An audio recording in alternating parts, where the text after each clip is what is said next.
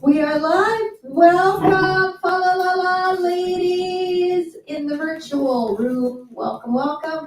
We had a little bit of some audio difficulties this morning. We're so glad you're here. Thank you for coming back live to the Beacon Center for fa la la la Las Vegas Day 2. We are going to record our second Purpose with Pamela, or Purpose by Design, the Pamela Show. And you're going to get to see the live recording, and then we will hop into the rest of the story for today. So who are we waiting on? We are waiting on Miss Kathy. We've got Sonia.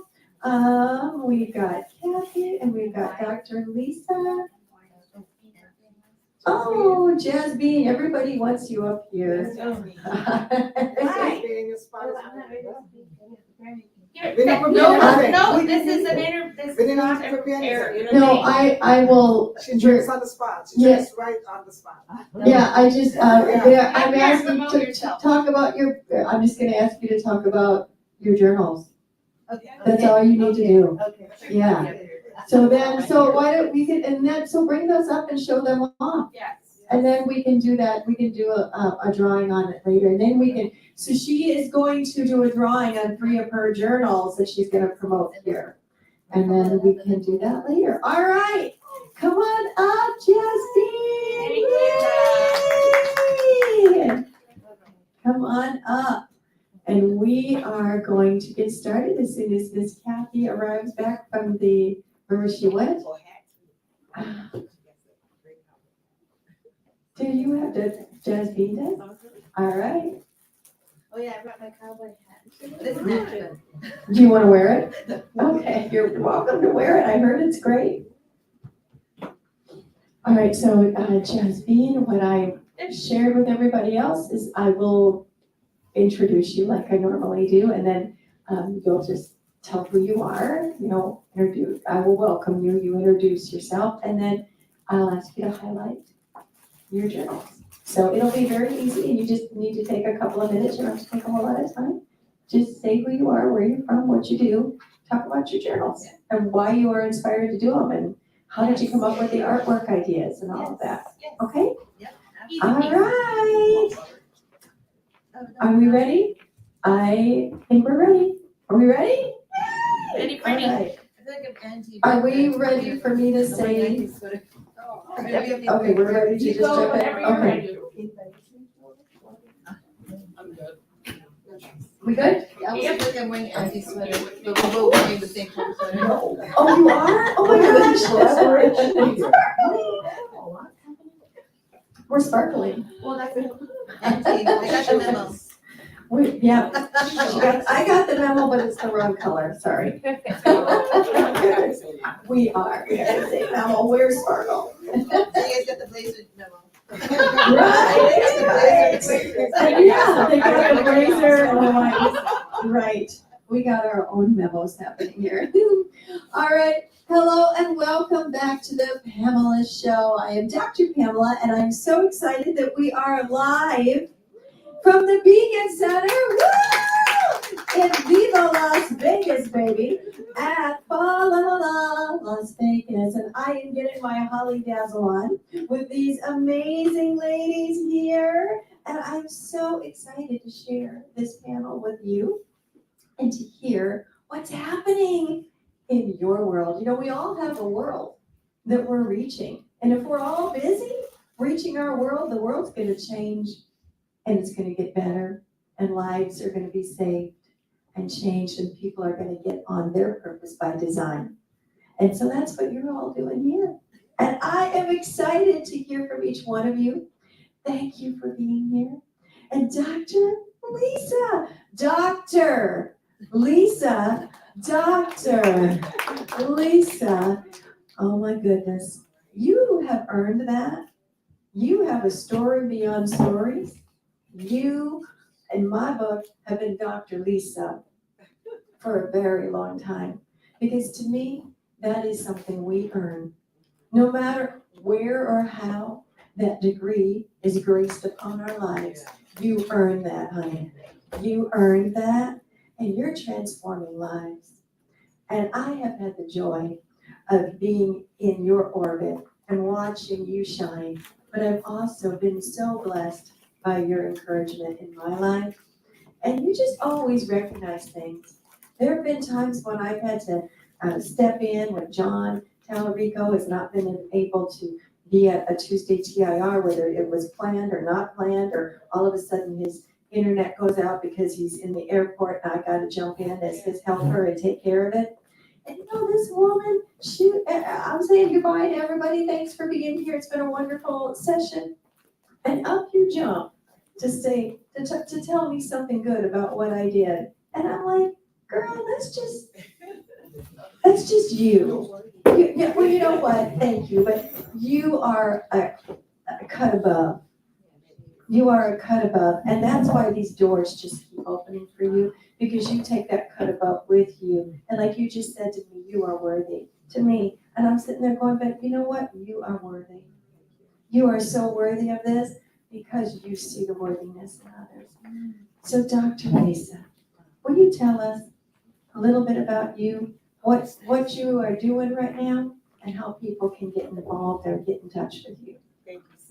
Thank you so much, Dr. Pamela. Those of you, you're about to make me cry. And I'm not going to cry easily, but it's just sometimes when you sit here and hear words of value spoken to you, it's so genuinely, you're so used to doing it, but when to receive it, it does, take some getting used to. So I'm trying to get used to that. So bear with me, everyone, on that. Thank you for allowing me this opportunity. One of the things that I love doing is sharing my story of how God really brought me through health crisis after health crisis. And I told the devil, you can just stop. You see, you're not winning in that. So just leave me alone when it comes to healing and wholeness, because that's what I truly believe in. But knowing too that what I want everyone to notice is when I go through a health crisis, I go through it and grow through it. I love that because that's what I learned this weekend. Yes, I wrote that down in my notes. So that you going through it, and I'm not minimizing anything that anyone is going through at all, but I want you to look at the other side of it and not wait to keep going through it. But I want you to see yourself already on the other side. I want you to see yourself already healed. I want you to see yourself already victorious. I want you to see yourself get mad enough at the enemy to say, you thought you won, but you outplayed your hands again. I'm already on the other side of this. Yes, I'm getting ready to have tests. Yes, I'm getting ready to have surgery. And yes, I may have to take some medication for a minute. But in my heart, in my mind, and all the things that I'm doing, I'm already on the other side of it. So that's one of the main messages that I love to send to people. Another thing is, with my company, Eye Care Leadership, I was just so passionate about training aspiring leaders to have a seat at the table. When I first had that opportunity, no one was at the table that looked like me. There was no one at the table that looked like me. I was the only female, I was the only African American. And so you can imagine what the table looked like. Yes. When I got to the table, I realized that all my life I have been carrying the voices of other people. Wow. I'm the second eldest of 7 children born to a single parent household. My mother was dynamic and wonderful children. And I was always carrying their voices to my mother, because, I just thought there were certain things my mother didn't have to worry about. Let me take that on, and then you go ahead and continue to work and do everything you have to do. So I would do that. I would then take the voices of the children in the neighborhood to their parents. And it was so funny because at the age of 10 years old, I was then elected as the president of the NAACP youth chapter, because I was so busy carrying the voices. I had a leader at that time who allowed me to go with him to city council meetings. And he gave me the book, Robert's Rule to Parliamentary Procedure, said, read it, girl, you're smart, you know how to read. I read it and I understood the order of business at the table. So I held that position for 3 years until I gave it up. But I did get the swings fixed. I did get the merry-go-round painted, and we got the parks cleaned up. And this started at the age of 10. I realized the more I kept doing things, the more I realized I was showing others how to carry their voices, but yet I continue to open up opportunities for others. And that's when I realized the power of the table. I said then, the power of this table allows me to bring the voices of those who are not at this table to the table, but it also allowed me to take the senior leadership voices to the people. And I said, but in order for me to get people at this table, I'm thankful that I'm now in the position where I can now develop and train other people to sit at the table. I am so proud to say that over all these years, I have leaders that are all around the world, literally in positions of leadership, and they are also sitting around the table with me. The table is totally diversified, so I'm very thankful for what I set out to do. It happened. So what we do with iCare Leadership, we assist aspiring leaders. Excuse me. I guess I needed that water in the first place, right? So we assist aspiring leaders to maximize their leadership influence, to care, C-A-R-E, cultivate authentic relationships to empower. And we also walk a lot alongside of a leader in their self-care success journey. And success is an acronym, okay? So I love doing that because self-care for leaders is not selfish, thank you. It is necessary. And I want leaders to know that it's not enough for you to care about those in your care, but you must also care for yourself and transform. I teach leaders how to bring the full employment and human experience to the job. So I teach leaders also how to transform and humanize the employment experience, head, hands, and heart. We hire people for their head knowledge. We hire them for the labor, but are we attempting to touch the heart? We come to work in all of our roles as mom, as dad, as nana, as papa, as uncle, as auntie. However, how many employers are recognizing the whole person? Well, I'm on a mission to make sure that everyone who is in a position of leadership, that you transform and humanize the employment experience, head, hands, and heart. That's iCare Leadership. Oh, yeah, Lisa. Thank you for sharing that, and that's why you are so wired to see the worthiness in everyone. Yeah, no, that's what you do. And you also spoke, where did you, the U of N? Yeah, United Tell- Nations. Tell us. Wow. Oh my goodness. So the way God has been working with me, I said open doors, and he's doing it. And I had no idea, but I received an inbox message from someone that I know very well and value who works with leaders all around the world. And she asked me if I would be a panelist for a women's conference for the United Nations last March for Women's History Month. If it wasn't her, I would have thought it was a hoax or someone, spooking me or what have you, or what do they do, the bots or what have you. But because I knew who this person was, I then contacted her and then I said, you want me to be on the panel of the United Nations? Who else is going to be on this panel? She said, well, there are a few presidents of other countries that are going to be on, so there are a few presidents of other nations in Africa and, the continent of Africa. And she said, there'll be some leaders from around the United States too. She said, and then you're going to be there. You're going to speak about humanizing this leadership experience because it's needed. Little did I realize how much so around the country and around the world and how employers are not doing it, not just here in the United States, but everywhere. So it was well received and I was so honored that there I was and I only had a day and a half to prepare. Wow. So here's the thing. Always be prepared because you never know when you're going to be called upon. She called me on a Thursday. She said, you need to be ready Saturday morning. Oh, wow. But she knew me well enough to know I was not going to freak out and that I was going to be ready. She said there were several other people she could have called. She said, but I chose you because I knew in this short notice, you would be ready and you would say yes. And I delivered. Yes, I delivered. Oh, yeah, well, I remember that. I was thinking so much about you at that time and praying for you and excited for you because what an opportunity. But where one of us goes, all of us go, right? And so thank you for stepping in and doing that and opening the door. That's beautiful. And you all want to rub elbows with her now. Get up there. So speaking about not having much time to prepare, Jesse. Oh my gosh. Jasmine, oh my dear sweet Jasmine, I just love you so much. We call each other Mama Sue, and I call you Jazzy Sue, and that's for a whole other conversation that we'll get into another time. But it has been so fun to watch you find your niche, watch you really grow into it, and you've stayed the course. And you're an author, you're an artist, and you have owned it. You have owned it, and here you are. And here you are, even today, stepping up with your journals and going to share with us your art.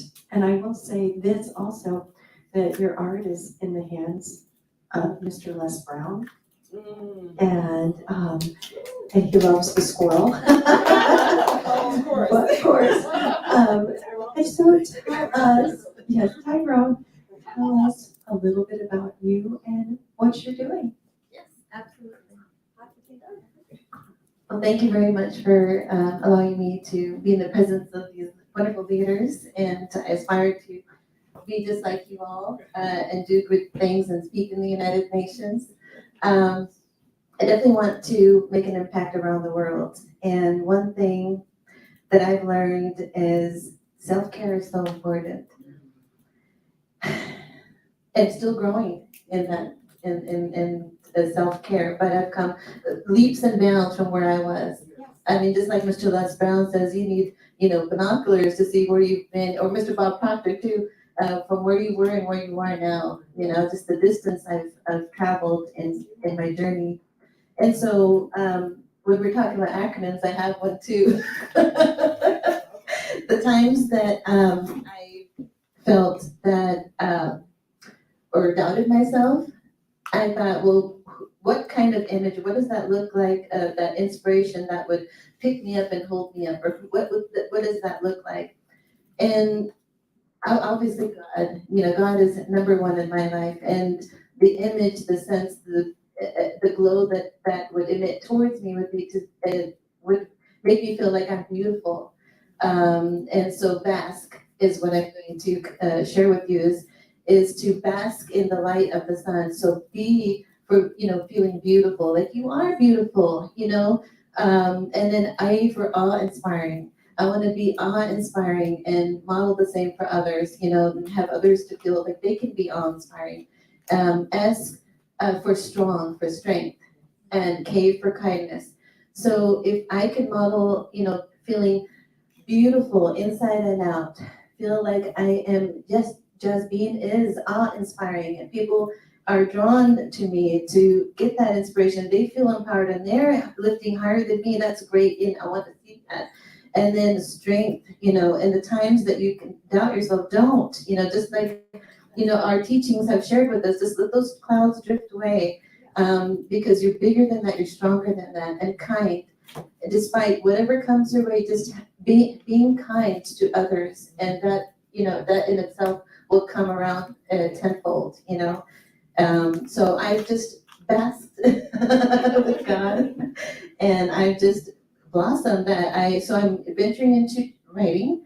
I had a wonderful opportunity to be on 2 anthologies with some of my peers here, and we got best-selling author and international bestseller author status. So that was a wonderful experience. So one was The Woman of Power Voice, the other was Ignited to Serve. And both I shared my journey of self-discovery as well as imparting some wisdom that I've learned throughout the process. And so then now I'm going into children's books, and I've created puppets because my vision was that, hey, I want an interactive experience. I just like growing up, I was wowed by, Disneyland, the characters, the cartoons, and the Muppets, I want to be a tangible experience for the kids. And so I created puppets so that not only they could see the puppets maybe through pictures or illustrations or cartoons in the books, but then also I could do YouTube videos like, oh, I read that book, he's there, he's in that YouTube video, and I want kids to get excited, and to dream again, dream big, it's possible. And so that is my vision. So I've created some puppets, and I put it on Facebook. I could have put it out there in the universe that they'll be debuting in December, so stay tuned for more. but this journey of writing and all that was, you know, a year and a half in the making, because before that I had a long career in public service, working for the state government as a call center manager. And so in the corporate world, you know, in the data job and putting manager hats and at home, you know, the mom hat and the wife hat and the daughter hat and the sister hat, I didn't have time for my creativity or my passions. Well, actually, nobody gave me permission. I learned through self-discovery and self-care that I had to give myself permission. And so that's when, at just a year and a half, I've, you know, done so much, the 2 anthologies, and then once I decided to, hey, it's time for me, you know, 2 anthologies, and I made an array of journal books. So in my wanting to learn how to do self-publishing, I thought, okay, well, the easy way to, you know, to do something that's not gonna, you know, take a lot of this learning, you know, like workshops to be able to, you know, get down and publish a children's book. What's the first step? You know, the first step was making something simple like a journal book. So I found that these have been well appreciated by people for, you know, they can write down their affirmations, they can write down their daily gratitude with God, you know, I'm grateful today for this, and then at each page is the date. Area to do that, and I did a whole bunch of, you know, pictures, and these are all flowers from my garden. And then some of the flowers that within the house, silk flowers as well. So these are pictures, and then I just made them into illustration. This one I actually took some time and had a squirrel floating in the galaxy on a star, a skateboard made from stars, and then on its way towards goals. And I actually shared, I think, a picture with everyone so you can take that with you. But yeah, so I've just been on this journey, Mama Sue, of self-discovery and learning what my next is in terms of writing and becoming the jazz bean that everybody can glean on, and in terms of being able to bask themselves. I want them to be able to get that. So that's me. Thank you. I just love the way she radiates. She's so genuine with what she's saying, and you could feel your passion. You just feel it. It's like, okay, yes, whatever it is, I want to say that. So, and as much as I love to write, I definitely want a journal. I just have to feel that. Absolutely, absolutely. Jasmine, thank you so much. International best-selling author, and your journals are wonderful. Yes. And for those of you in attendance here at the Beacon Center, Miss Jasmine's going to be giving some of those away. Woo! Yes. All right, well, let's continue on with the Dr. Phonologist in the house.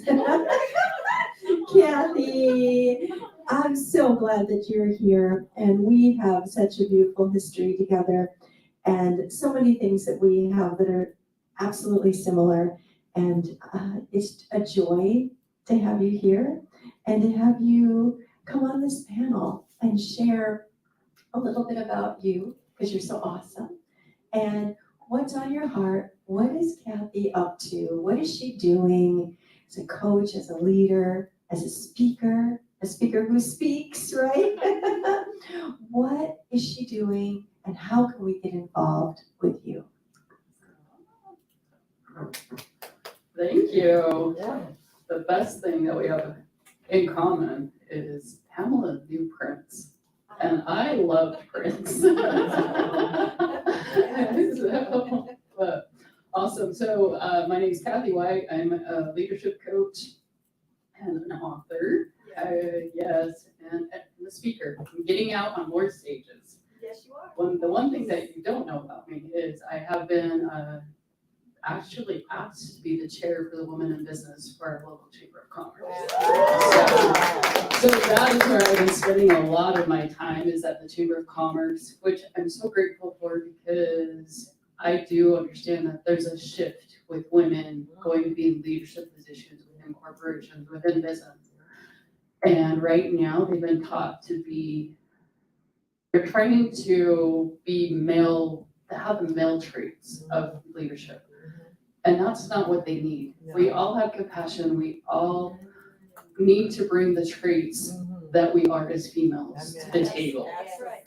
And so that's my goal I'm bringing compassion to corporations. I've been a lot of different trainings with corporations, and I'm just loving being there and being their beacon of light, basically.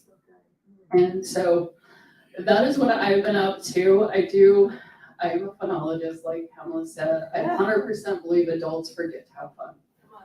And when you are creative and when you are childlike, then, God, whatever you want to believe, God, the universe, it just flows. It just flows. And so I love to have fun. I named my company, I own a virtual reality company. I named my company Waffles. And the acronym for that stands for Work and Fun, Foster Leadership, Engagement, and Success. And Waffles is a team building platform where you can go into VR and you can actually have a team building game with people else not in your vicinity. So it's been a lot of fun. And so that is what I've been up to. And I'm so grateful to be here. I am going to be speaking at lunch about, and the reason I'm here is about self-care. And there's some things behind that. And that's why I'm here. And I want to say, I am so proud of Debbie for doing this. She has had this on her heart for a long time. And to see it in fruition, I'm just so proud of you. Yes.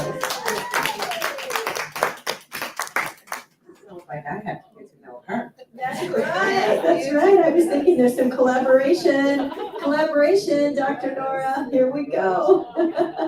Yes. Thank you, Kathy, so much. And yeah, everybody, you'll get to hear Kathy in just a little while. She's got something special to bring to us at lunch. Sonia, woo! This woman is a go-getter. She does not stop. Sometimes I don't even know if she sleeps, but she is amazing. Now, Sonia shared with us yesterday that because she also is a businesswoman and has her own business of event planning, she was planning events up until the time that she had to get on the plane to come to Vegas. And you literally were working up until the time that you left because you were committed to the project, and then came here with what you had with you. And then what you didn't have with you, you were just like, yeah, I'll go buy it. So you went out and took yourself out on a little shopping spree and got the extra things that you needed. You have shown up at everything that we've been doing. You even went and rode around on the monorail with me until 1 o'clock in the morning. And here you are. So, you are a businesswoman extraordinaire. So, you bring a whole other element of commitment to the table, as well as you're a phenomenal speaker and a fantastic mom. Her kids were messaging her and her family at midnight, our time, Pacific time. So you're on Eastern time at home. And they are communicating with their mom at that hour. And I'm like, that says a lot. And then your daughter finds out that you're at MGM casino and sends her $100. It was so funny. We laughed so hard. It was great. Although I will, just make full transparency, she didn't go and blow it at the casino. But to me, it just spoke so deeply about the type of person that you are, that your children are responding to you at that time and then sending the money. Here, Mom, go have fun. Isn't that what it should be? Mom, we celebrate you and go have fun. And so, Sonia, we're celebrating you today. Tell us a little about you and anything else that you want to share. Play hot potato. Hot potato. Hot potato. Thank you. I am Sonia Merrick, wedding and event planner. I am from New York City. Saturday, when Pamela sent me this invite to come here, I said, I'm not sure, I'm doing an event. And then I had another meeting and I said, I can't do your event because I have to go with my friends down to Las Vegas. It was like, but we can't do the event without you. I said, okay, well, I'll figure it out. So of course I figured it out. So I planned the event for Saturday. I had my reservation booked for the first to come here on the first. So I had to go. Good thing I didn't buy my ticket yet. I had to go and change the hotel back to the third And I said, okay. So Friday night, I had to go in the hall, help them set the hall up, organize everything, make sure everything in place, set the program, organize, everybody, this is what you're gonna do, blah, blah, blah, blah, blah. Everybody said, okay. I got up so I got home at 11:30. I had to put a turkey in the oven because I had to help with the cooking. So I put the seasoned turkey, it wasn't fried or anything, seasoned turkey, put it in the oven, put it in the oven at 2 o'clock, went to sleep, cracked the window, went to sleep, and something woke me up at 3 o'clock and said the turkey in the oven. So I came out and the turkey was very brown. I covered it up, turned the oven down, and went back to sleep for 1 hour. Got back up at 5, finished the turkey, got up, went to the hall at 7 o'clock, set up the hall, make sure everything was organized, give them a list of all the activities they had to do. It was like, oh, we can't leave. I have to leave. I have to catch a plane at 10 o'clock. So I left and went home, get ready. I went to the airport, but everything turned out. I sent a couple of pictures. Everything turned out. Everything turned out. So, so that was my day. I didn't sleep at all. Couldn't sleep on the plane. Was bad plane, right? I didn't sleep on the plane, so I came in with I came home, came to the hotel, took a 1-minute shower. I don't know if anybody knows what that is. I went to bed. I went to bed. So so that was my event. So I wanted this thing. Now I am in two of the anthologies. Ignite to Serve is the second one. The first one is Women of Power Voice. With these fantastic ladies. I'm so happy to be in those two anthologies. Which we talked about the Women of the Power Voice. So the Women of the Power Voice, in that one, I spoke about being a kid growing up, with my grandmother, being the first of 12 children, number one. And as Lisa said, she was the leader in her family. That's what I was, and I still am. My mother called this one at 6 o'clock. I'm just letting you know I have to go to the doctor, so you know where I am. I was like, I'm in Las Vegas, call another one.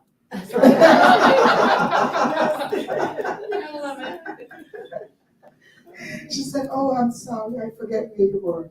So, everybody calls me every time. If there's anything happening in the family, did anybody call Sonia? And so Sonia has to get the call, and Sonia has to figure it out. And that's what you do as the leader in the family. Mm-hmm. And that's my role, and I have to accept it, even though I get upset and say, can somebody else please do it? I said, no, that's what you were born for. That's your role. And all my friends, they're all calling me for everything else. And about self-care. So self-care, Friday now, I have to go to get my nails done. And I'm sitting around and I was like, but I can't go get my nails done because I don't have the time. And then my sister called and she said, yes, you are. You're going to stop everything you're doing and you're going to take care of yourself because you always tell me about self-care. Mm-hmm. So you stop everything, go get your nails done, go get your clothes packed, which I did, and do everything. Which I didn't. So I grabbed a suitcase with clothes I had from the summer vacation. Brought it and got here. There was nothing in it that I could wear except this top. So I had to go out and grab some clothes from Walmart yesterday, which was pretty cute, right? Yeah. It's amazing. Right. So I'm here for everything. I'm here for everybody, and I'm excited to be here with all the ladies, and it was great. And I'm happy to meet everybody in person. That was like the most amazing thing. My kids said, go, you have to go. You have to go because you're always talking about all these ladies. So you have to go. And my daughter, she said, don't forget to tell Deidre hello, because I love Deidre. She never met me, but she spoke to Deidre once. So, so I'm happy that I'm here. I went through a bit to be here, which I will talk about a little later at some point. But I'm here, and I'm excited to be here with all the ladies. Thank you. I'm awe-inspired. Thank you so much for sharing. And I'm going to buy the top she had on yesterday. It was a great one, wasn't it? All right, thank you ladies for being on the panel, live at the Beacon Center. Woo! It's been such a treasure and a treat. Thank you so much. And thank you everybody for being with us today on this amazing episode. Remember, you are here on purpose, with a purpose, by design, not by default. So go on out there and keep being the salt and the light everywhere you go. See you next time. Bye.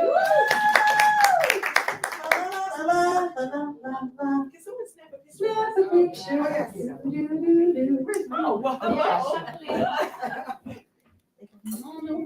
Get in nice and close. She is. Who are you looking at? 1, 2. Mandy. For me real quick. 1, 2, 3. Awesome. Everyone stops breathing. Okay. I'll teach it for you. Yeah, but he's not good. Okay. I cut off all kind of. Okay, ready for me. 1, 2, 3. We got you. Thank you. Thank you, ladies. Thank you for being flexible today. We will take a 5-minute break and then we'll jump in with our first session. Oh, Anna, do you have the numbers or the names? Oh, that's. And yeah, you can do your raffle. Yes. Woo! So I can lose it. I'm gonna give you mine to share.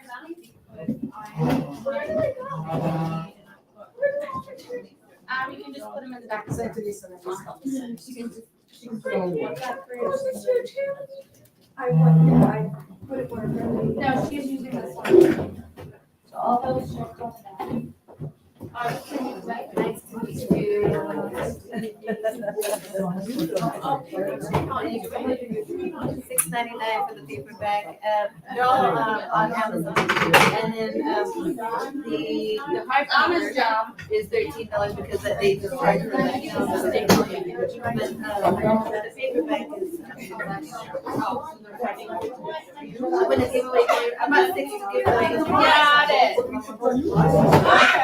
Anna did. Everybody's names in here.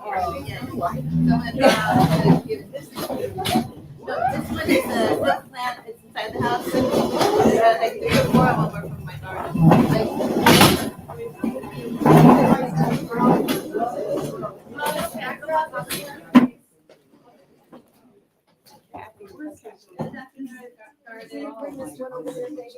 And then this is for my previous dog. Just going up, put it on top of it. Pick it up. Put it on. You're on the Amazon. Yeah, I'm gonna. You never got to pick that up.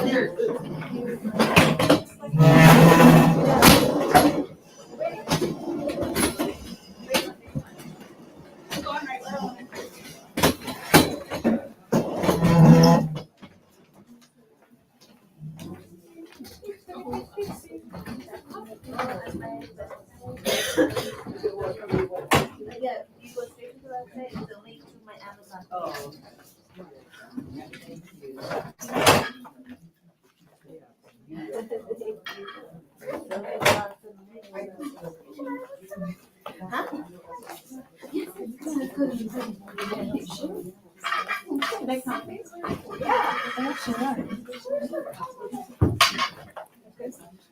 With me.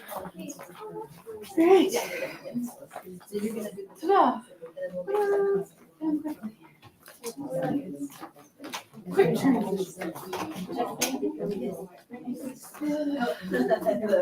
have a plant in my face. Oh, and look at that. I know, right?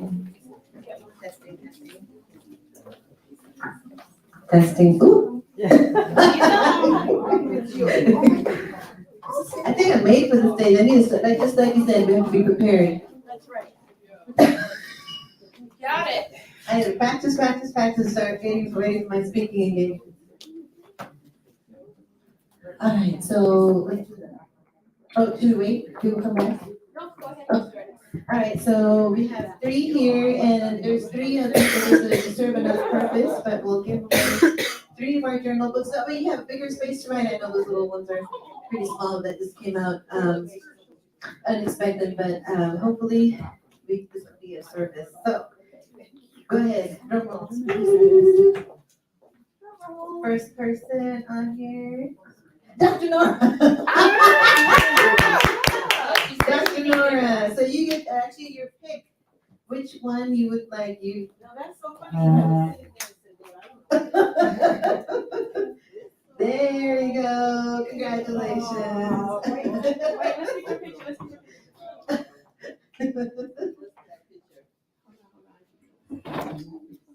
Oh, it's facing me. Okay. There we go. Awesome. All right, let's shake them up, shake them up. There we go. Maybe I'll keep standing because I think that makes it That's confident. Anna. All right, Anna. Which one? All right, she's gonna go with the squirrel. I knew it. Keep going. There we go. There you go. All right. Mama Sue. Mama Sue, you won a journal. Congratulations. like to do a random act of kindness and do that. Are you trying to get a point? She's gonna get a table Draw point. another name. She's gonna get a table point.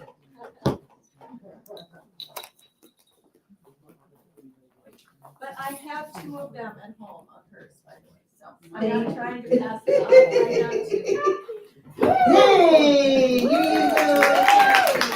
Oh, look.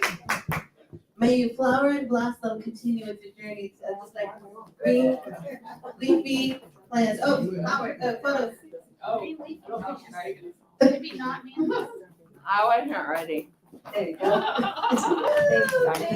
Thank you, Jasmine, that was so much fun. Do what? What am I doing? Okay, I thought I was in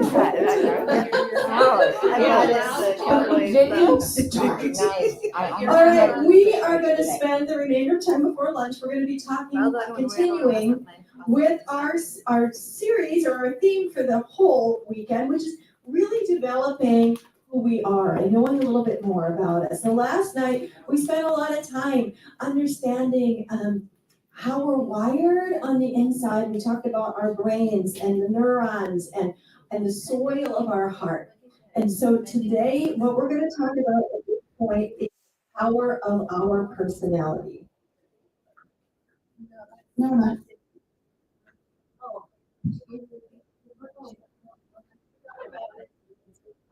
She forgot about this. So, Dr. Pamela does not like to toot her own horn. And when I said, okay, that's a horrible image of Pastor Allen, so let's just back this up a minute. So, my lovely ladies finally has a speaker reel. She's been asking me, and I've been so busy. And I made her speaker reel, and she says, we don't need that at the conference. I said, okay, so we went to John Tallarico's event. We watched Mr. Les Brown's reel, which was very long. I think it was 10 minutes. Yeah. Okay. We watched Mr. John Tallarico's reel before he spoke. And then last night, we just had so many technical difficulties that we just couldn't do it. I am not letting you get away with it this weekend without playing your reel and showing who you are and the amazing things you do. Okay? Because I love you and you deserve it. So, before you get to do anything else to empower everyone else, get your butt out of here. Before you press play, Yes. do you mind just sitting next to that? You know, I gotta turn the volume up a little bit. I do have a few, but I'm not one of these. And just so y'all know, that's my favorite picture of her. Yeah. She likes the cutesy one from Texas, but I like that one. Okay, so this is my friend and my boss, Dr. Pamela Eagle.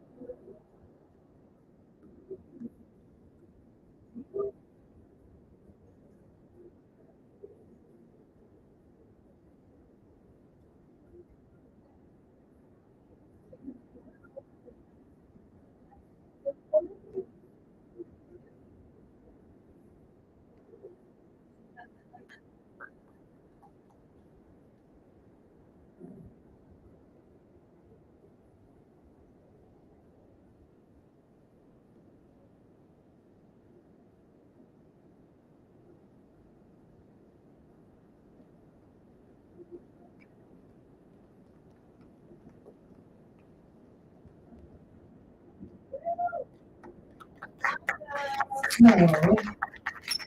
as painful as that was. I'm ready to play it again. And I can see her face and we're going, it's so long. It's so long. Yeah, you'll survive. You'll survive. But welcome to day 2, ladies and ladies online. We're so happy to have you and thank you for being so patient with us as we finished our show recordings that'll air over the holidays. And blessings on your day, love. Didn't Nicole do a great job putting that together? That's all her work. So when I was saying, giving her a little plug earlier, now you all know why. Like, that's the best. So reach out to her. Let's continue. Does everybody have their inventory stuff on personalities? Okay, that's, you can just get that to them while I'm talking. Now, I don't want you to look at that inventory a whole lot because I want to talk to you first and then you're going to do the inventory, okay?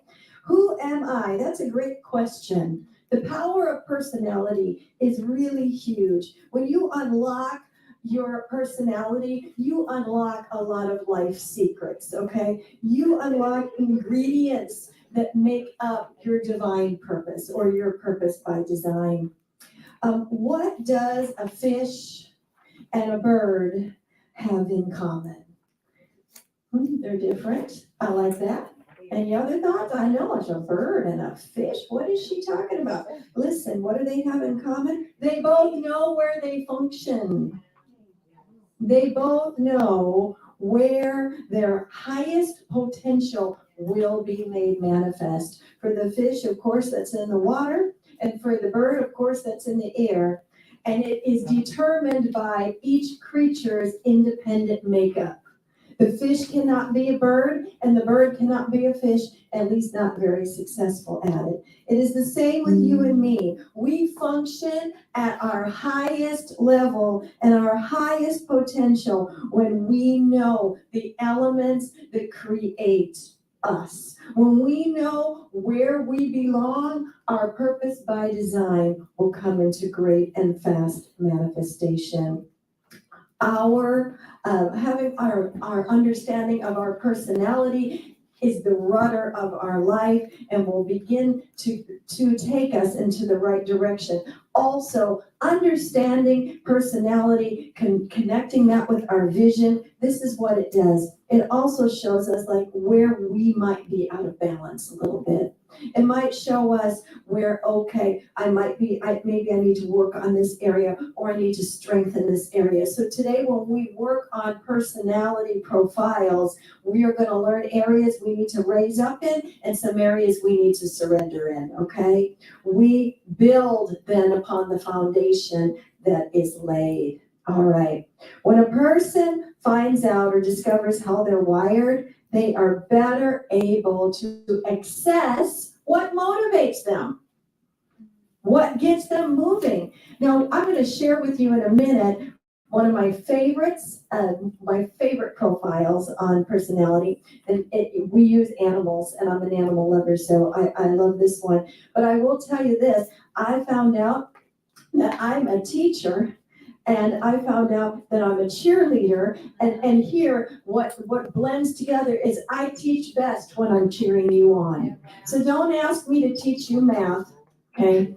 But I could cheer you on with it. But if I'm going to come in and I'm going to teach on something, and I'm going to be motivated to do it, it's got to be something that I really, really enjoy. So we find out what motivates us. We find out what our strengths are. I might be a teacher by nature, but like I said, don't ask me to teach you math. Have me teach you purpose. Have me teach you how to discover you and how you're wired and how to find that inner healing.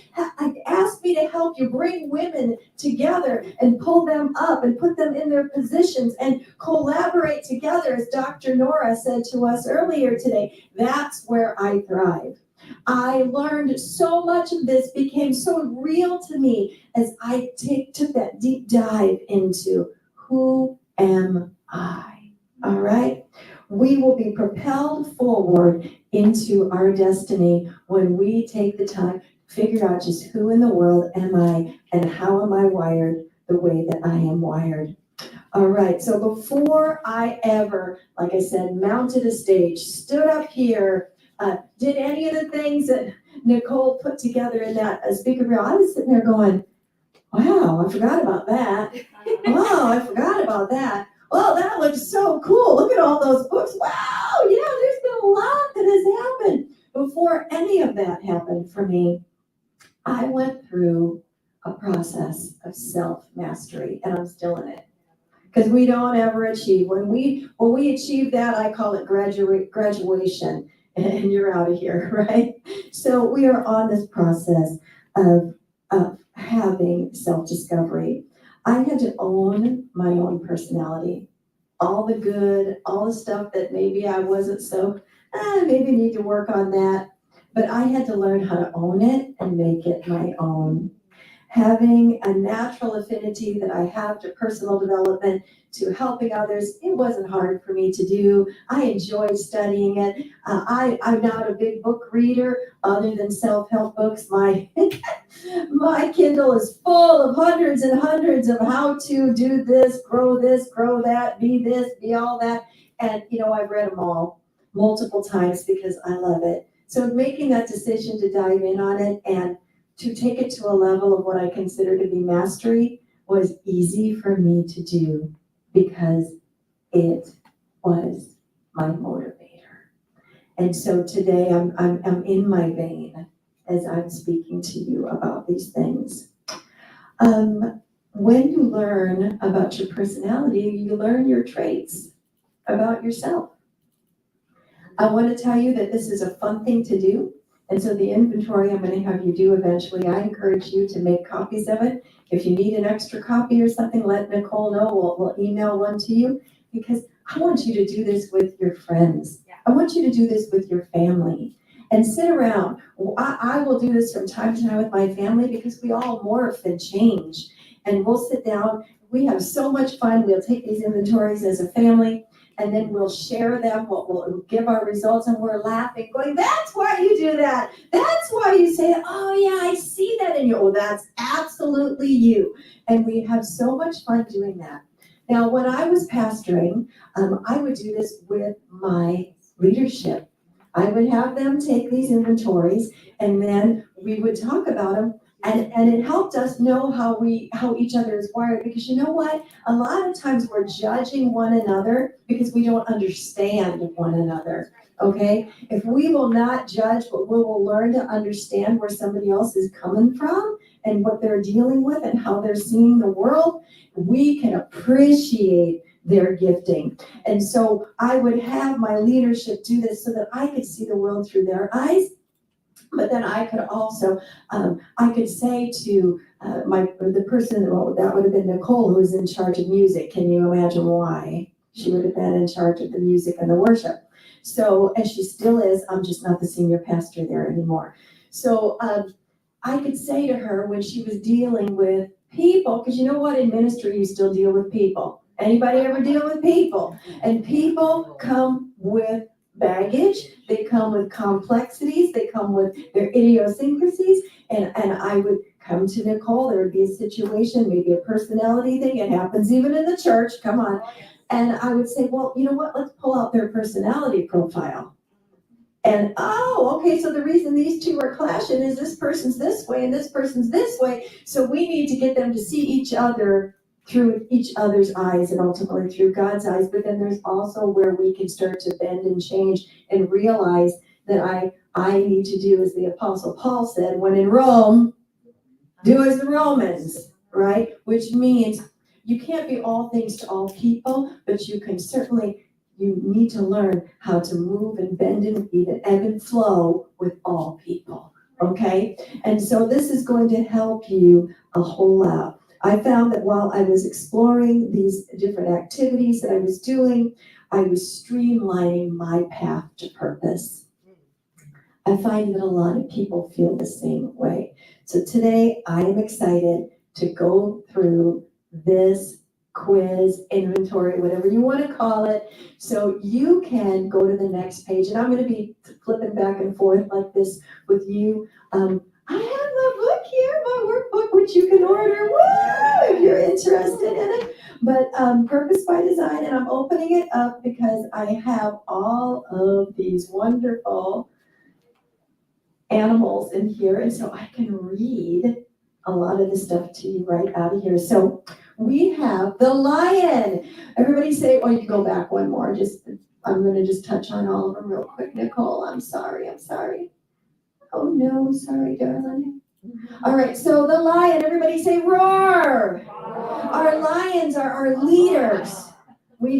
Okay. So our lions are our leaders. If we don't have leaders, nothing gets done, okay? So we have our lions. The next one that we had up there, eventually she'll get back to it.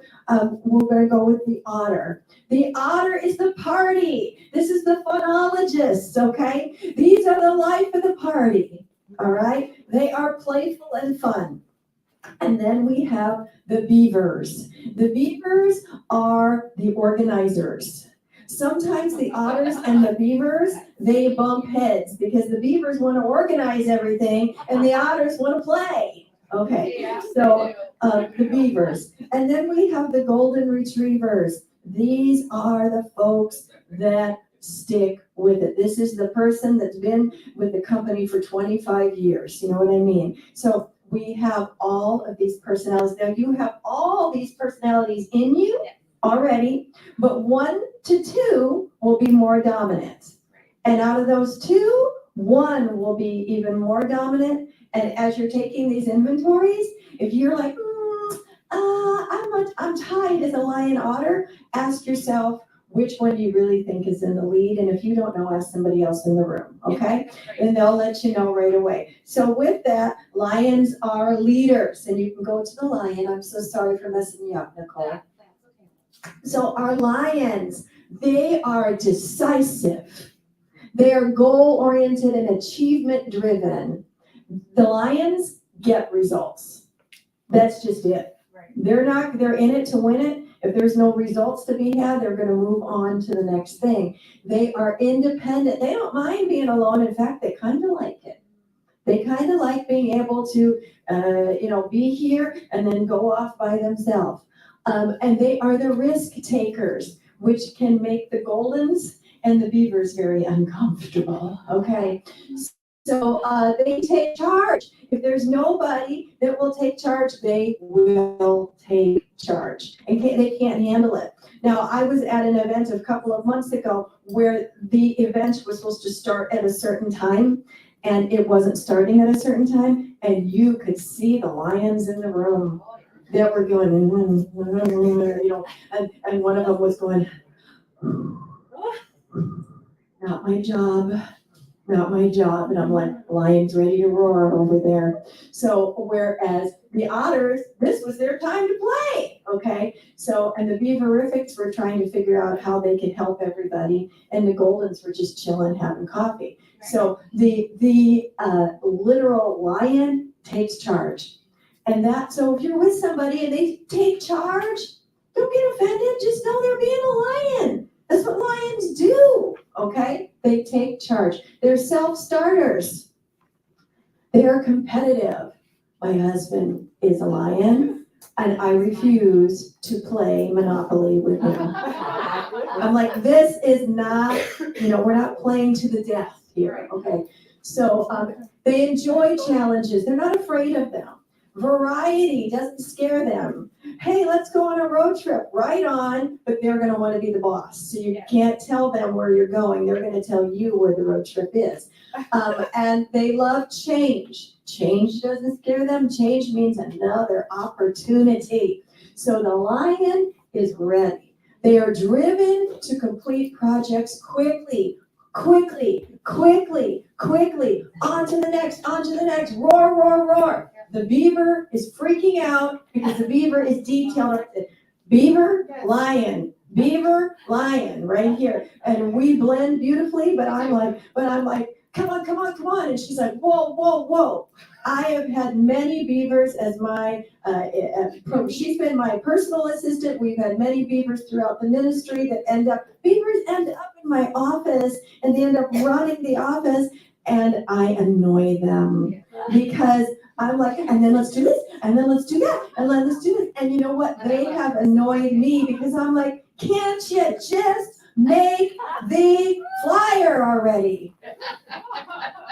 I remember one woman had to make a tea party flyer, and I'm like, you got it done, get it done. And she didn't have it done. I'm like, and I went in and I sat down and I said, don't roar. What do you need from me? And she said, I just need to know what color purple. And I was like, purple? Oh, you're glad you have me. And she goes, is that lavender? Is that lilac? Okay, so then I'm like, beaver, lion, beaver, okay. But then I knew, so this is where I'm getting at, then I knew that when I gave her that flyer, I didn't just say green, I said Christmas green. I want a font that is whatever and whatever size, and then I would say, and then you take your liberty. And then boom, she got done, beautiful, every time. So lions, quickly they want it done.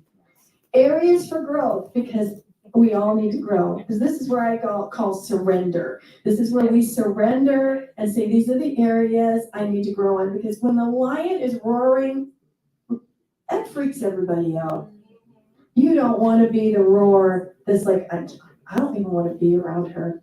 I don't want to be around him. That's no fun. So being a lion does not give us the right to be a jerk. It doesn't give you a right to be a control freak, all right? There's areas that we need to know, we need to surrender. Areas for growth. They can be impatient, blunt, poor listening skills. What did you say? Right. Mhm. Impulsive, demanding. It's natural bent. This is the natural bent of the lion. And if he or she doesn't realize this, or if you don't realize that's their natural bent, you're going to get offended. Okay? And then may view projects more important than people. That doesn't mean people aren't important. It just means that's what happens. Can be insensitive to the feelings of others. May run over others who are slower to act or speak. Like I told you about the lavender lady. I was ready to just come in and snap that thing out of her hand and say, I'm taking it to Kinko's, because that's what we got back then, okay? That would have absolutely hurt her feelings if I had done that. So you got to make sure we're not running over others. They fear inactivity and do not know how to relax. I had to learn how to relax. I have to continue to tell myself to relax. I was out until 1:30 last night. I don't care. I had to learn. This is something big time I had to surrender to. Bores quickly. How long do I have to sit here? That's why there's so much movement and things going on at this conference, because I cannot go to a conference and sit in a chair for very long. There's got to be something happening. They dislike routine. I want to clarify that. Getting up, going to that job, sitting at that desk, going and taking break, coming back and sitting at that desk, going to lunch, coming back and sitting at that desk, then going home, making dinner, going to the gym, going to bed, getting up and doing it again. That's the routine I don't like, which is why I'm a lion and why I'm doing what I'm doing. But when it comes to your routine, your mornings, your evening routines, your self-care routine, I'm all down with that, but I'll tell you what, my routines get changed up all the time because I don't like routine. So that's a little bit about the lions. They are the leaders. They are self-confident. If we didn't have leaders, nothing would get done. We want leaders. Their basic definition or disposition is they're fast-paced and task-oriented, motivated by change, motivated by results, motivated by action, motivated by power. And if you want to get them involved, give them a credit of achievement. Give them accolades. They are right there. They are great at communicating if they are in charge of the communication. Again, they may need to work on that. Not always so good at listening. It can be a one-way road with the lion. Communication my way, coming through. Everybody get out of the way. So they're great at communicating. If they're in charge of it and they're directing it, need to work on a two-way road, not just a one-way road. I said with decision-making, they're impulsive. That is sometimes good and sometimes not so good. They make quick decisions with a goal or end results in mind. They don't need to have all the facts. I don't. Going to Las Vegas, cool. Let's make it happen. I don't want to hear how much it's gonna cost. By the way, it does cost things to do things, right? But you just go. In pressure or during tense situations, they will automatically take the command, and if need be, they will level all rules and they will throw the gavel down, which is good in a crisis, but sometimes not good when you're supposed to share leadership. What do they desire? What is their greatest needs? They need to see results. And I can get that because I would call up Nicole, who signed up? Who signed up? Who signed up? And I'm like, come on! You see, I need to see the results. That's the way I'm wired. They want variety. They need to solve problems. What does the lion desire? Freedom. Amen. They desire authority. They love opportunity for advancement and will not say no to a difficult assignment. One of my favorite statements is, oh, that's my specialty. You want me to do, that's I have no idea how I'm going to do that. But now it's a challenge. I'm down for it. Let's figure out, that's my specialty. I can do that for you. Let's go to the otter. As we go to the otters, you think you're a lion. If you think you have any lion in you, raise your hand. Okay, we got some lions in the house. All right, otters. Otters are the playful ones. My house is full of otters. My children, could you take the garbage and they have to like dance and find it. And I'm like, oh, and I'm the lion. Let's get the task done. The otter naturally is enthusiastic, optimistic, a good communicator, emotional and passionate, motivational, inspirational, outgoing, personal, dramatic, and fun loving. Isn't that so good and so true? They take initiative, they're persistent, and they also can be competitive as well. They're excitable, they're fun-seeking. These are the funologists. To the lion, it can drive them nuts though, because they want to get down to business, and the otter wants to get down to playing. Okay? While the lion is trying to take in charge, the otter wants to be enthusiastic, wants to be emotional and passionate. And the lion is going, just get it done already, okay? These are the motivational speakers. Lions can be a motivational speaker, but nobody wants to be roared at. The otter will enthuse you.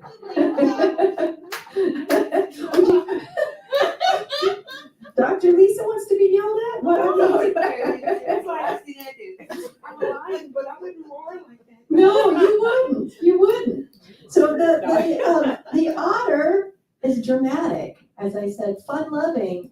So what a great combination an otter lion is. That's me, by the way. I'm the otter lion, so that means I will tell you what to do as long as I'm having fun doing it. If it's not fun for me, I'm not doing it, okay? So the areas for growth, where we need to surrender. My personality's a little out of whack here. All of us are.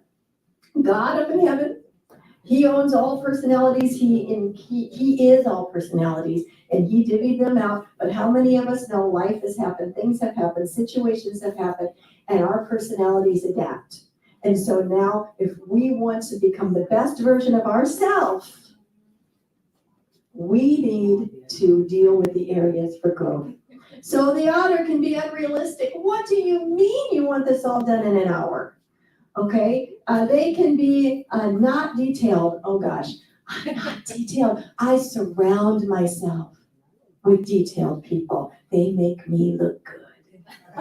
Okay, I look good because Nicole is here to make me look good. I look good because she's here, because all of you are doing random acts of kindness, and that's why we all look good, okay? So I'm not detail oriented, and you know what? I don't want that to be an area of growth. Just saying. Okay, they can be disorganized. I'm not so disorganized. I'll say I'm an organized mess. I know exactly where everything is that I need when I need it. They need to work on being impulsive. Sometimes they're crazy impulsive, and sometimes they need to be a little more impulsive in different areas.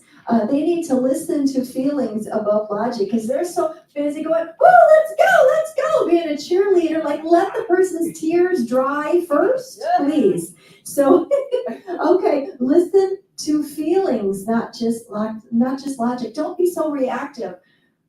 Listen, reactive, but it's okay. Let's go. The otter needs to not be so reactive. They can be too talkative, imagine that.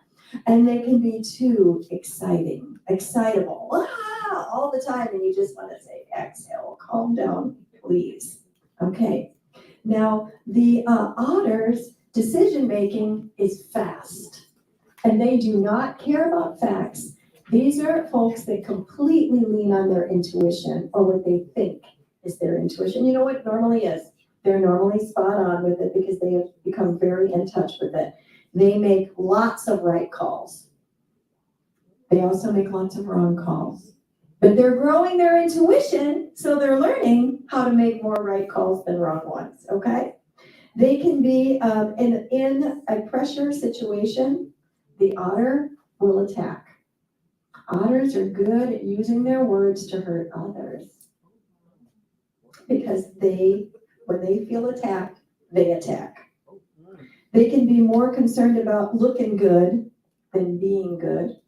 They can be more concerned about their popularity than achieving tangible results. I just want everybody to like me, woo! Right? This is a dangerous place. Their greatest needs are social. Imagine that. You know, I have a son that's very strong otter. You know how I discovered he was an otter? I left him home with the babysitter, and she called me and she said, "He's swinging from the chandelier."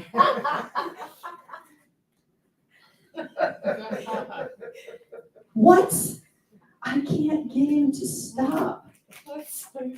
And the other part about it was he was doing his chores while he was doing it. So he was picking something up, he was cleaning, and he was swinging across. And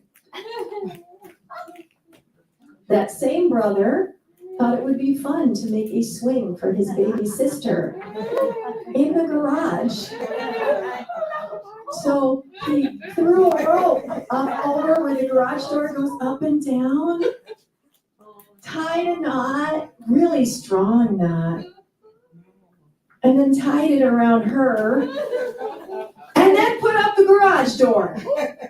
So she's going up and down, up and down. But he wanted to make sure she didn't fall out. So he tied it so tight she couldn't get out. And she was turning purple right here. Babysitter calls me. I'm like, oh no. Pamela? Oh, Houston, we have a problem. I had to come home and cut her out of the swing and get a ladder and climb up and cut the swing out of the top of the garage, and then find a way to lovingly discipline my son, who was just being a too excitable otter who wanted to be popular with his sister. Oh, Lord. What does the otter desire? Recognition. Prestige. The otter has a wide array of social connections, but usually about that deep, in depth. They don't need a bunch of best friends. They just need a bunch of people. They want to help others feel better. They want opportunities to speak, to talk. Yeah, the otters will dominate the conversations, which will bother the lions greatly. All right. Any otters in the house, or do you know an otter? Do you know an otter? You have otters around? Anybody think that you have some lion otter in you, or otter lion in you maybe? Yeah. Yeah. So the next is that I'm going to talk about, I'm going to skip over to what's next for us on this before I say skip. The retriever. Okay, we'll just stay there. And then I'll go to the next one. The retriever, the golden retriever, one word describes these people. Loyal. Loyal. If you don't have a golden in your life, you need one. Golden retrievers are so loyal, they can absorb the most emotional pain, look, she's here, than any other personality. I'm going to tell you a little story about a woman that I know. She was a solid golden retriever. She was married for many years to a man that was an alcoholic, an active alcoholic. He'd lost his license multiple times, had had affairs multiple times. And for a long time, the loyal golden just endured because they can absorb the most emotional pain and punishment in a relationship and still stay committed. The thing is as doing that, she was enabling her husband's bad behavior. And so when I got my lion hands on her and was able to coach her, mentor her a little bit, I was able to show her that the golden could bark and growl. And the thing about a golden, and I had one, is they are so loyal, but my dog, Rocky, would get on my bed, and when he got on my bed at the end of the night, he wasn't getting off. And I could push him, I could get in with my legs and straighten him up, get off, and he just didn't. He was not getting off. When the golden retriever sits down, when he or she makes up their mind that change is at hand, it's going to happen. They might absorb the most pain than any other personality, but when they make a decision, it's done. And so this woman, her name's Marie, she made the decision that she was done just being a loyal retriever, and she was going to sit down. All I'll tell you going through that story is her husband passed away a few years ago, but he passed away sober. He passed away reconnected with all of his children who he was estranged from because of his drinking problem. He passed away in love with his wife, and his wife in love with him. They became travelers of the nation and got an RV and spent their summers on most of the winters in throughout the nation traveling. This was the couple that despised each other because she'd talk about him behind her back because she was so miserable. And he said, "Quit nagging me." But they ended on an up note. That's the loyalty of a golden that I want you to see. All right? When she stood up, she was still being loyal. Okay, they're great listeners. They're incredibly empathetic. They are patient. They're easygoing. They're team players. They're sensitive to other people's feelings. They put people above projects, which means sometimes projects don't get done because they get stuck on people. Very mercy motivated here, these folks. Dependable, reliable, supportive, agreeable. Areas for growth. They can be indecisive because they're over accommodating everybody else, not taking care of themselves, right? They can be slow to initiate. Marie went almost 40 years not initiating change in that marriage, which ended on an up note for God. I was able to hand her husband his medallion after he made it to 1 year, 5 years. I was able to be there for them to renew their vows on their 50th wedding anniversary, okay? And had Marie been any other personality but a golden, it wouldn't have worked, okay? The lion would have been out of there. The otter would have said, "This is no fun," okay? So the golden is huge. Goldens fear change. They're scared of it. Let's come back up here. They may sacrifice results for the sake of harmony. I just want peace. Ever said that? Ever thought that? Knowing somebody that did. Avoids confrontation. Tends to hold grudges. So they do all this stuff, but then they're frustrated, right? So then they're all mad on the inside. They remember hurts inflicted by others. Well, you know what they've done to me? 1962, right? Okay. They remember, and they, as I said, they fear change. Their basic disposition is slow and go. Slow and go. And they are people oriented. They're motivated for good relationships, although they don't want many. They just want a few good men, right? That's what they want. Just like the Marines, they appreciate people. They focus on the present and devote themselves to helping others and building relationships. Their communication style is two-way. It's not a one-way road like the lion or even the otter. It's two-way communication with the golden. They are great listeners and they are empathetic. Decision-making is slow, because they want input. Remember I said Marie took 40 years before she made a decision. And I partially think that's because a lion got a hold of her. Make decisions slowly, and they want input from others. This can be dangerous. If you get too much input, too much counsel from too many places, your head is swimming with confusion. But they like that. They're going to ask for counsel. All right, their greatest need is security. Their greatest need is for you to know that change needs to be gradual. They need time to adjust it. And they need a free environment of conflict. They don't want that. What they desire is quality.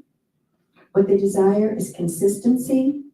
What they want is a relaxed, real environment and freedom to be a golden. Any Goldens in the house? You know any Goldens? Second highest? All right, Goldens are important. Beaverific. That's what we call it. Beaverific. That's what that means. In our household, we'll say, well, be beaverific about it. So beavers, these are the worker bees. These are the organizers. My father was a beaverific of great magnitude. He folded his underwear. Now, maybe there's beavers in here and they're like, yeah, I do that. Dr. Lisa's right there. I mean, I go look at his drawers and I go, oh my gosh. He'd look at my drawers and he'd go, oh my gosh. His clothes were ironed and pressed, even his uniforms. And it was shirt, pants, shoes, shirt, pants, shoes, shirt, pants, shoes. And it was set out for the whole week. My father read the entire, what is it called? The manual, or no, maybe not manual. Yeah, manual for every car that he was interested in buying. Before he would even test drive it, he knew everything there was about it. He had made his decision on what he wanted. He'd say, okay, I'm ready to go buy the such and such. And I'd go, okay. And we'd drive over to the dealership and he'd walk up and he'd have his manual and he'd put it out and he'd say, I want this car in red. Sir, would you like to test drive it? Nope. You don't want it? Nope. Do you have questions? No, I probably know more about this vehicle than you do. He did. He would quiz the salesman. They didn't know what he knew. So he knew, and he knew how much it should cost. He knew if they were overcharging him. He knew he knew it all when it came to that. I don't read manuals. I'm just saying, but the beavers do. They have a strong need to do things right the first time. They're accurate, analytical, detail-oriented, thorough, industrious, orderly, high standards. They are intuitive if they are in control. If they're out of control, the intuitiveness goes out the window. Methodical, exhaustive. Where are the areas for growth? They can be too hard on themselves because they're so analytical and they're so accurate and they're so detailed that they beat themselves up for not being enough. They can be too critical of others. This can be, you didn't do that right, you didn't do good enough, boss your lane, get out of my lane, get into your lane. These are the folks that can get really quick, where the otter is like, the golden's like, cool, The lion and the beaver are like, okay. So they're overly cautious, which can make them miss opportunities. They won't make decisions without all the facts, which the lions and the otters, they don't like that. They don't care. We're just gonna go with what feels right and deal with the outcome. They can be way too picky. Remember I talked about lavender lady? Beaverific, okay?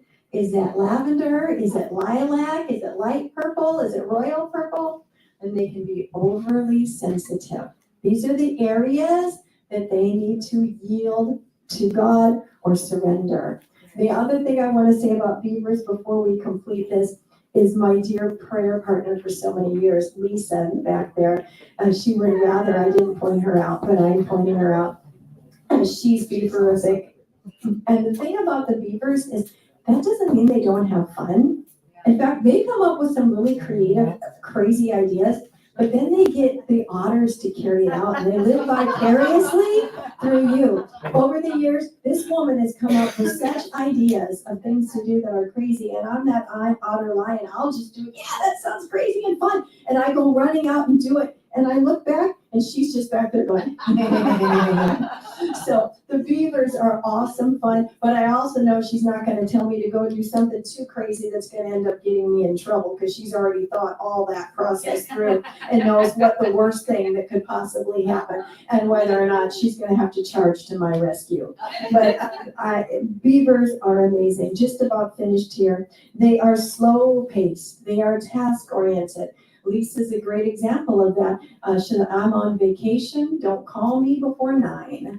So, because she is slow paced and wants to enjoy her time. They desire to maintain quality. They desire to be accurate. If there's a beaver in your life, they will find every typo in your book. So give it to them before you print it, okay? They will find anything on your flyer, an extra space you have in there, something that's not right. They will see it. I love to have beavers around so I can pass it around. You look at it, you look at it, you look at it, because they find so much. But they can, that's my phone. Can you just hit that button, please? It must be lunchtime, because I set that to go off. All right, so they avoid making decisions until they have the information, which I already said to you. Their basic disposition, like I said, is task-oriented and slow-paced. They are great listeners. When I want somebody to listen to me, I do not call an otter. Yeah. Because they're like, I'm sorry. Hey!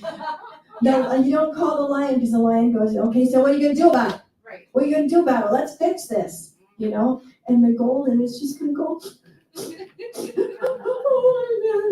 Okay, so the beaver is the great person. They're gonna listen to you, really listen to you, and then they're gonna hit you with a kaboom, because they have the answer, okay? They're gonna listen first. All right. The beaver will try to avoid pressure situations. And believe it or not, they can ignore deadlines as long as they know everything is in order. And I know this is true because I work with her, and I don't just work with her myself. I see all the different book projects that she does. She does my books, but she does so many others, and working with 24 authors, 30 authors, 12 authors, 15 authors, all with different personalities, all this other stuff. Got to have your book in by this time, all the different things that can happen.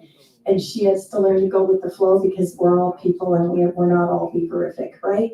But she knows how to go, okay, but I have all the processes and protocols there, so I can be flexible with the deadlines. We just had to do that on Coach Doctors. I came and I said, we have to hit the brakes here a little bit. And she was like, okay, got it. And I was like, phew, right? So in pressure situations, like I said, they can try to avoid it. They can ignore deadlines, which can be good or bad. Their greatest need is security. Change needs to be gradual. They need to adjust to it. What does the beaver desire? They desire clarity. They desire stability. They desire security. They desire low risk and precision with planning. So you would not bring your beaverific friend to a conference that had no planning. And if you do, be prepared for them to take over. And God forbid they should be a lion beaver, oh Lord. So, any beaverifics, any beavers in the house? You're a lion beaver. All right, lion beaver. Okay, so now you have an inventory. They've got the inventory in front of them, right, Nicole? If you haven't done it, take a minute right now, or 2 or 3, and I want you to fill out your inventory. And just go ahead and do that. Take a few minutes and then discuss it amongst yourself. Yeah, go ahead, Nicole. Keep doing it. Nicole has something to share while you do that. I just want to say, she mentioned she does this with all the staff, like she did this with the staff at church. And so my husband, he's now the senior pastor, but he was on staff. We were both on staff at that time. And this test was such a eye-opener for both of us, but for me, it was huge in our marriage because there's things about my husband. He is a massive lion. Okay, he has a little otter in him, but which is one heck of a mix, but he is full lion. But when I could see that breakdown, that's why, I love that you said, take it home and do it with your families. Because when you can see that breakdown of why they do some of the things they do, there's things that my husband does that my mom looks at me and goes, how does that not drive me nuts? I said, because it's him, and he doesn't intend for it to be this. It's just him. And yes, some of that he can work on, but some of it is it's just him. For him, his knee jerk when I have a problem is to fix it. I don't always need you to fix it. I need you to listen. He's not good at the listen, but he works on it. He's gotten so much better. But these are such great tools to use, and they're fun. So especially when you have kids, you can do these with your kids, and it's fun for them because they, even at a young age, can get it. They understand, oh, that's why I do that. Or, oh, that's why mom does that. Well, that's why dad does that. It's how you're made. It just is. And so I just wanted to put that out there that it's really a huge, if you use them and really listen to the differences. And I know there's so many personality tests out there. And if you get her book, there's other ones in there that you can use. But it really helps to understand each other and learn to deal with them in their way and see them in that way. And it makes a huge, huge difference. Thank you, Nicole. All right, so yes, that deserves a round of applause for Lady Nicole. All right, so what we're gonna do now to kind of catch up with time a little bit, we have an activity that you're gonna do, lions and otters and beavers and bears, oh my, right? Don't forget the goldens. But this is what I wanna do first. I want everybody to be able to have some food because it smells really good. So I want you to go ahead and fill out your inventory, go get your food, and then we're just gonna adjust and we're gonna work on that activity at the beginning of lunch together. And you might be eating on the move. And when I say that is we're gonna be splitting us into a couple of different people groups. And then when we have that done, then we have Miss Kathy, who's gonna come up and she is going to be speaking some inspiration to us about self-care. So go ahead and get your food. And then Miss Nicole and Miss Jasmine will lead us in the activity. All right, make sure that you have an idea of what your main driving personality is. So if you're tied or you're close and it's like, am I this, pick one, follow your intuition on that, ask God, ask the person at the table with you, which one do you think I am? And then go get your food and then we'll go from there, okay?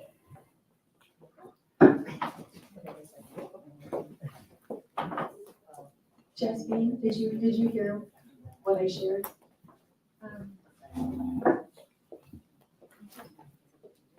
So everybody, so we kind of catch up on time, and then instead of doing another activity, just bring lunch for dinner. And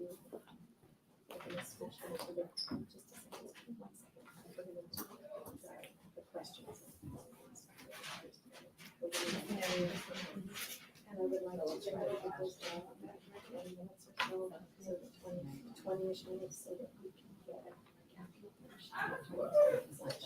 Yeah. Might even do like that. Develop like a minute. Shorten that time. It's more for funny. Yes. And then hear them. So that's why I said you might be taking your food and maybe turn on a table. Right. So maybe I can start asking you what they are. Yep. So that if we need. Be horrific. Yeah. Go for it. Thank you. Is this what it is? You were definitely not. Yep, that's you. Well, you're the one that had this up, so 3 plus 4 plus 2 plus 4 plus 3 plus 4. Ryan, It's much more than 6. So second is Add on. this up. But it was 30. Oh, no, I need to add your score up. Nancy? Can I pick your? I want to say, Sure, you can do that. lion and deer. Ryan, And Dr. Deborah blessed the so food. first your honor. She did. Who's Dr. Deborah? Dr. Deborah, Dr. Lisa, my now Lisa. Oh, you could. I have too many doctors in my life. I It's know. nice to meet you. So you're Oh, You're legit. I'm not the same person, but I'm more lion than I am. Yeah, I'm glad we were. But I have. I'm not done yet. So you're still You got a little otter mixed in there. I'm describing as I go. What number should I be? Because I want to be boring. You're still working on yours. Because I'm so. Yeah. But my husband's definitely, like he said, he wants to fix things. So now when somebody else wants to inform him, I don't need you I to don't fix need you to this. fix this, I just need you to listen. That's to me, the 'cause I'm getting conversations very we have. emotional, and I need you to just, because you can't fix it, and I know how to fix it, I just need to fix it a little bit. So, Yeah. You know, That's and the so it conversation. took like 10 years to get to that point, but now I can complain or like say things without him being like, let me tell you how to fix it. Yeah. And me being like, My husband don't want to fix that, which is fine. yeah. Well, and there are some women that want a man to run in and rescue them. See, I don't- And I don't need I'm not that woman. I just need you to just be here, and if I need you, type thing.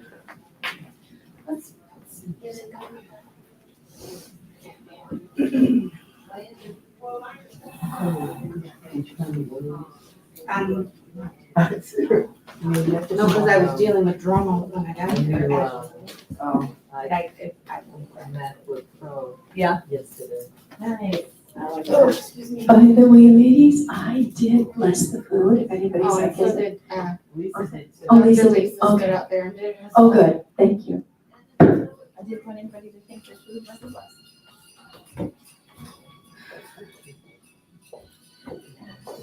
Oh, that was better. Yeah.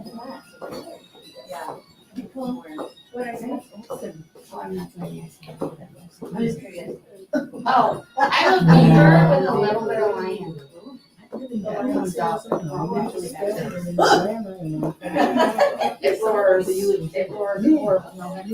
Pamela, that was. Well, He shows I up. stand the cold. Well, I stand the cold no more. I'm not doing that.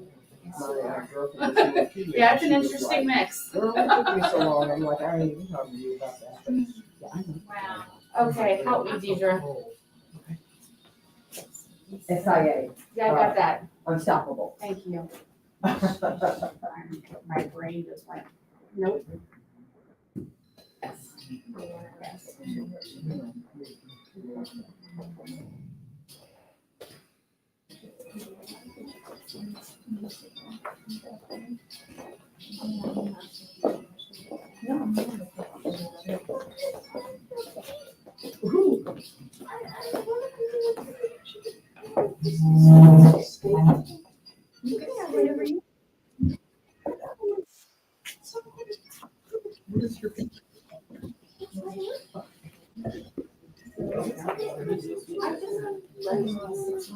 started to go through, started with my coaching clients because I'm pulling out, you know what I mean? I'm like, I'm just gonna put it all in one place. And so I put it all in one place and it like a PDF. Put it in a box. And I put it at first, it was just something that did my coaching clients. And then, so I finally made it open so anybody could get it. And yeah, it's been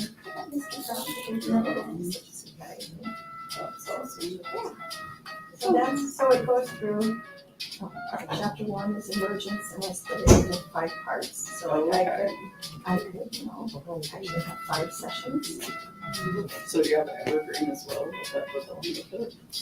No, just this right now, this is as an evergreen, because I do it in person with so that's a great idea though, but I haven't as of yet. And then chapter 2 is vision, and it has like 30 parts. And then chapter 3 is create your plan, reach your dreams, and that has 2 parts. And then chapter 4 is start. And that's maybe over here. What? Yeah, I'm good. I'm getting a bit tired. I didn't have that. Oh, you don't have to wait. No, that's okay. I'm just enjoying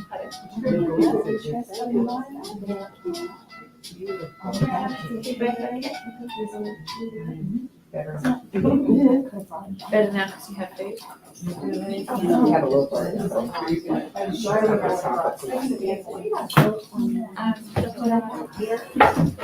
don't want to take that shot. Need air.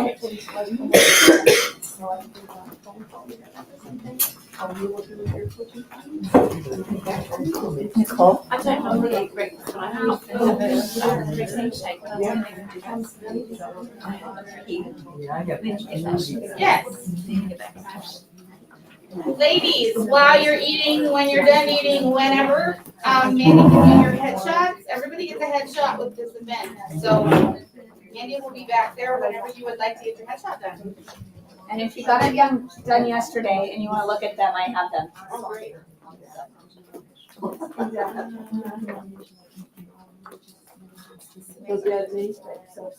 I think it's Otter and Lion. Otter and Lion. So, she loves that. And then chapter 2, vision. Yeah. Or, and when they come do this. And then chapter 4, she's going to do another coach just using it. It is. Good to me. Yeah, so it's, if you want more information, or something, just let me know. Or you want to make another one, or do you have? Okay, cool. Oh, we're going over there? Yep, right here, so you have a sign that you like more. This way. You're so kind. Okay, so, you're gonna take a step forward. Yep, and then you're gonna put all your weight on your back leg, and then bring the other leg in. And then with your hands, you can keep them down, or you can hold your jacket. If you hold your jacket, just make sure that they're, I wanted to say catty muffins, it's not really good word, so not You just put my symmetrical. hands. I know.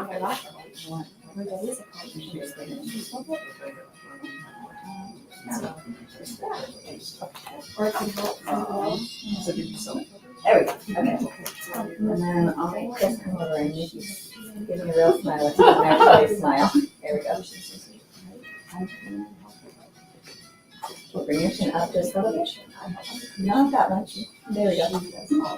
And I'm leaning your upper body towards me just like, you know, I'm a little.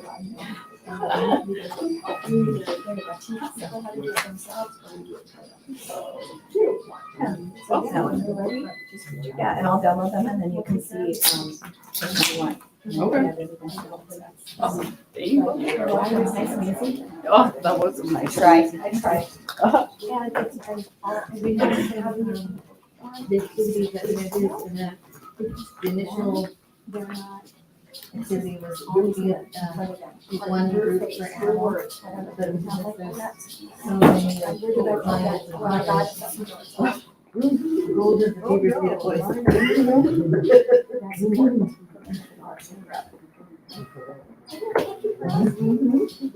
Enjoy your life. Which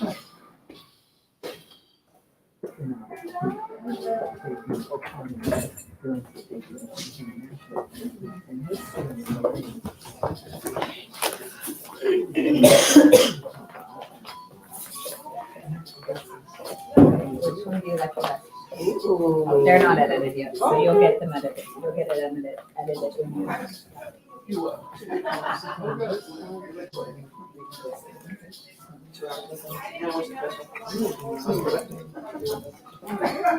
like it.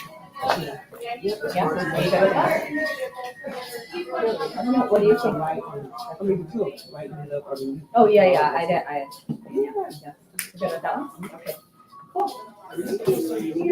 So we stand over there to do it? Yeah, I will. Is there another? No, so this is my external hard drive because, yeah, very too much, because I shoot in RAW. Slow it down. Yep, and so I keep everything on. So, switch them out, I kind of these, yeah, I switch them out. Oh, How many feet? well, this one's a big one, I was doing, this is solid state, so it doesn't make the sound because, I tend to be, non-oriented, moving around, and it'll come out sometimes, so I've had, them get damaged because of that. So this solid state's great. This is 1 terabyte, I think, or 2 terabytes, I think. And this has lasted me for this. It's actually 2 terabytes. Yeah. So right now it's good, and I think I started using it in June. So, but I have these. Yeah. Yeah, you can tell what yeah. Yeah. So. So that is when I take this out, and I can download them. Yeah. Yeah. I like to be really. Alright. And then other things, you know, are not efficient at all. Well, your fishing where you need to be in your. Okay, that's in that area. Yeah.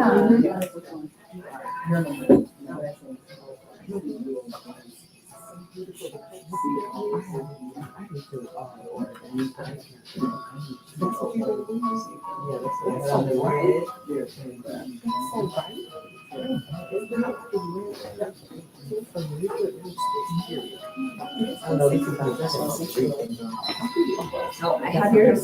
Yeah, I'll look at them. Then you can tell me if you want to send them out. They're not edited. Oh, okay.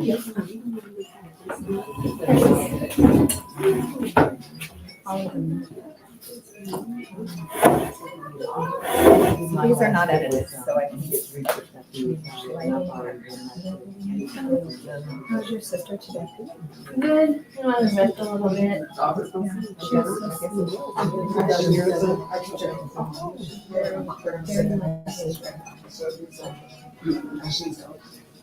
Is there one that you like more than that?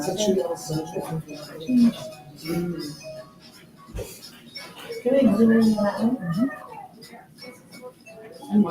so you ladies know, the other veggies and stuff are over here. And the refrigerator back there is stocked. Please drink as much as you want.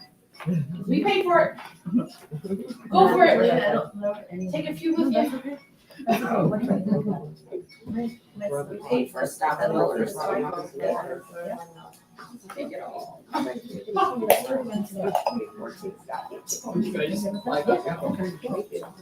Yeah, I was going for them. It was a. But then when I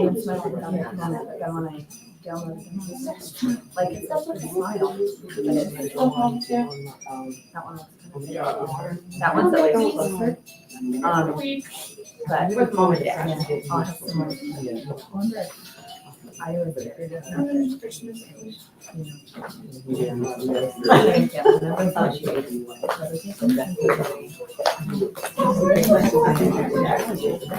Sure, no, that's no, you know, it might be me. It might be back there. So, but, oh, you actually make it tonight. And then I was, as long as it's not like, so if we don't get to the one, we're in and out, then. Go Yeah, yeah, the last one. Yeah, and I get rid of the straight hairs. All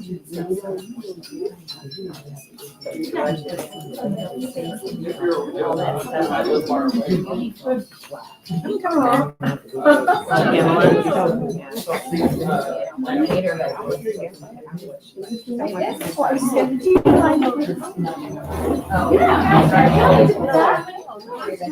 I'm gonna go get some food.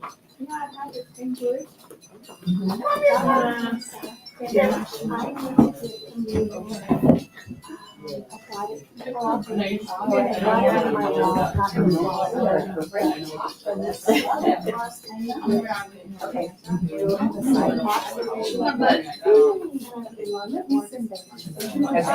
Take a step forward. And then all your weight on your back leg. So your back and then lay your upper body to the floor. Just a little bit. I love it.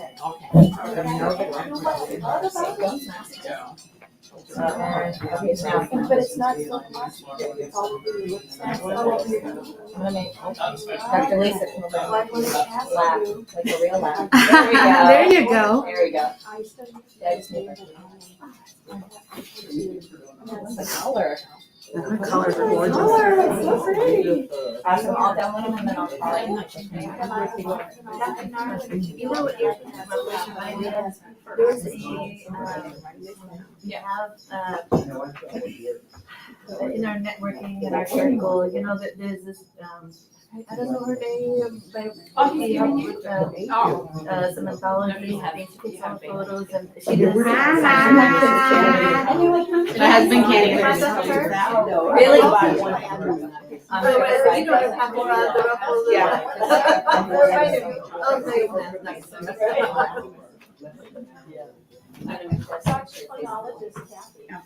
We're gonna do one activity and then below that.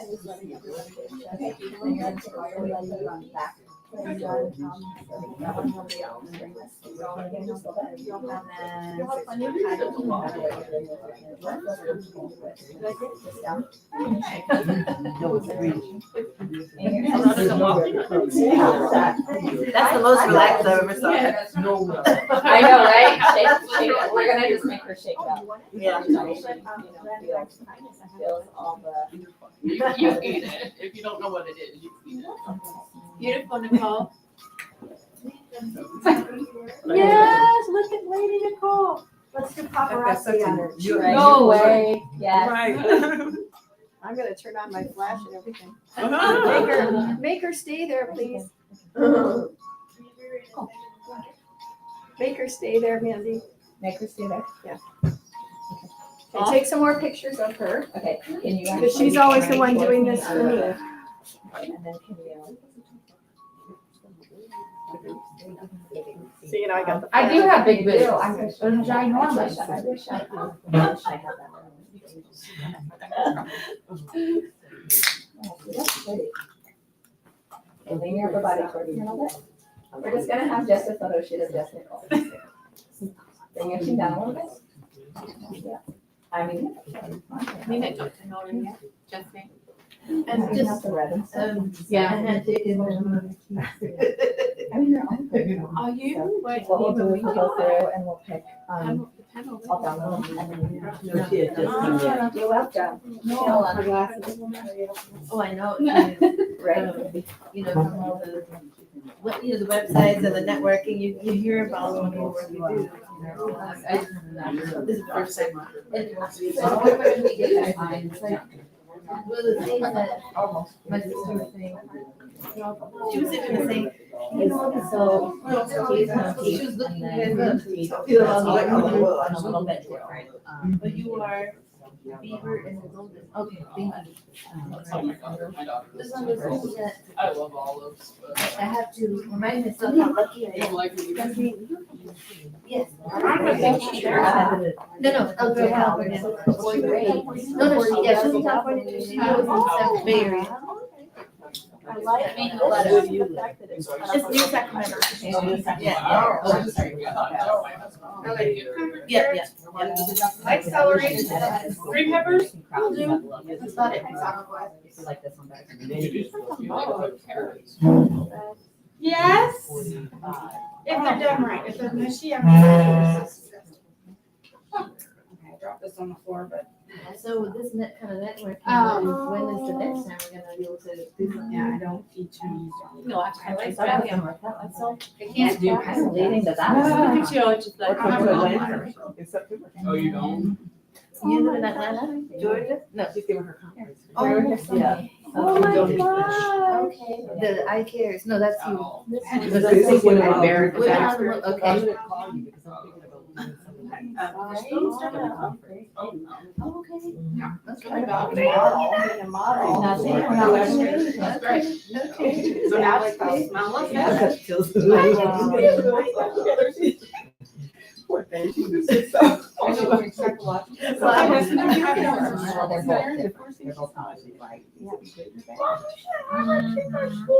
those things that you, of course, you just let God, get you do this thing and you just don't resist the flow. Oh, I do that. Can't resist the flow.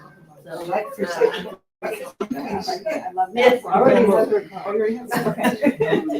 well, but my phone number's not on there. I think it's Irma, she sent you a text.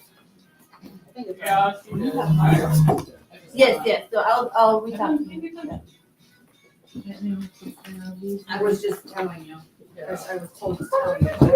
Oh. She heard your voice. Oh. Or your laugh or something, yeah.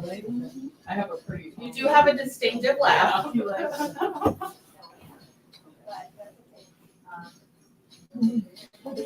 is fantastic.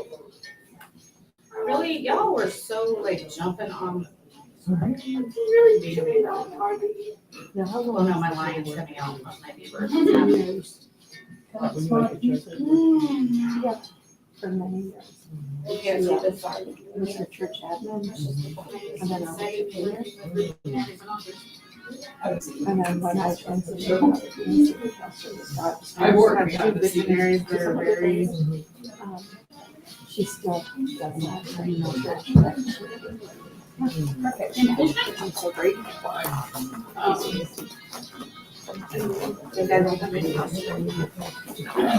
And you know what blesses me so much, that's the reason I when I started here. It was like, how many pictures were there? But there's Can you tell me what you think? That has been my.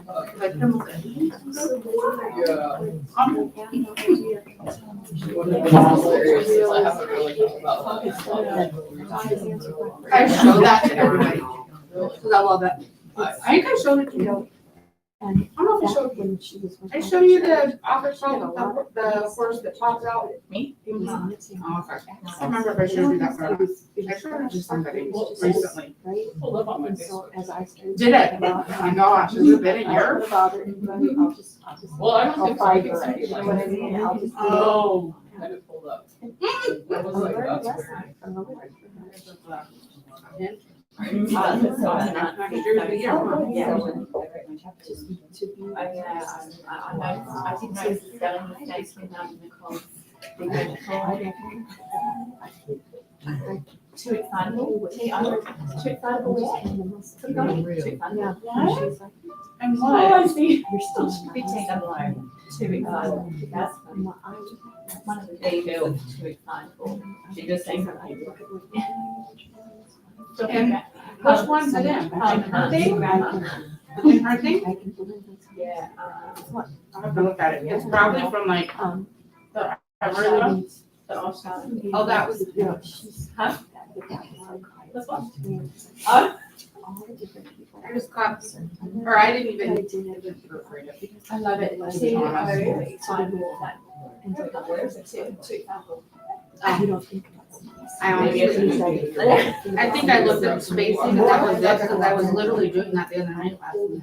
That's what happens when I don't take time.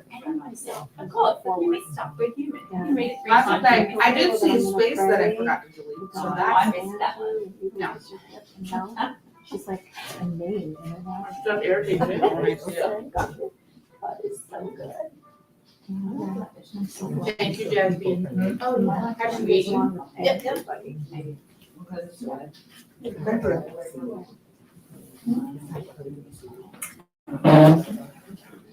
Do y'all like the food? Yes, we're quiet, it's good.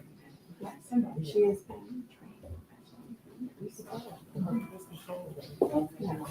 It's time to go. I get some meetings. Right now. Yeah. He's been trying to attack it, but it's now it's not happening. Right. Yeah. So that's why. Yeah, that's right. And she's been doing a great job. She just. We love therapy. Training. I love this. You do? I love it. Oh, I'm so glad to know I Yes. haven't said that yet. Well, no, because it was. Angela's leaving by morning. I have to fix it. He doesn't know the future, but he knows enough to know what's going on. Right. She's trying to. Thank you. Vamos a hacer Oh, about that. actividad I don't know, the first time. and there's a mix of line otter. Our lake flag golden is here. beaver in each group to Our morning flag was really before we even left. Yeah, ask you to do Good, up in the the. morning. I think No, we that was should. a couple of years ago. Activity, That's the first and time. then, Our last one was and then perfect. get Kathy up. We didn't have any delays, So, yes. any delays. That was Go in ahead. June, Thank you. actually. Listen to that scenario. Oh, no, it wasn't. I think we should probably stand it all together. Can we do the same scenario and see if it plays out? We're so close together though, unless we give. I think something happened to the RV delivered down there. First two groups, yeah. That's a good idea. And another two groups, at least, then these guys, you know. Whatever you say, Yeah. I trust you. Okay, so, yeah, a bigger place. We can start talking, you know. Yeah, because that's what we'll have to, and you might need to, with your beaver, We've been going down there. wonderfulness, you might I need to point people out, so I don't- yeah, but like, for this. Look, Mom, it's not my fault. For Your one paper group looks to like meet crap. over at this table or whatever, otherwise. What? it might be- Where should we go? Yeah. Tell everybody, tell them where to go. That's Tell them where to great. go. Well, I felt that when I Oh, was so this is gonna be like 15 minutes, 20 So minutes. this picture, Yeah, because it looks like we look smug, and I'm like, well, I kind of thought that in the picture. No, we're gonna walk through the scenario, Just to look on her face. you know, meetings of the mind of how we're gonna solve the problem. Yes. And then compare with another table, possibly that'll have the same We have scenario. another picture during lunch. Right, so I'll just have people, oh, sorry. You got this, Jazzy Sue. We know where she lives. Last month.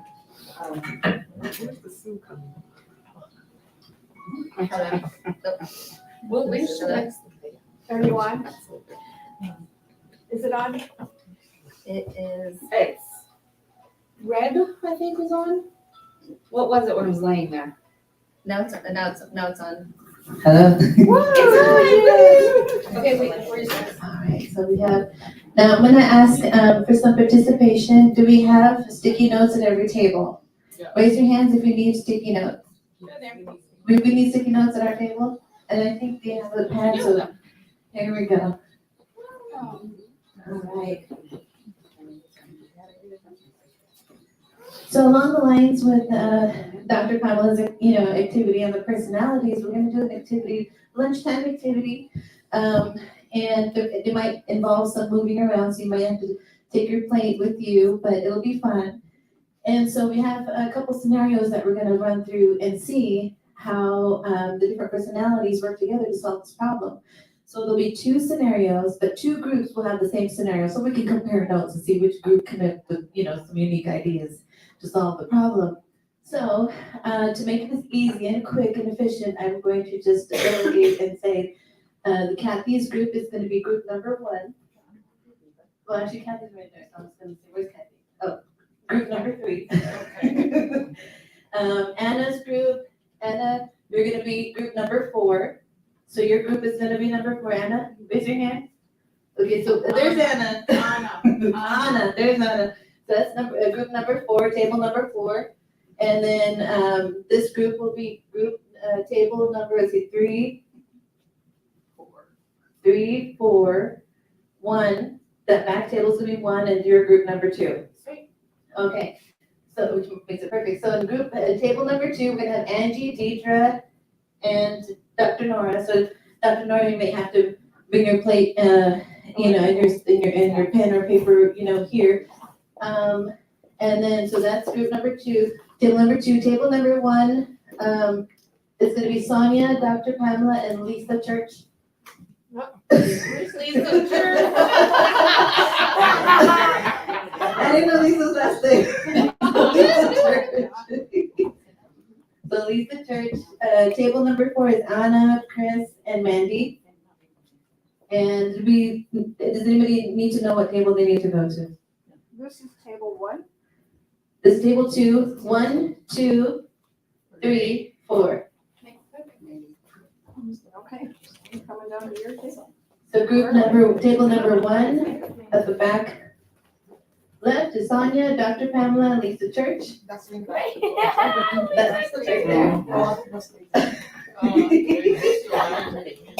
Table number 2 is Angie, Deidre, Dr. Nora. Table number 3, Dr. Jones, Kathy, and Jasmine. And then table number 4, Anna, Chris, and Mandy. Now, just for the activity. Oh, we'll be fine. Just your food. Yeah, I think it's fine. So I need Sonia and Lisa Church. Hi, Anna.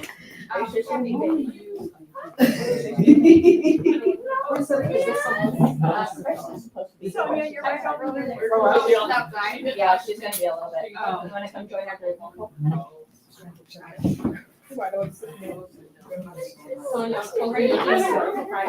Yeah, I'm joining group number 3, Dr. Jones, Kathy, and Jasmine.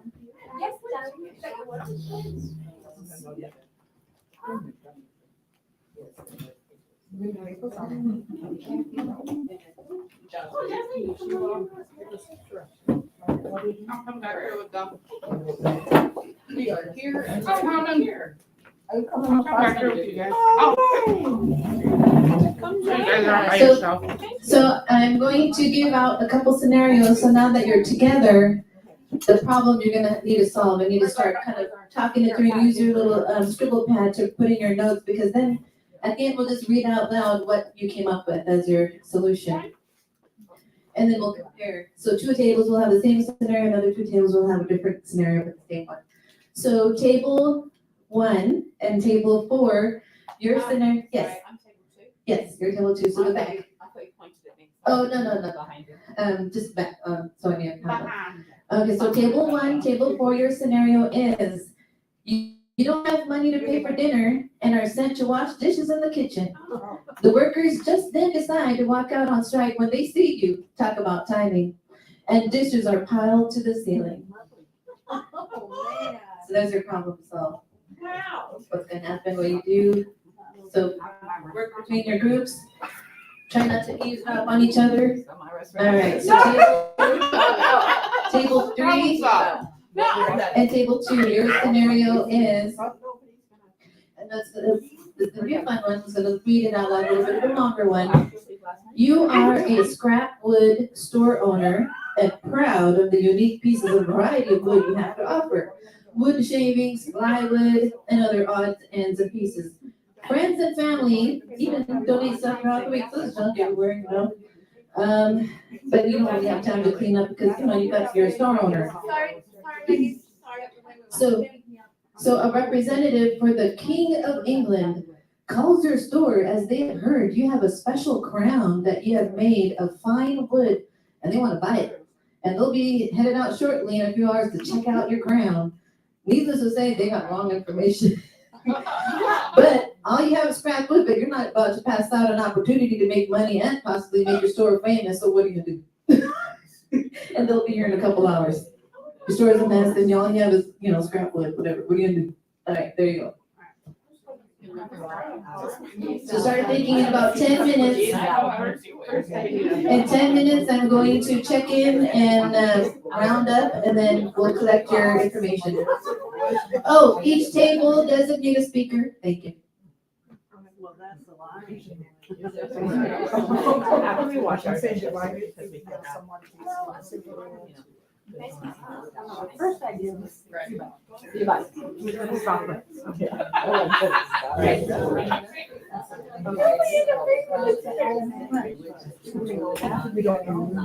okay, so you can see it up. And I like to crafts and stuff. So I was like, and everyone wants out. I'll do this one. But somebody would have. Okay. Right? Somebody's gonna sign each. I think there's a little line. Is that on there? One person's gonna load, so we're not gonna be like, you're doing the same. One person. I would say that. So one person is gonna load the silverware and the plates, and then one person's gonna wash the cups. Yeah. I was wash, because I'm in the middle, so I'm the but then. I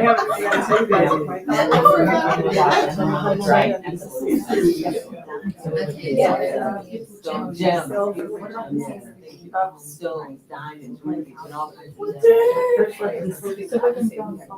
They're all gone. Oh, of course.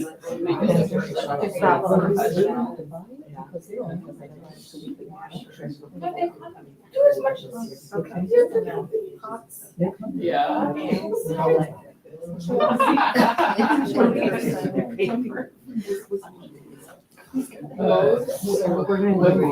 The wood shop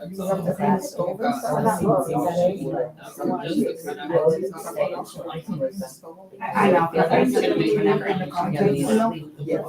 Because like you say it, and I say it, but there's no, I wouldn't. Do you need to put anything away? and then that part.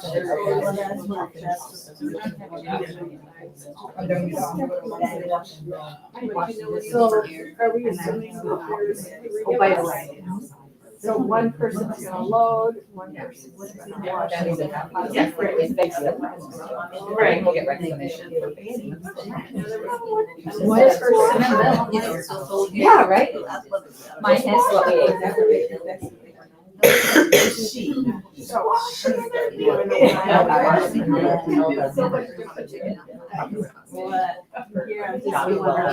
Exactly. I mean, I'm on the phone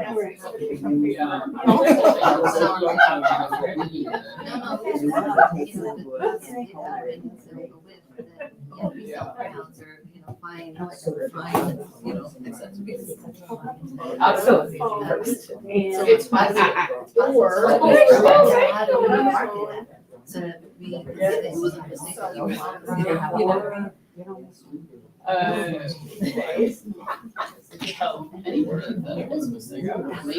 Oh, yeah. Yeah, have them Out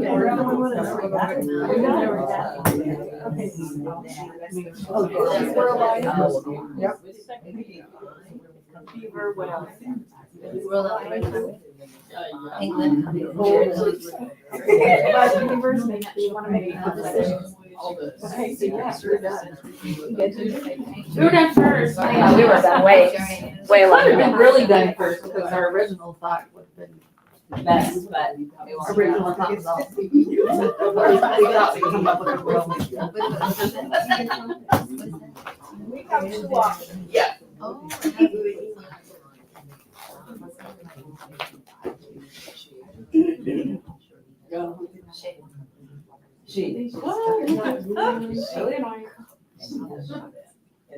Was it team? Yeah. Did you get any of the beef?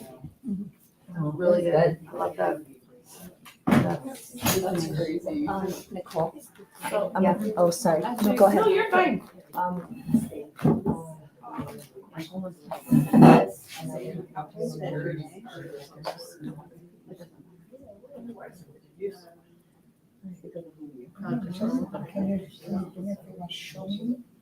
No, I'm talking to the phone. So I'm checking this out. Oh, yeah, well, yeah, I needed more skin cover.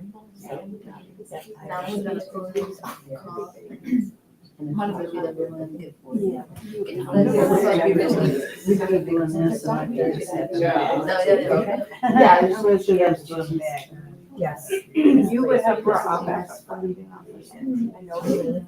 I would be running around trying to figure out. Because they, and you would have a backup plan. So I changed and said, no, I can't. And you're like, I mean, it'll be great. That they're looking at all the Yeah, I mean, that's good. And it'll be easy to send. But I swear to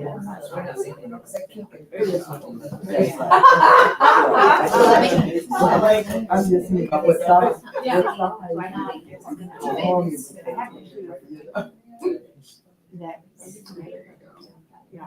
Cheaper and warmer. That's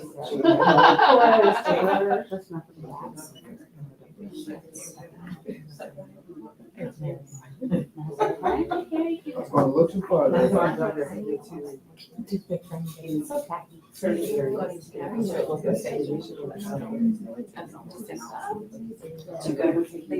So I'm able to choose that it makes she's over. So I think it's well, okay. It was. Make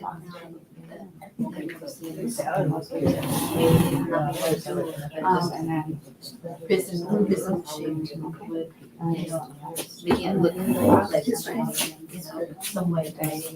Yum, yum, yum. We're done over here too. So does that mean they have more?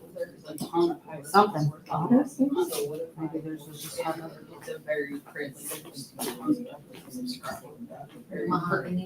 when you've had it. And so when you class on. Right.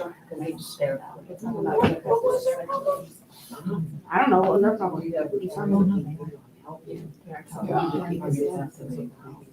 What was their problem?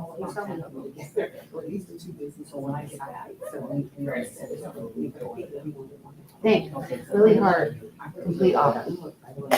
Her? Oh. Because right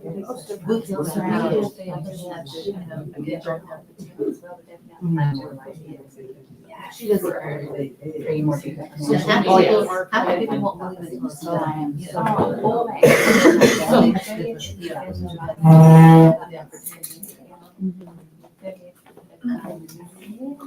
And that's where some people have my last name. Okay. Oh, and that'll be.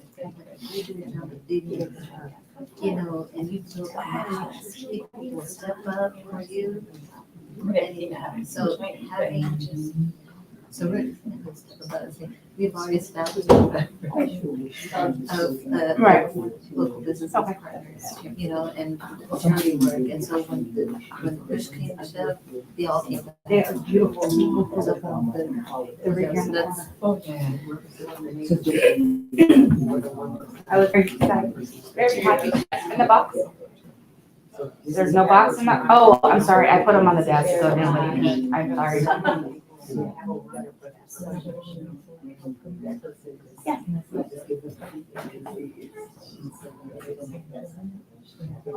Yeah.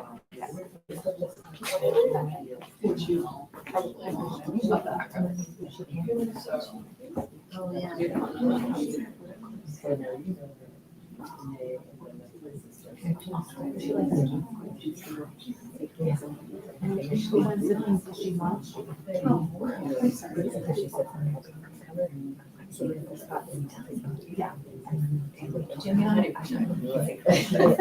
I'm right, so we're cold. I picture it every second and I could make it in so I'll just. So she's gonna start it. Right.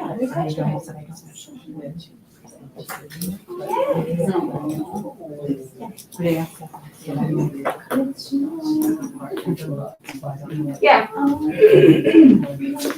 think we're done. Look at, I lost it.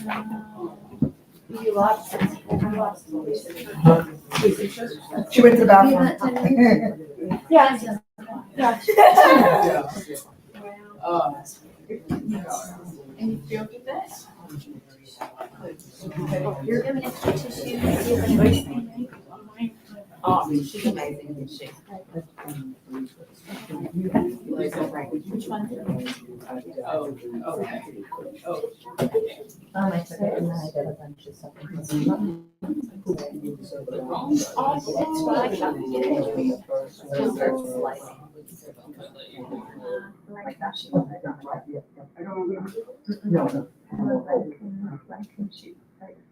It starts like that.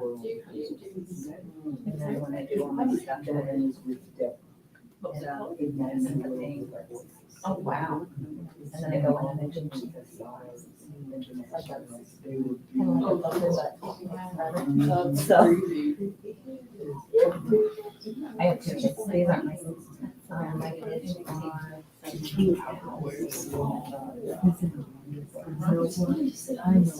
Yeah, right? I know. I haven't been on this side. This is not good.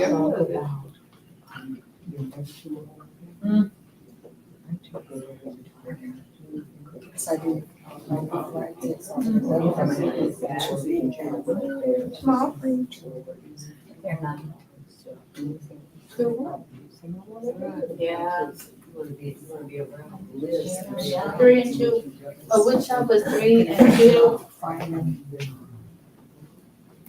There's an eraser in the drawer. There's one, Yeah, their hand is.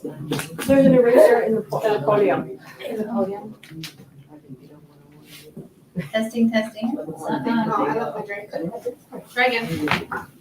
Testing, testing. Okay. So, I heard a lot of collaborating, a lot of, interesting, ideas, and we're ready to take note of what people have come up with. So, just let's, group number 3, group number 1, are you ready to share? Do we have a speaker? You want to speak? Okay, so, you don't have to come up here, I'll give you the mic, and I'll write down on the board what you. Okay, so we have a 2-part scenario, and I just need to share that at the beginning because Lisa and Sonia went in. They were like, okay, we're gonna do this, we're gonna do this, we're gonna do this. I was writing it all down. And can you remind us what your scenario was? That we're sitting at the restaurant and we have no money. And so we have to take care of dishes, but everybody's left. So we gotta figure out how we're gonna take care of these dishes. However, I have a different answer, but I went with their answer and then I told them my answer afterwards. So here's their answer, which works, but I think mine might be faster. Okay, so, number 1, we're gonna split, where there's 3 of us. So we're gonna split into 3 groups. The first person is going to be in charge of rinsing and loading the dishwasher, all the silverware, all the cups, all the plates. The next one, second person, is gonna wash all the pots and pans. The third person is going to unload and put away all that's in the dishwasher. That's our main answer, pretty good. Mine was, I'm gonna get on my phone and start texting and find somebody to Venmo me the money to pay for the meals. So, we will either get the money Venmoed or we've got a plan to clean the kitchen. Okay. All right. That's good. I do your one too. Yeah, they're saying this, and I'm like, I'm already Venmoing to, who can send me some money? All right, so I'll pass this over. Pass it over. You pass it to table 4? Yes. Oh, I'm up here. Or you could bring a head to find out how much they charge and then be able to Okay, mark it. so, we'll be honest, our original thought was peace out. Ain't nobody gonna know, we're just gonna leave with the staff. Okay, but we did come up with a solution. But we'll be honest, that was, Mandy and I both looked at her and went, peace out, we out of here. Okay, but we would feel bad, so, we wouldn't leave the kitchen messy. So, we would, of course, I would organize the dishes because, I can't handle a mess. So we have to stack them all and all that fun stuff. And then we have one that would wash. And then and I would, man, they think there's a dishwasher in that kitchen. Yeah, I was thinking that Dude, most kitchens don't have one. They're hoping there is a dishwasher. So one's gonna wash and then one's gonna dry and put away. There we go. And then we're gonna be nice and go tell the manager that he has a clean kitchen, but no staff. But then we get recognition. Yeah, and then we get praise because we clean the kitchen and ta-da. And then as we're walking out, we'll go, we'll do you later.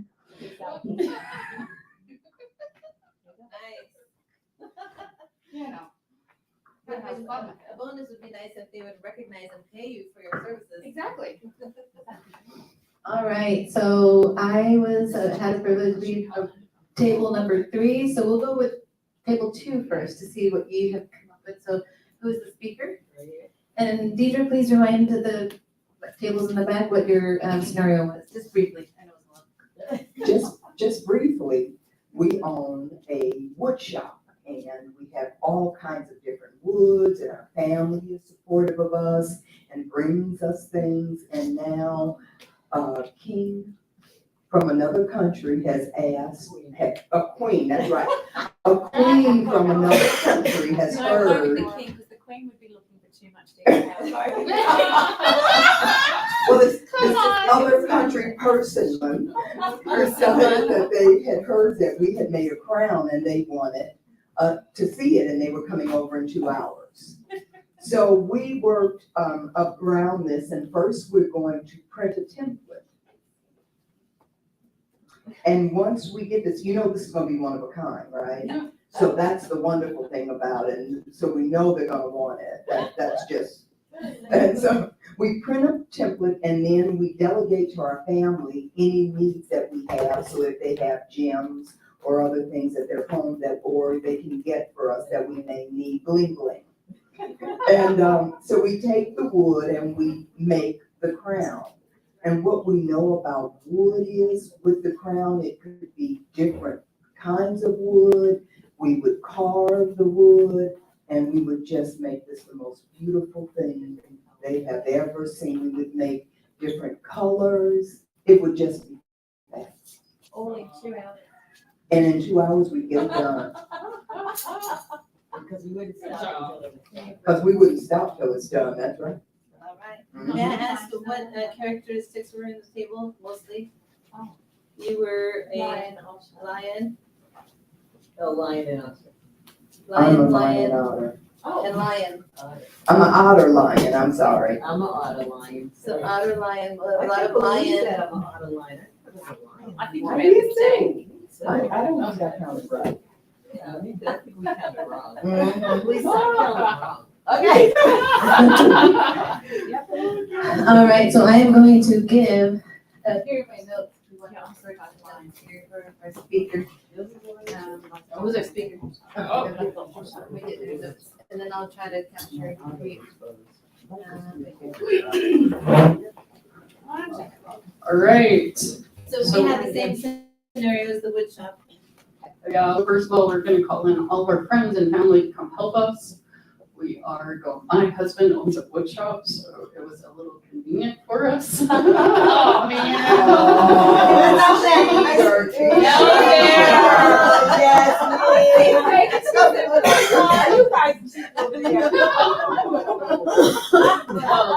Well, Justin did know. We're accepting her, no. So, we're gonna call on friends and family to help. We all are going to make 2 crowns actually out of wood because you can bend the wood as well. And so just in case one of them doesn't work, have some one for the background. Okay. We also are going to clean up the shop and make sure it looks presentable. And gosh, I'm not sure what else we have. calling all family and friends Yep, to assist us with that. We were also going to let the neighboring businesses know what's going on because it's going to benefit them, the notoriety. So whatever they can do to jump in and help us, Wow. they're going to do that too. Local news, we're gonna call local news and have them come down and give us free press. Yeah. And then we're going to have red carpet Yes. with the stanchions, make it a royal event. Wow.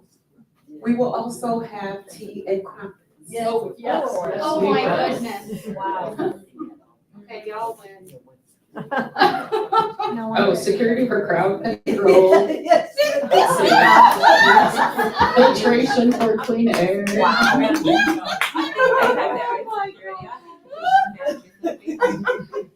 Are we overachievers really? I thought we were guys gonna. are pushing the boundaries. So we said local news stories. My ex-husband is a police officer. Oh, that's right.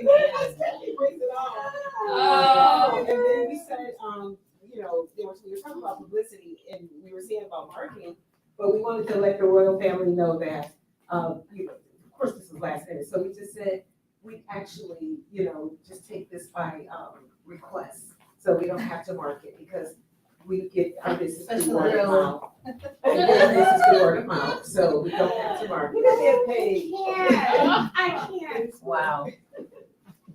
Okay, that's. But the bottom line. Bigger. The bottom line.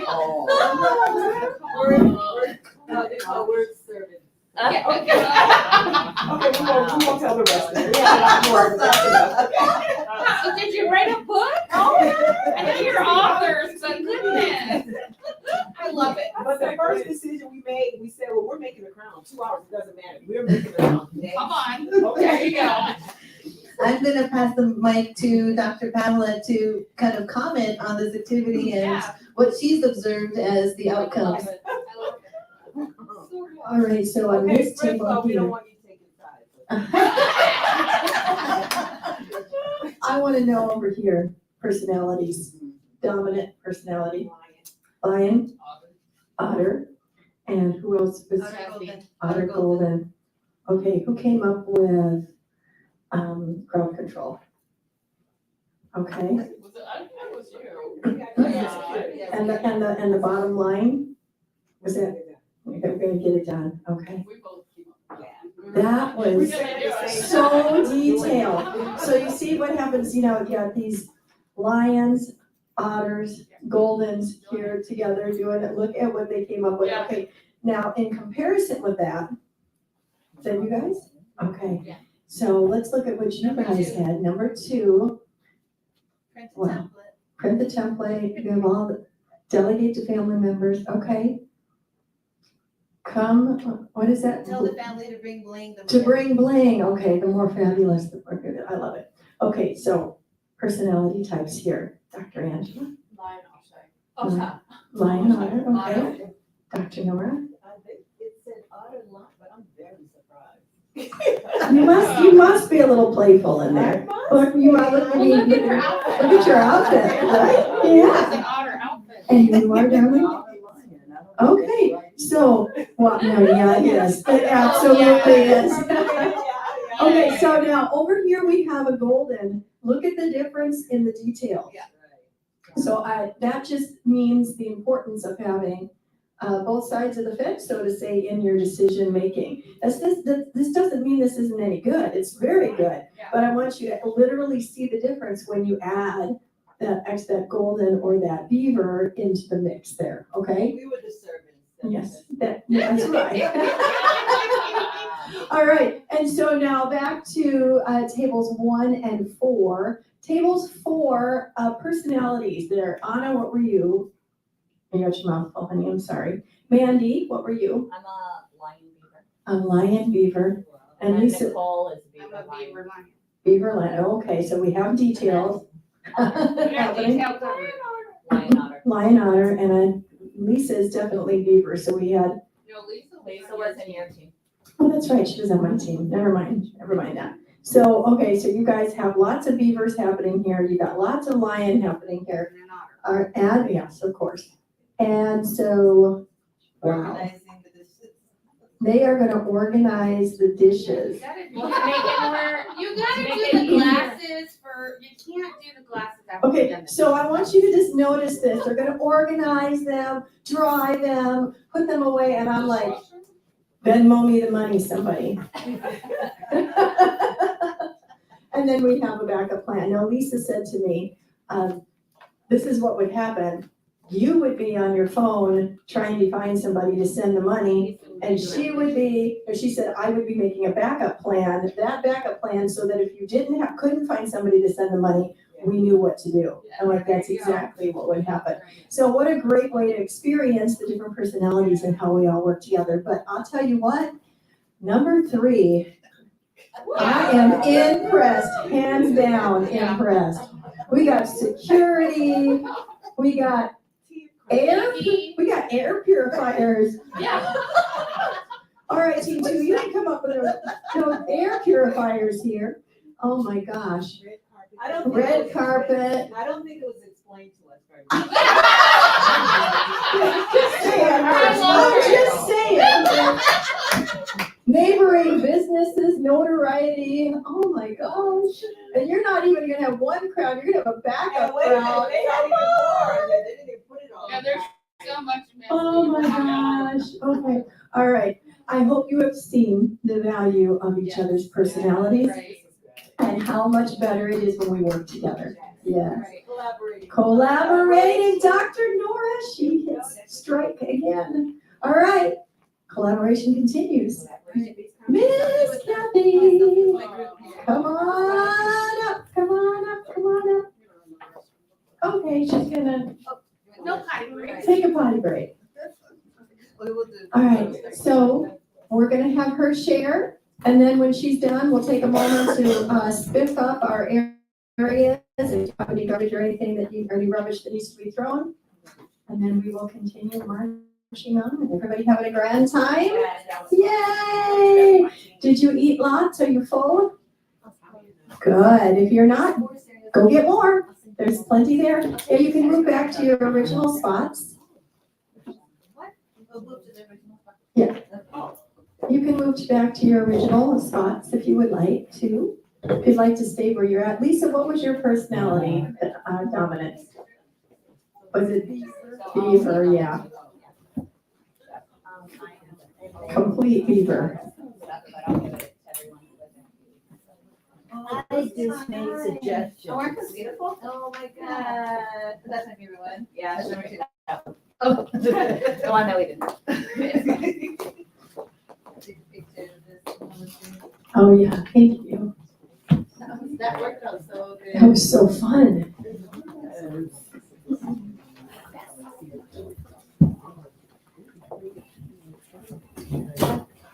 Dr. Nora, I'll text you the scenarios as well, because I have them written down.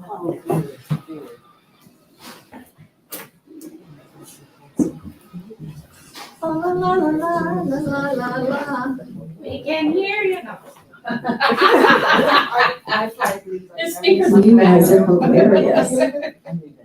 Who's been going with their flight plan? Yep, so it says depart for MAP. I'm just gonna share what that means because we kind of bumped over that because we did the personnel, because things ran a little bit late or different in the beginning of the day. So MAP, depart for MAP. That is your motivational accountability partner. So before you leave today, you need to find somebody in this room that will be a motivational accountability partner for you, connect with them, and that earns you points towards winning, okay? And Nicole will let you know how much that is. So with no further ado, the Dr. Phonologist, Kathy White, is in the house. Woo! And Kathy, thank you for being here. I'm so excited to hear what you're going to bring forward. And I know it's going to rejuvenate us, make us kind of think, and help us get redirected. Love you. Love you too. Thank you, Kathy. Awesome. All right, did you guys try that? Just try it. Bubbles. Bubbles. Bubbles. I mean, Wow. it doesn't work. It doesn't work. It bubbles. So cute. It just doesn't work. Oh, well, awesome. So my name's Kathy White, and I really like the fact that I'm now a doctor, phonologist. Thank you. Thank you. So yes, this is me. That's my avatar. I do own my virtual reality company. And so we go to the next slide. I love your hair, Kathy. Thank you. Thank you. So I have actually been managing, leading people in corporate business roles for over 25 plus years. I have, it's usually in accounting. My background's in accounting. And for some reason, accounts payable and me love each other. I don't know why, but you know, I play in that. Where some people struggle, I play.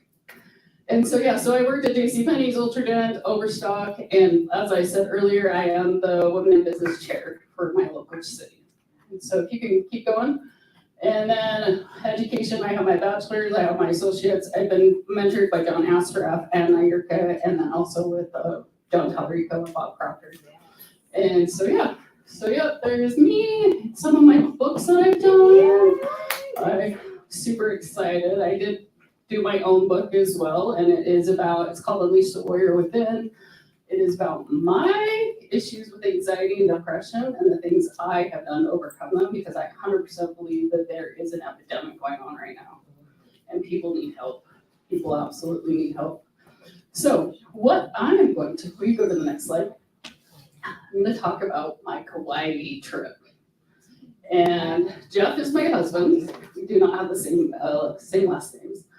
And I do not believe anybody here knows what happened in Kauai. Jasmine, do you?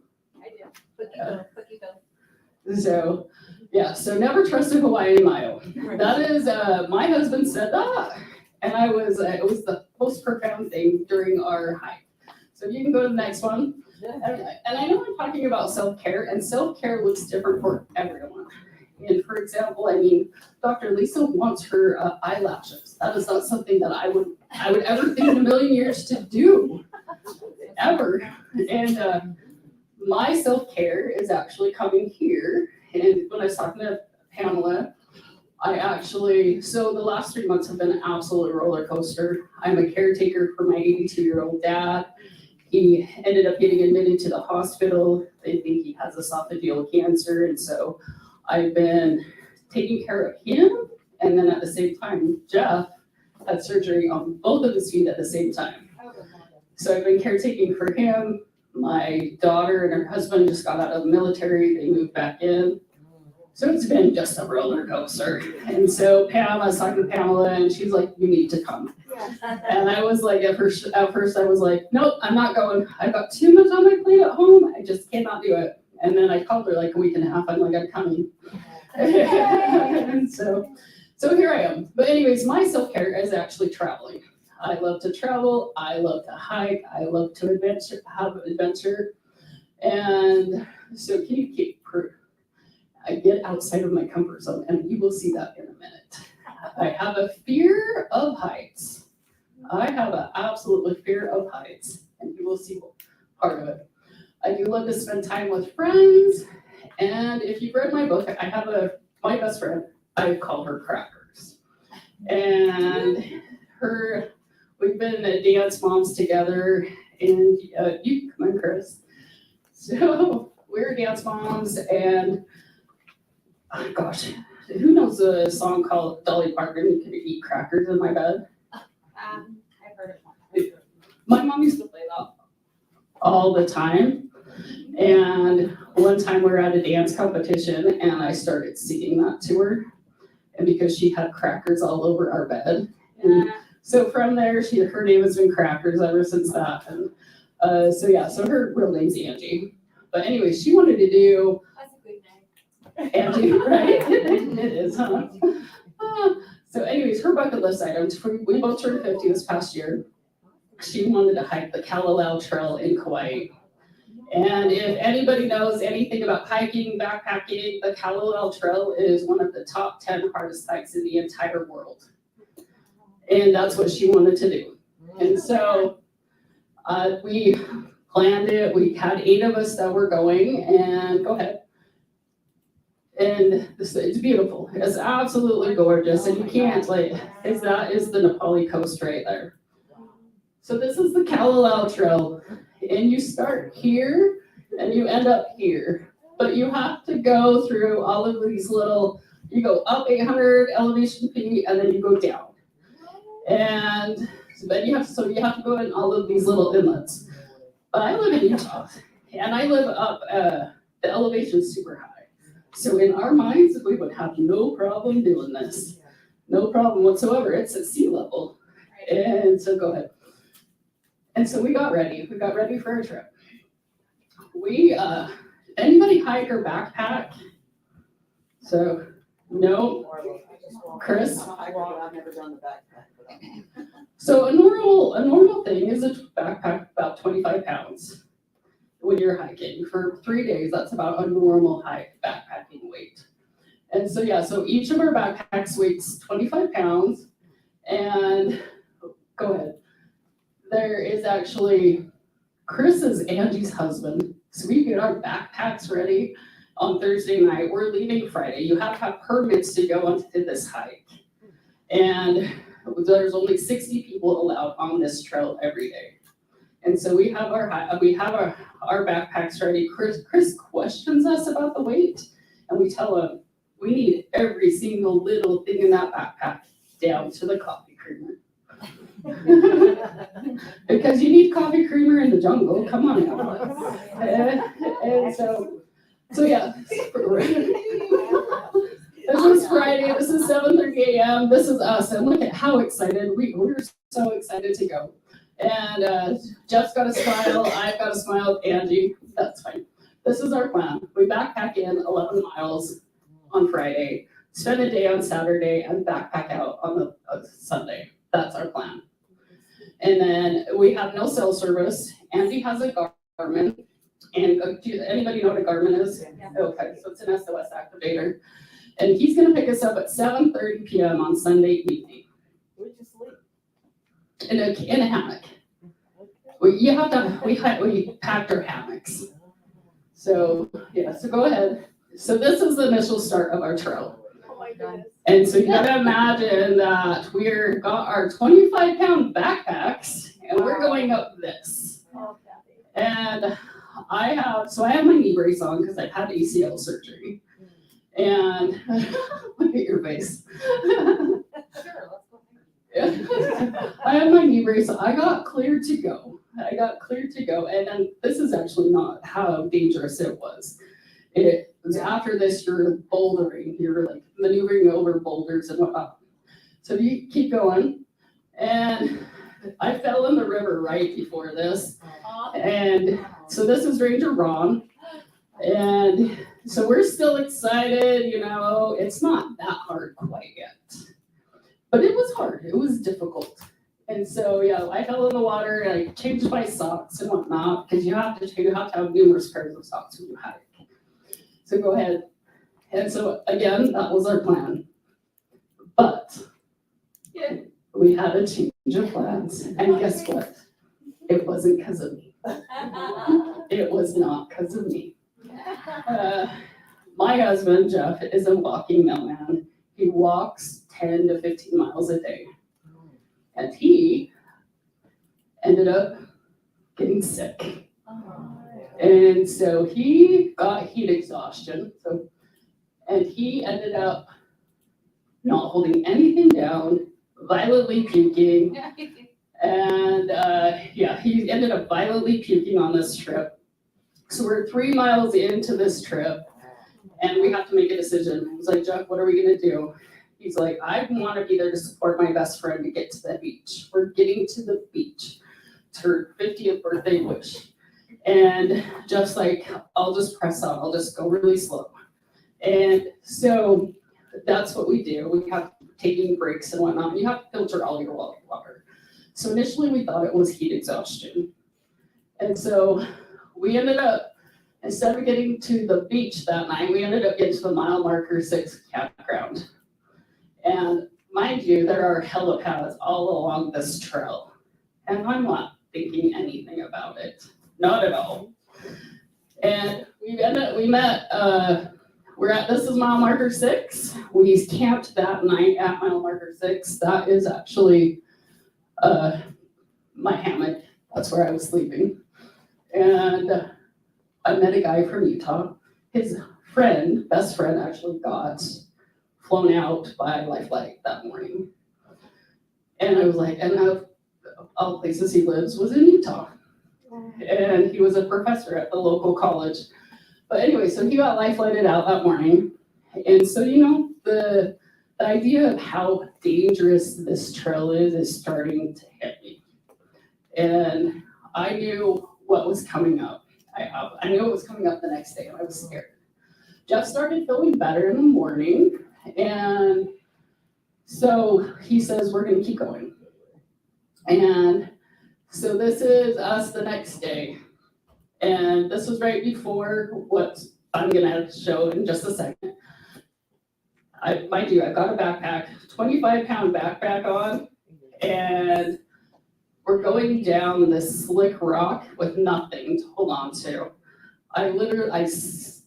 This is exactly what I did. I had my backpack on, I sat down, and I slid down the mountain, and I was crying, telling Jeff and Angie I love them.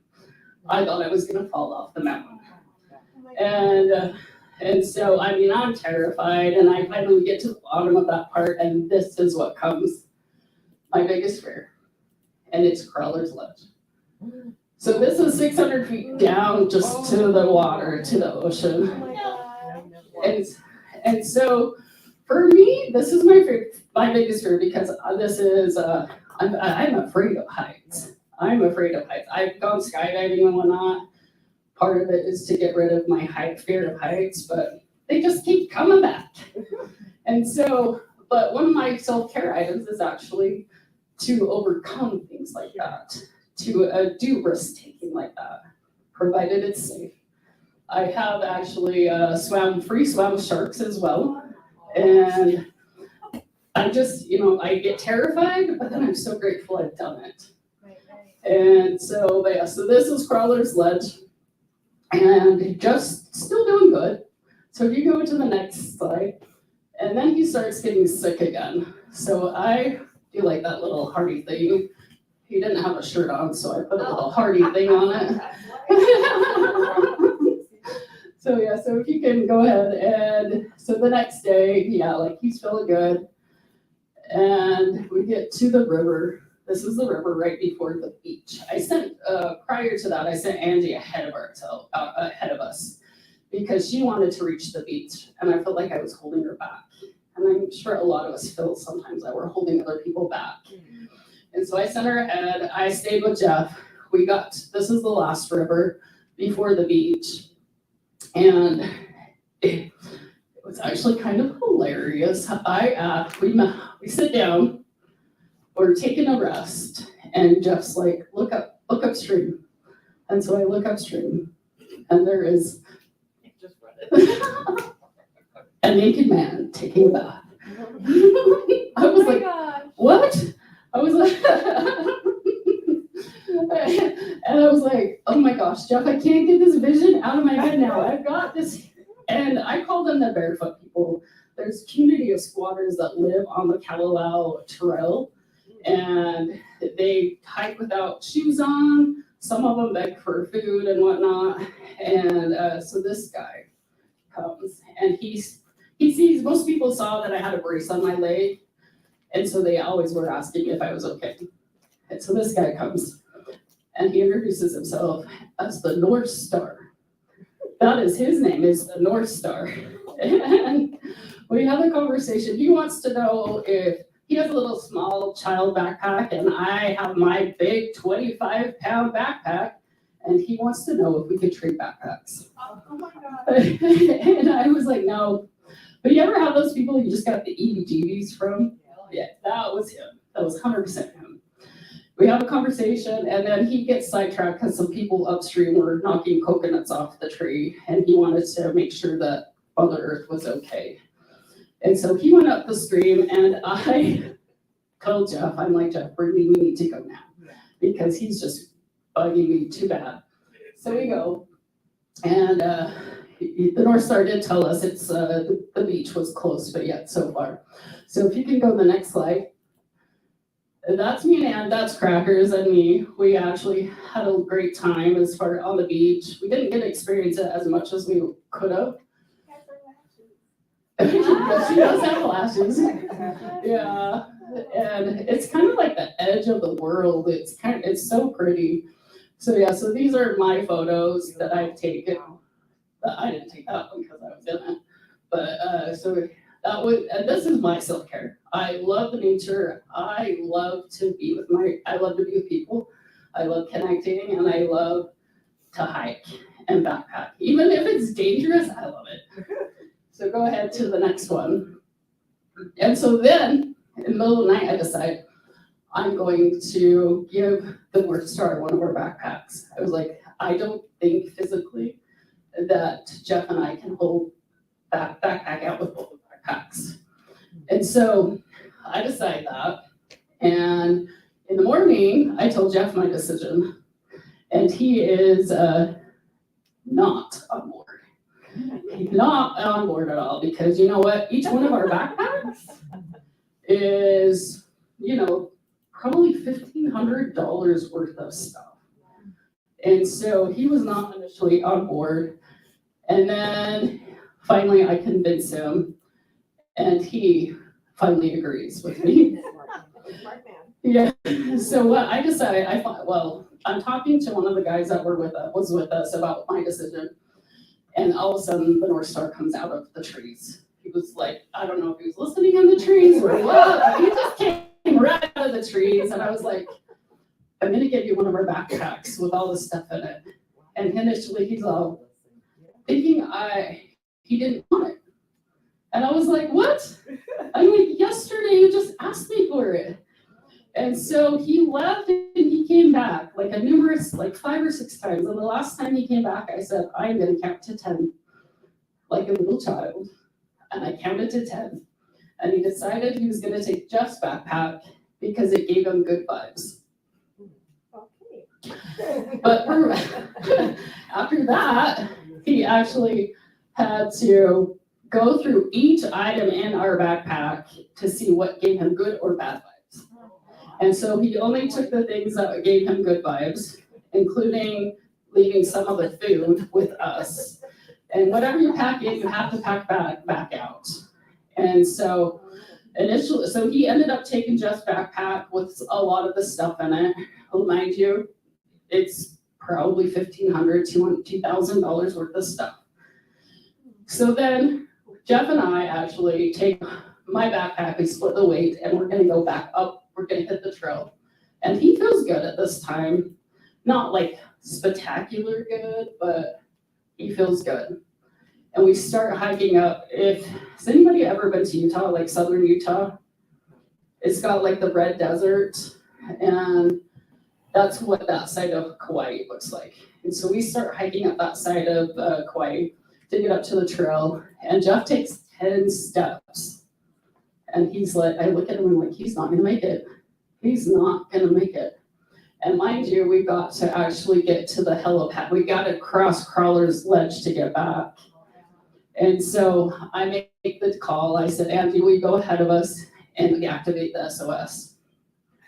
And that's actually, I didn't expect that.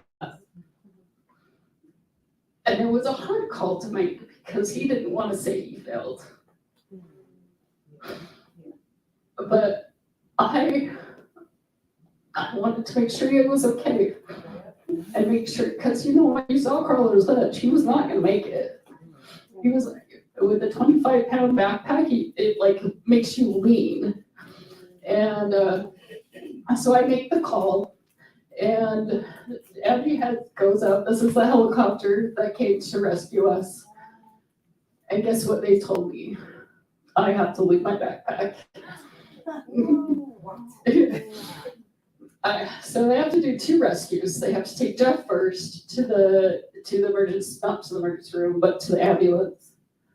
Because I had to make the decision if I was going with Jeff or going with Angie. And luckily that we had two other people that had met up with us that hiked out with Angie, so the decision was easier for me to make. And so I went with my husband, and Angie hiked out with the other boys. But yeah, so if you go back to that, you go back. So that helicopter, it's an air rescue, and it's got no room for another backpack. So they took Jeff first, they came back and they got me, told me I have to leave my backpack. Oh, thanks, sweetheart. And it was a hard decision because, you know, that's expensive. It's a $5,000 trip now. And plus we're like, I'm gonna have to pay for the airfare too, like the helicopter ride. And so yeah, so they tell us I have to leave my backpack. We take what we can and we put it in other people's packs that they could carry out the lighter stuff. And then I put what I can in my pockets because you have to have everything zipped. Because if anything falls, you're gonna crash. But what was funny, when you look at it now, my bucket list was to be on a helicopter ride. I didn't know I was getting on one that way. So, but I was able to see the Nepali coast through a helicopter without doors, without windows, something that most people would dream of. And so, go ahead. So, this is actually the North Star with Jeff's backpack. We saw him a week later in town. Oh my God. No, but so yeah, so apparently it still's giving them good vibes right there. But what I leave you with this is, you know, Chris and I were talking yesterday, and one of the things she said, it's not losses, it's lessons. And you know, don't fill your backpack with trivial stuff. Fill it with joy, love, and connection. Very good one. Very good one. Don't fill your backpack with trivial stuff.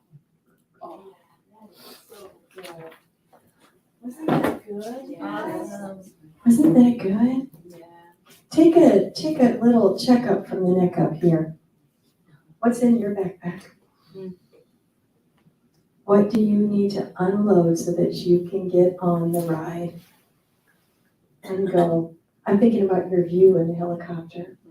And even though that was fulfilling the bucket list, right? And in an unprecedented way, that wasn't anything you expected. But if you hadn't made the call for help, if you had said, no, I won't unload all the stuff out of this backpack, you wouldn't have had the view. You wouldn't have this story to share with all of us, to tell us to lighten our load. Man, that is so powerful. Thank you, Kathy. And your hubby, he's okay now? Yeah. Okay, it's okay. All right, I'm gonna give everybody like 5 minutes. You'll know when it's time to start back up because you'll hear music starting. That lady over there is gonna sing. And we get to sing with her. And then Dr. Angela, is in the house. We're ready for her. All right. Look at that. She from this direction. What color is your computer? Is it white or is it silver? Okay, it's reflecting white right now and black. It matches you. I'm like, she's a stylist down to her computer. It matches her. Okay, you guys, 5 minutes. Do what you need to do, and you'll know when to rally back up here because you'll hear the music playing. Thanks. For those of you online, just 5 minutes. Go get yourself a fresh cup of coffee or something. Throw down an emoji or something to us and let us know that you're out there. We love you. Thank you for being here today. And fa la la la, virtual.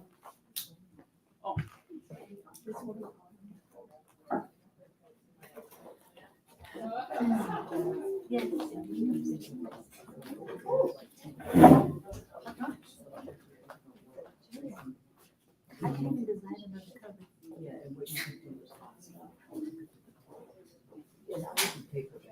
Okay. Right. Sure did. What was yours? I did. Okay. $6.99. $6.99, it's because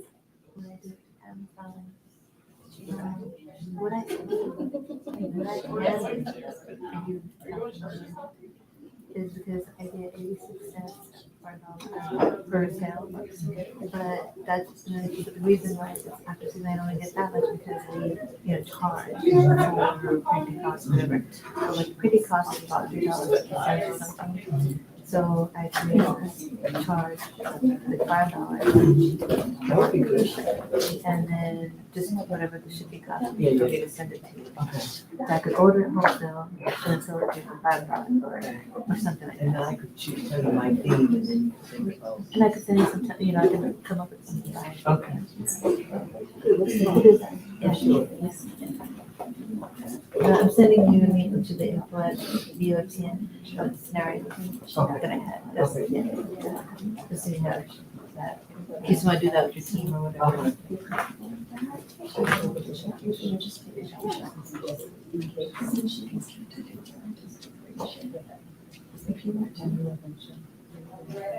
Oh, you're good.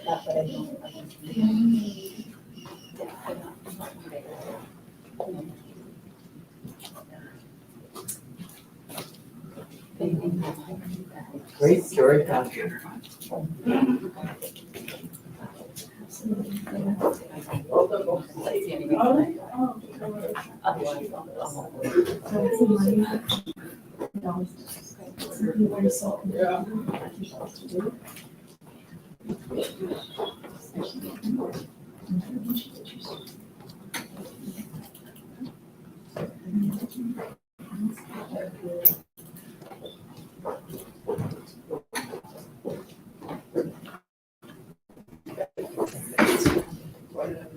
There's another backpack back there. They're both. I'm sure you knew that.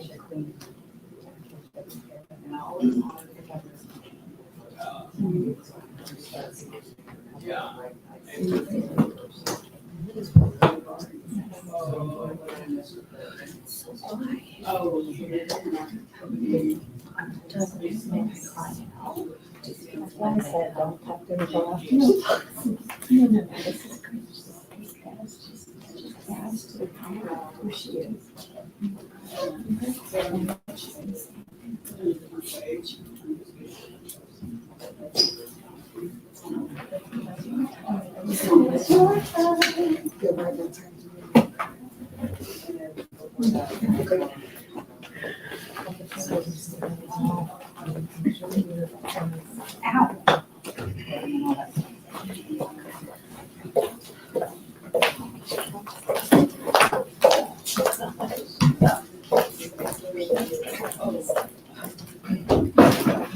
Stand up and it's like, Take a piece. Now we can do it. It's memories.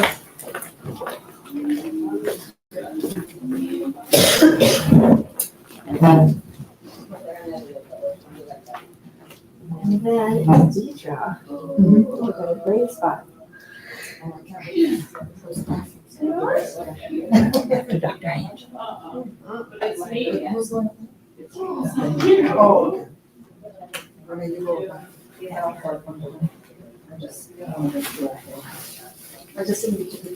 Well, Dr. Angela said it just came into me, but I feel like I feel like I'm supposed to read it to you. But it's for all of us, but I just have to come into me. Everything around you calls for your attention. But don't look behind you, but put your eyes on the mission. Just follow ministry, become the ministry. Become a vital participator in the ministry. What?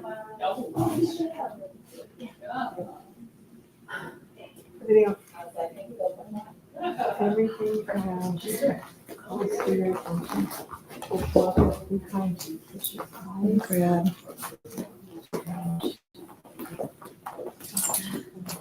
Become.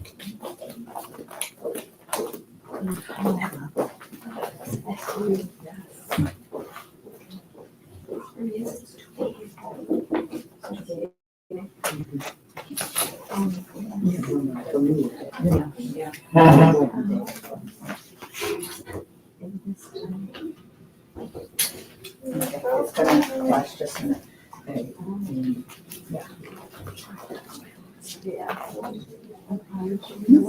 If I see take a little step forward. Yep, and then you turn that way. And then turn that way. Okay,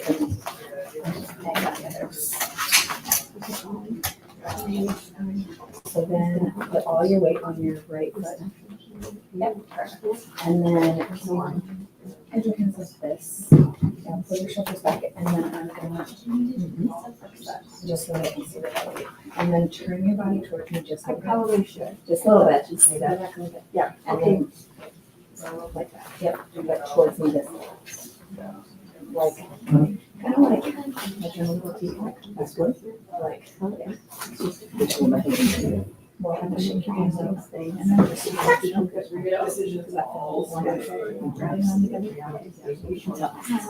then you're going to take your among them just like that. Yep. And then you're going to I'll send it to you. I hope it was the biggest smile from sharing this story ever. Perfect.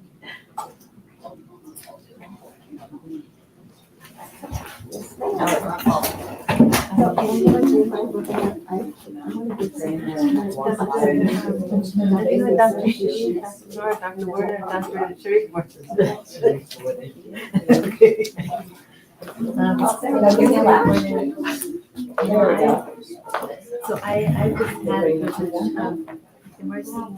We do. Myself and this community of entrepreneurs and empowerment stuff. Do you wear them? I mean, I was in the Yeah, no, it's just I lived in Philly, but I can tradition and culture is my family. I'm the oldest girl, so the others couldn't be married, so but the first two scumbags married. Let's do one straight on. And so it was number two that really threw me for me because he was married. And I didn't know that he was when I married. So three, again, no choice I had to do with parenting.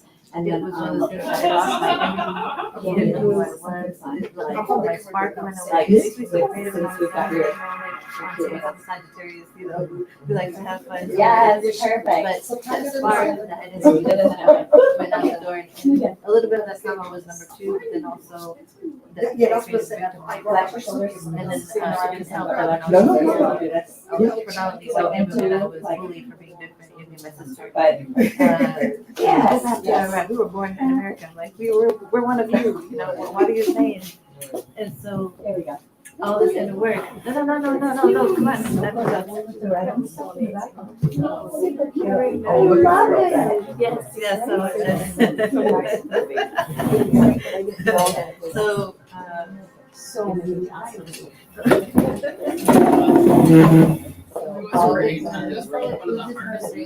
Yeah, I will.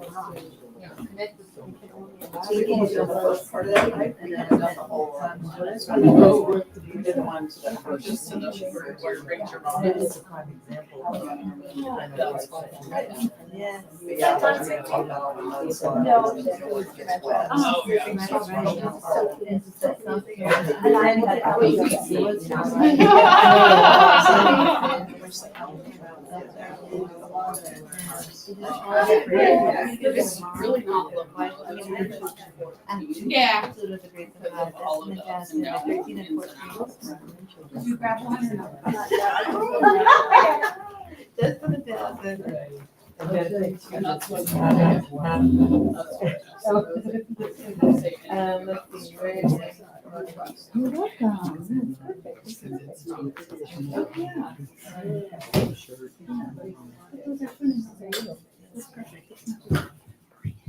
I mean, everyone needs a board. We had a break. I got some of those. Yeah, so the first got nearby, and I said, I said, you had me sing this one day, because, you know, so he did a whole spiel of, this is it, what are you looking at, you know, I'm like, that's what you do, is you make people look impressive about you. Oh. And he said that was that. I've heard those. Mr. T, with the, even your words, William. All right, found the privilege, some of the kids. There's Justin. We went to India, so we had a lot of, we went to Sunday in our family. Brought us all together out there.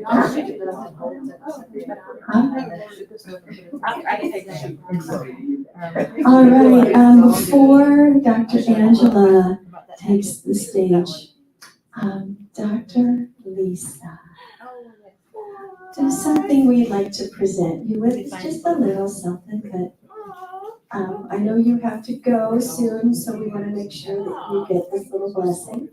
Oh, that's so kind. So if you don't mind, you can come on up here with me for just a moment. And I'm gonna stand with you for a moment. I'm actually gonna push this back out of the way for a moment.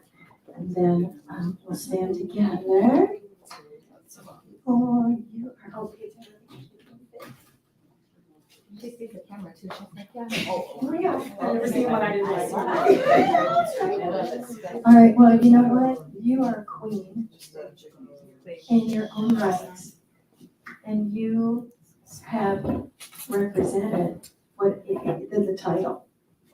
You've represented the title. And so we're going to play a song here in a moment, and you're going to have a coronation ceremony.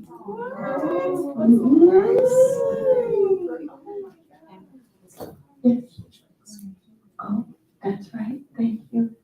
So I have an oath for you to say. So I'm going to have you repeat this after me. And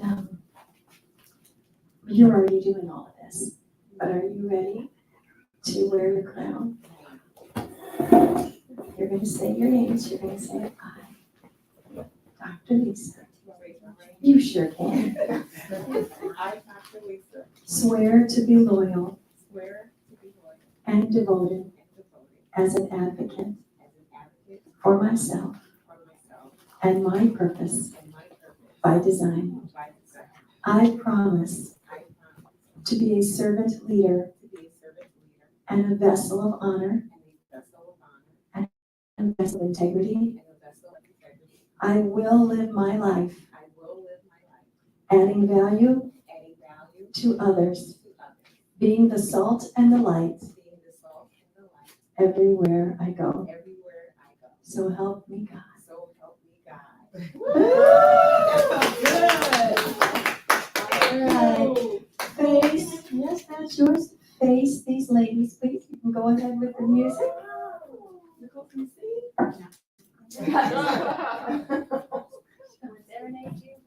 There's gonna be a commercial.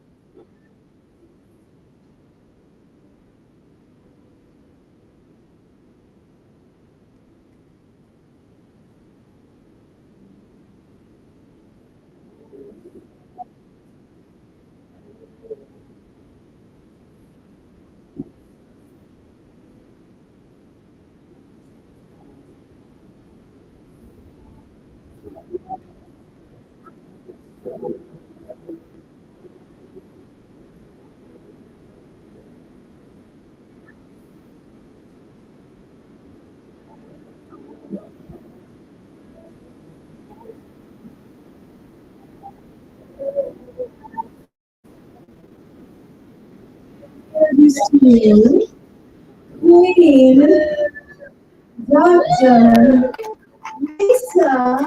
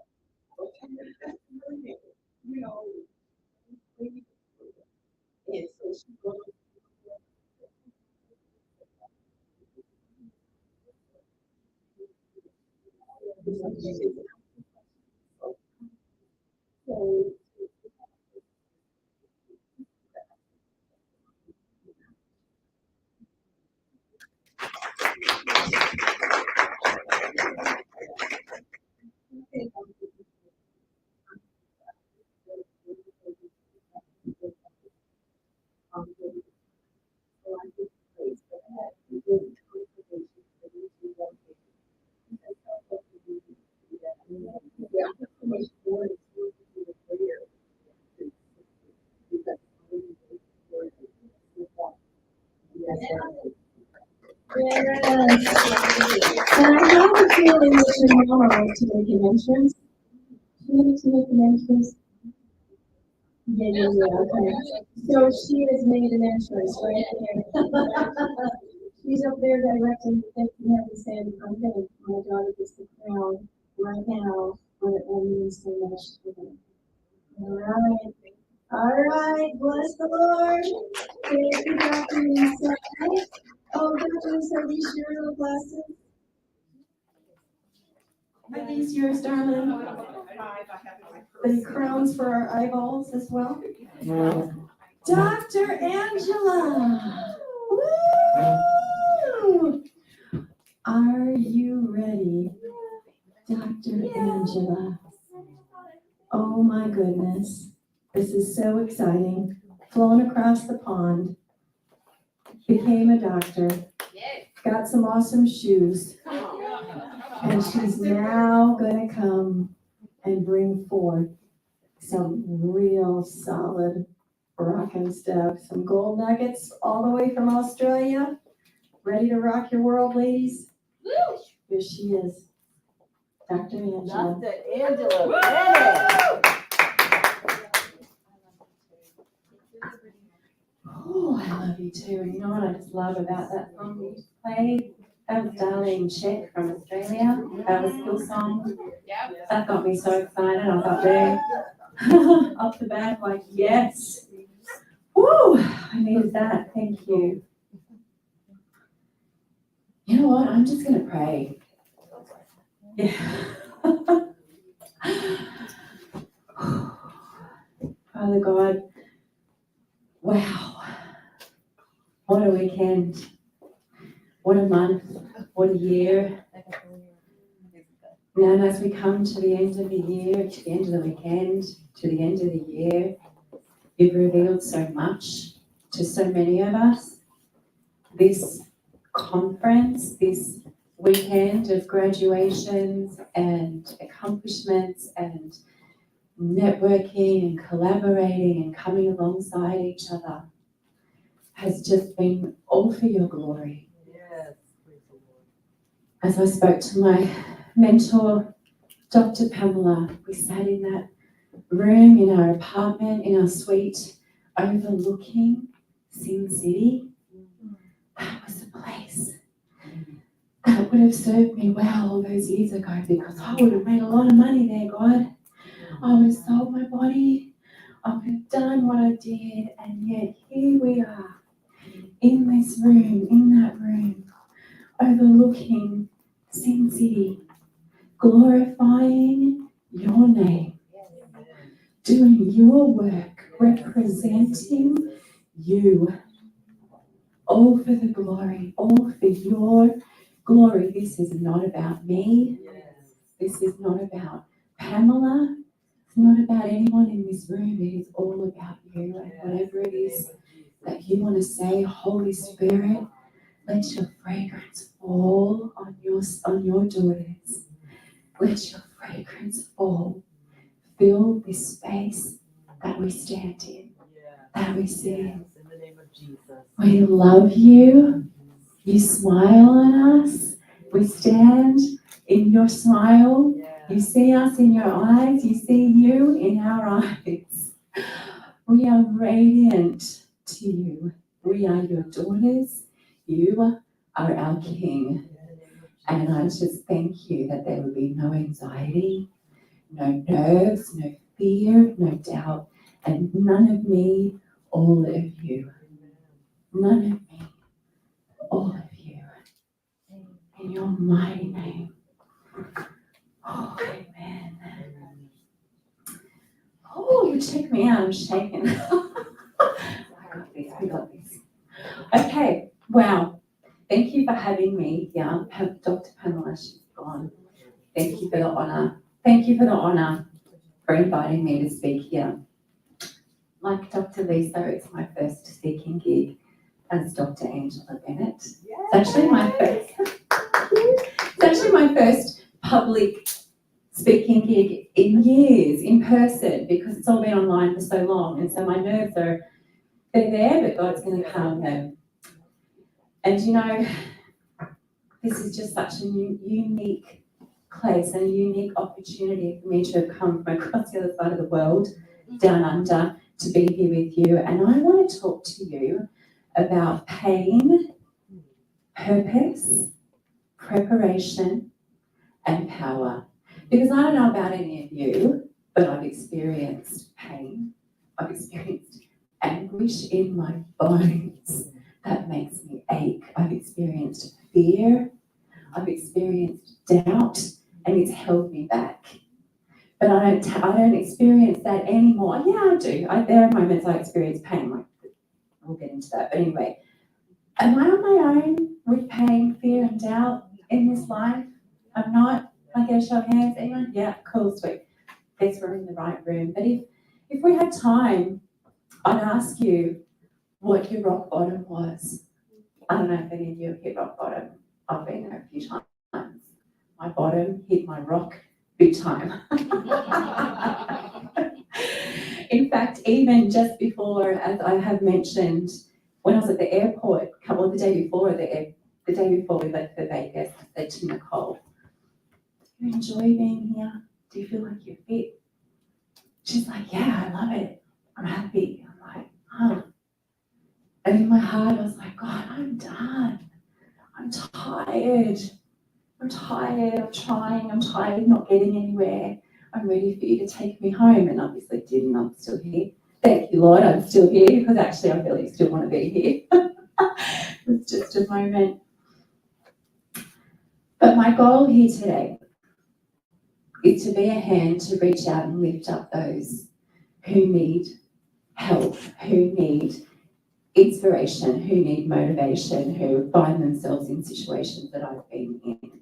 Because there's a reason that I've been in those situations. And everything that happened to me was not for me. It was for those that I can help. It's for others that need, others that I can reach. So, for example, being in the sex industry, I can reach those women because they know that there's no judgment from me. They know that I understand what it's like to be in that situation. I understand to feel the violation and everything else that comes along with that, to feel the shame.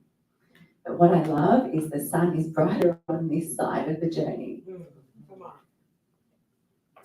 So I just have a poem that I wrote, because many times people go through things in life and they turn to something as a crutch, whether it's workaholism, whether it's relationships, whether it's sex, whether it's drugs. Mine was the bottle. And rarely do people consider what lies at the bottom of the bottle. The bottom of the bottle was where I found her, a fragment of the woman I once knew. The woman I was striving towards, gone. She was fractured, broken, lonely and sad. Sad and empty and lost. Desperate in her depths of despair, grief and sorrow suffocating her like a smothering blanket.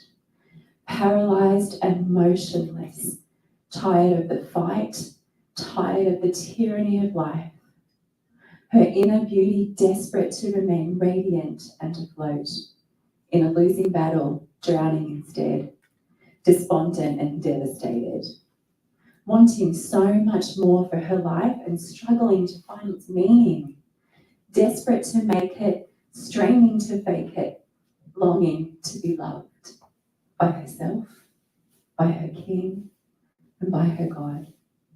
How could anyone possibly love her like this? The chewed up, spat out, broken version of what was left to wither and die on the vine, till the breakdown gifted her the breakthrough. So sad, so beautiful, so quietly spoken in the restoration of dignity, the rebuild of strength, all the while gracefully broken.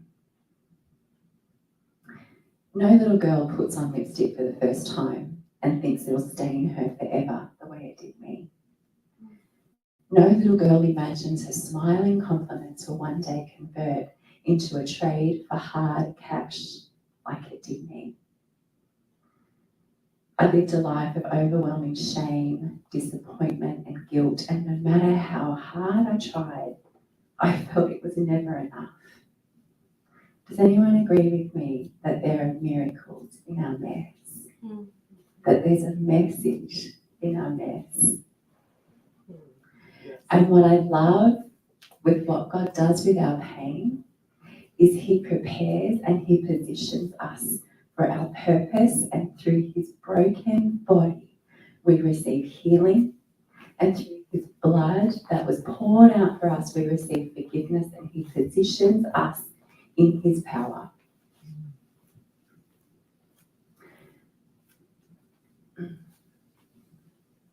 Our positioning between where God has for us and where we are now isn't punishment, it's purpose. It's purposeful. God spends time preparing us for the responsibility that He's preparing us for, because He knows us better than anyone. He knows us the best and He loves us the most. And He is going to take us, or He's preparing us for position, but for the position that He wants us for, we have to go through growth, and we need to develop patience and preparation and develop the character for the position that He's placed on us.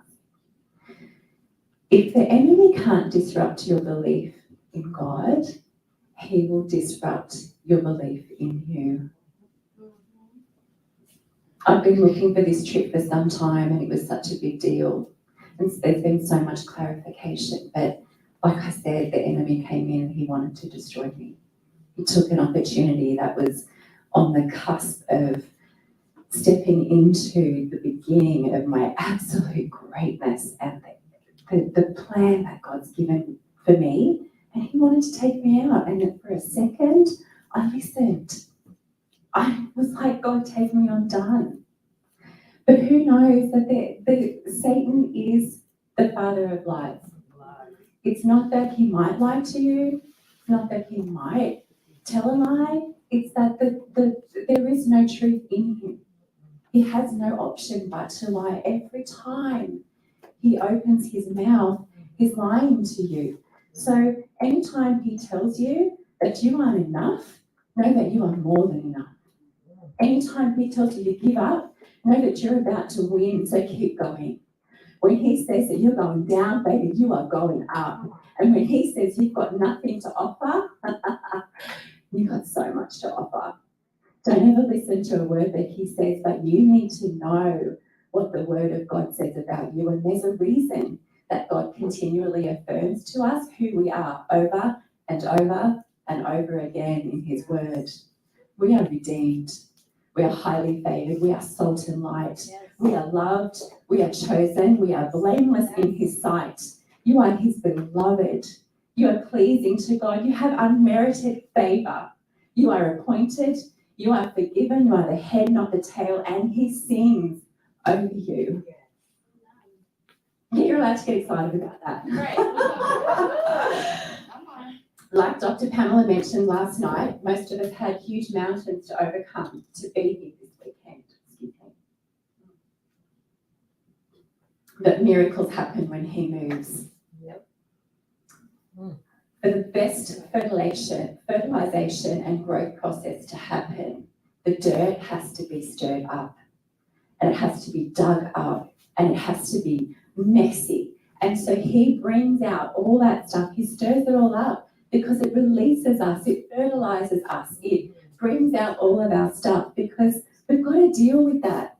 Otherwise it comes up later on, and when we step into the purpose that he has for you, when there's stuff that's still hanging around, the enemy has the place and the space to be tearing us apart because we haven't dealt with it. It's a trigger. He knows your triggers. He knows you. But the beautiful thing is grapes are crushed to produce beautiful wine. The vines that aren't bearing fruit, they're removed by the vintner.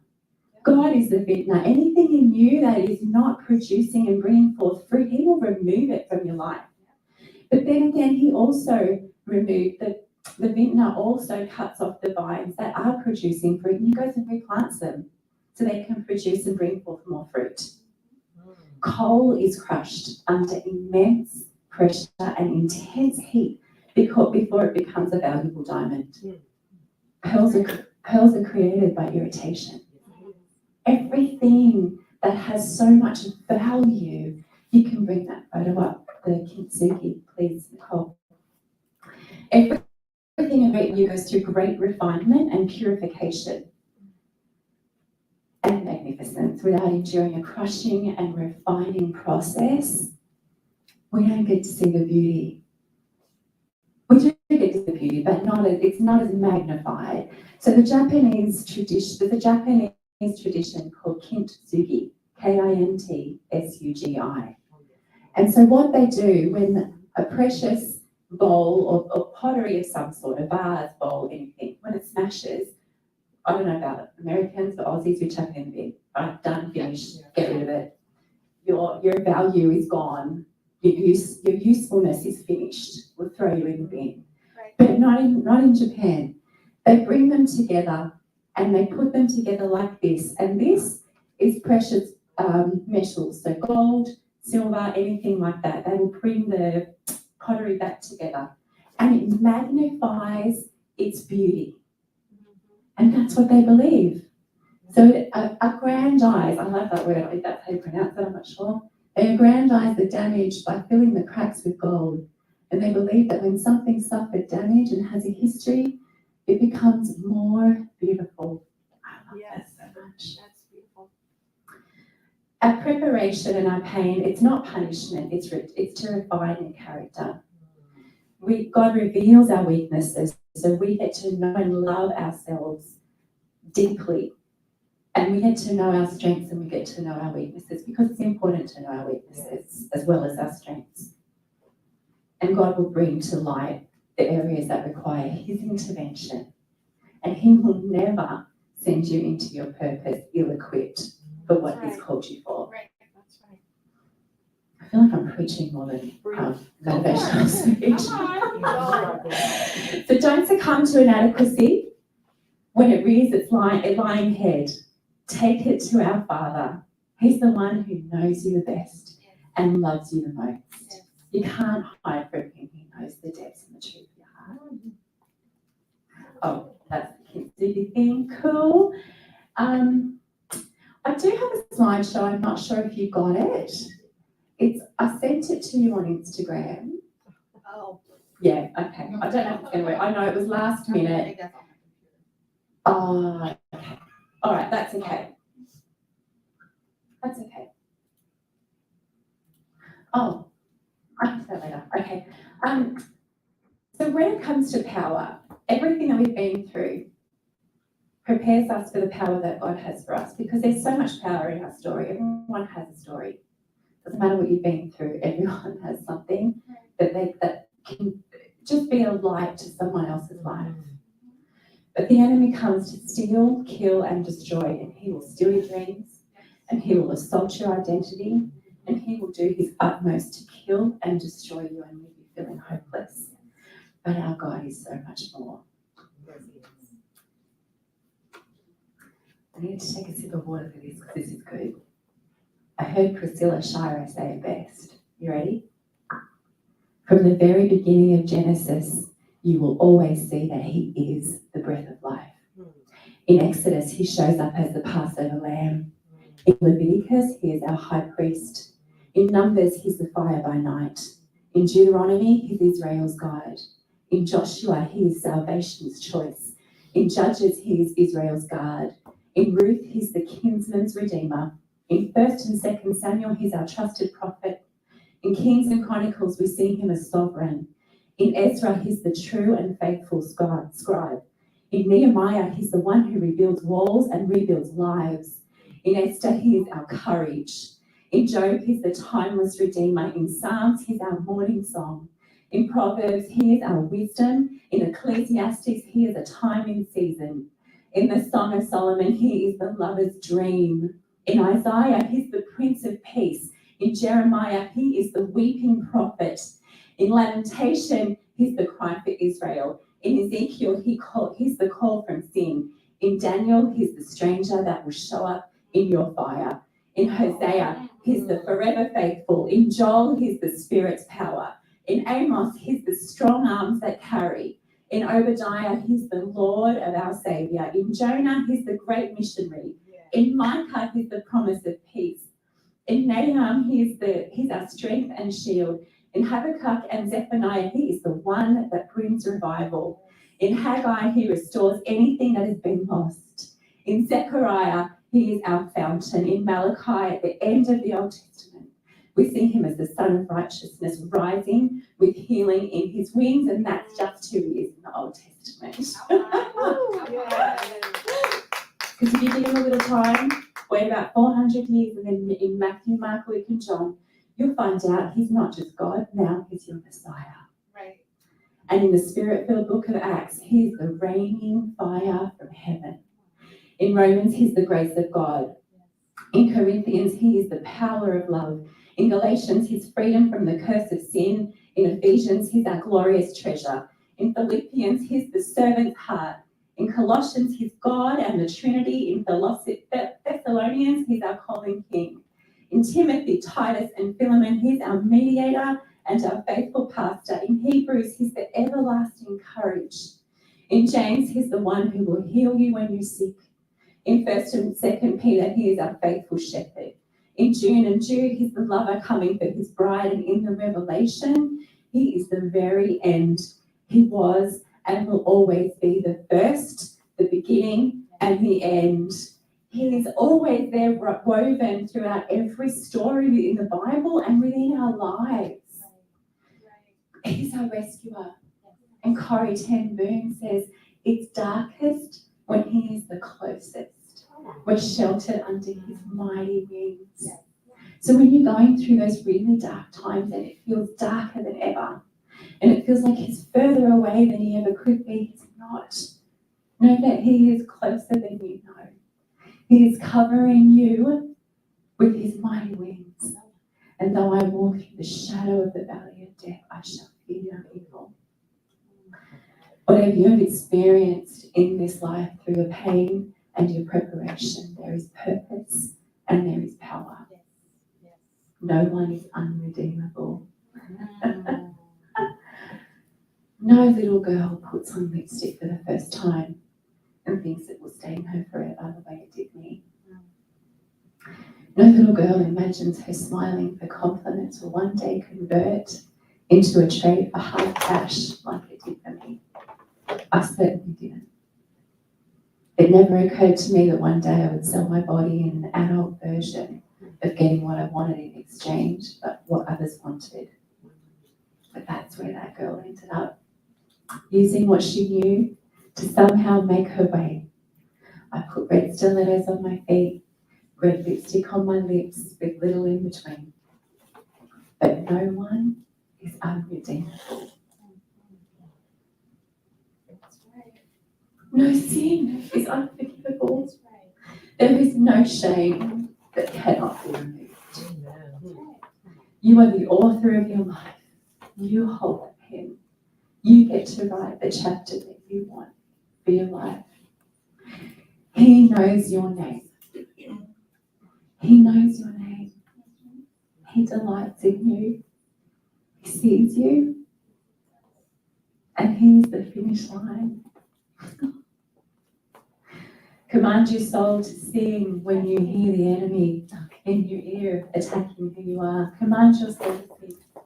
Commit your soul to sing when you hear him speak, because we know he wins. Thank you.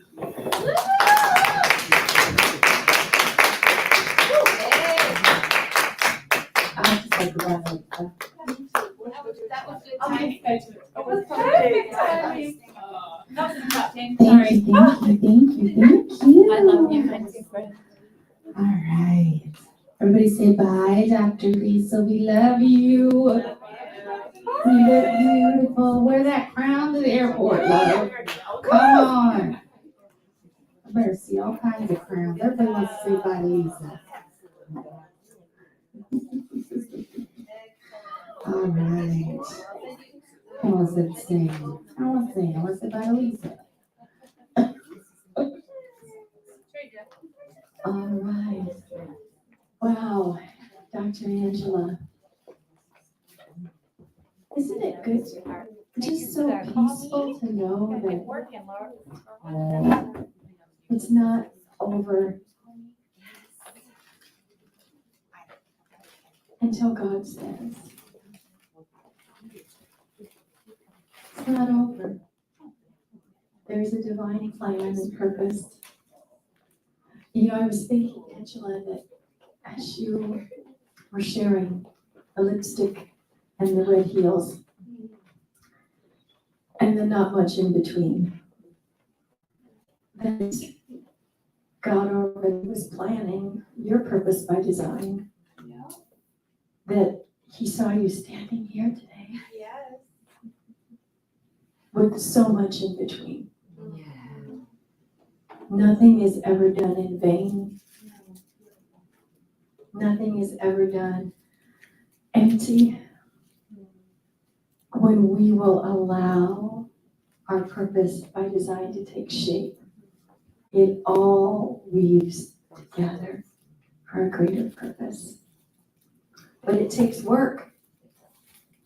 I'm sitting back there listening to, I'm enjoying that seat back there. This is wonderful because you're all so gifted and talented.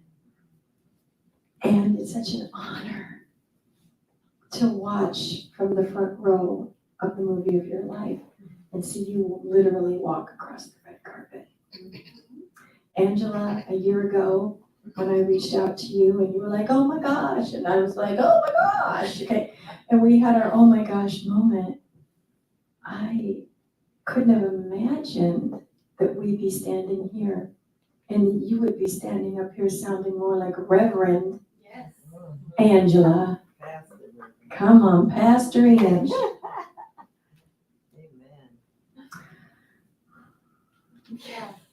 He knew. Right. Wow. Thank you. Deidre, you're going to come up here and help us pull this all together? Yes. All right, you go grab your computer.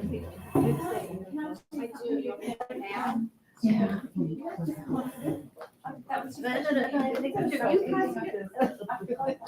No, I just wanted to do you. Not me.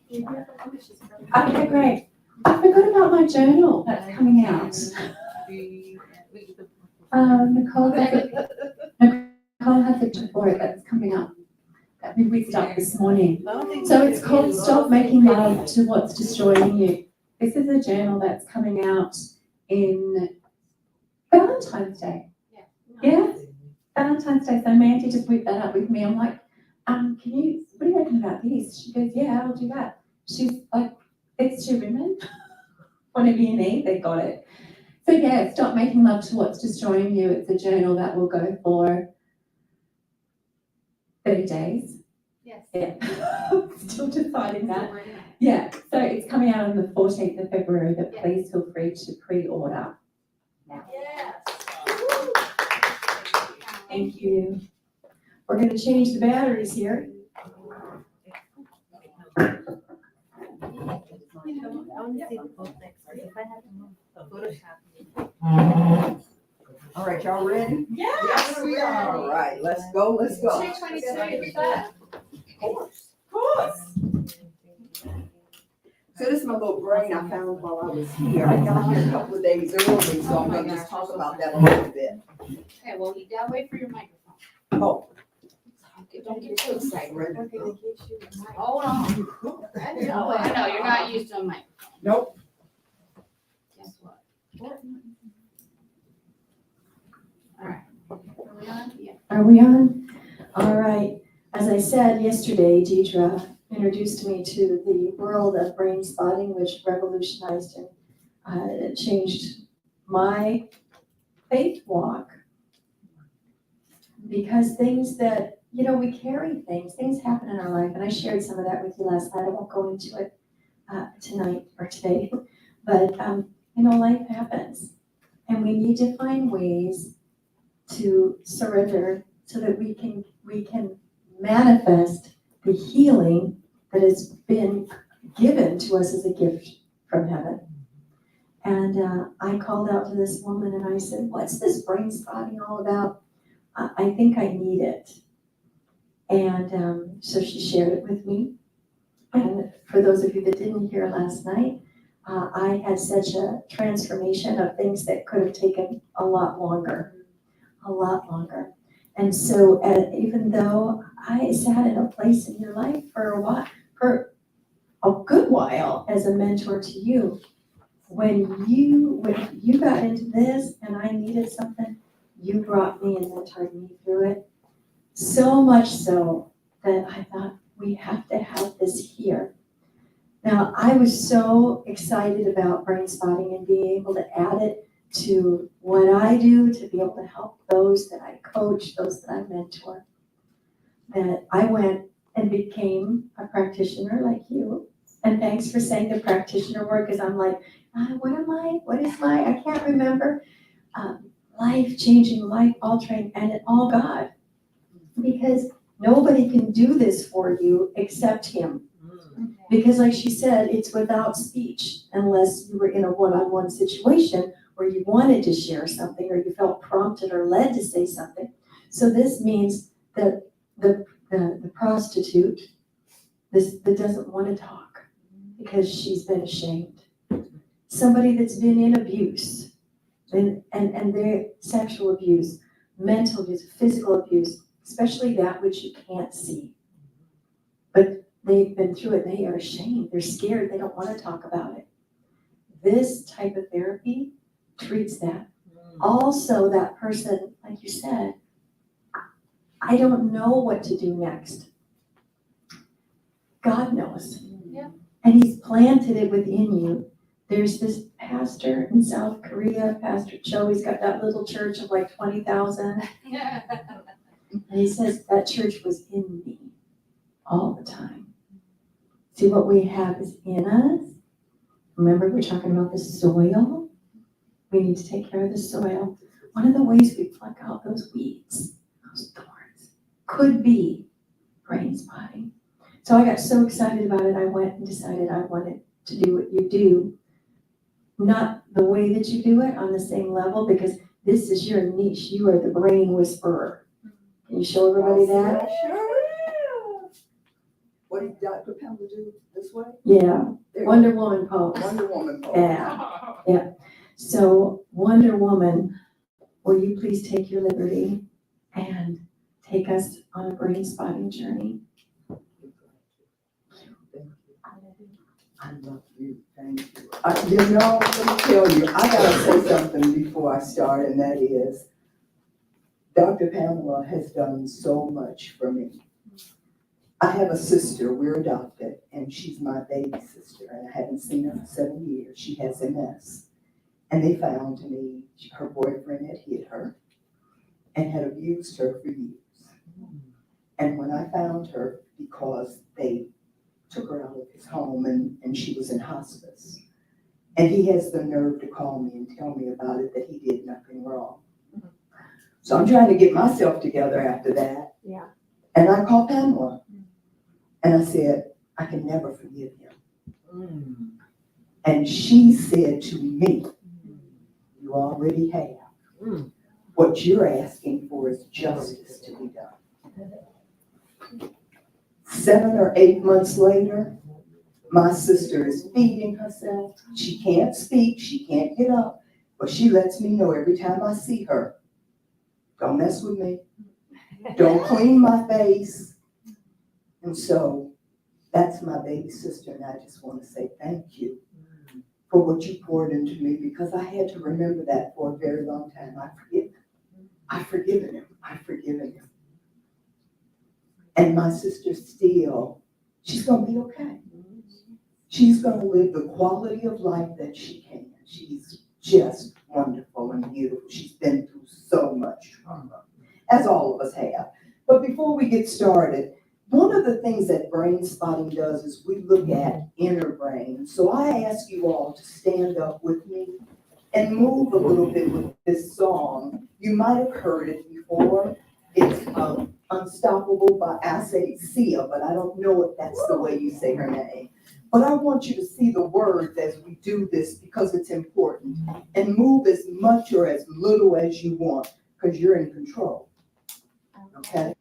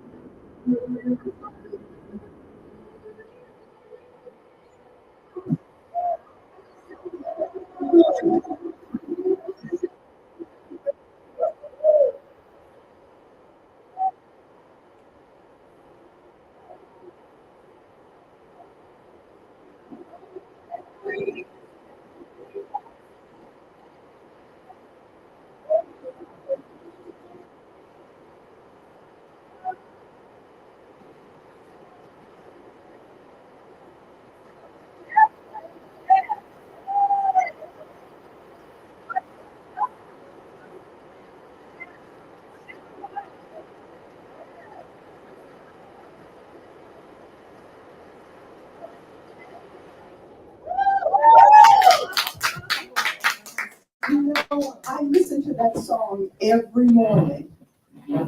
Every morning I listen to that on Spotify. And I wanted that on just because I wanted you to move.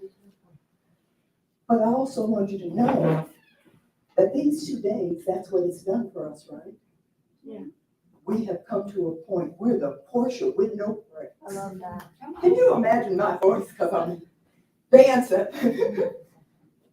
Isn't that amazing? Yes. Yes. So now I'm gonna talk about brain spot in a few minutes.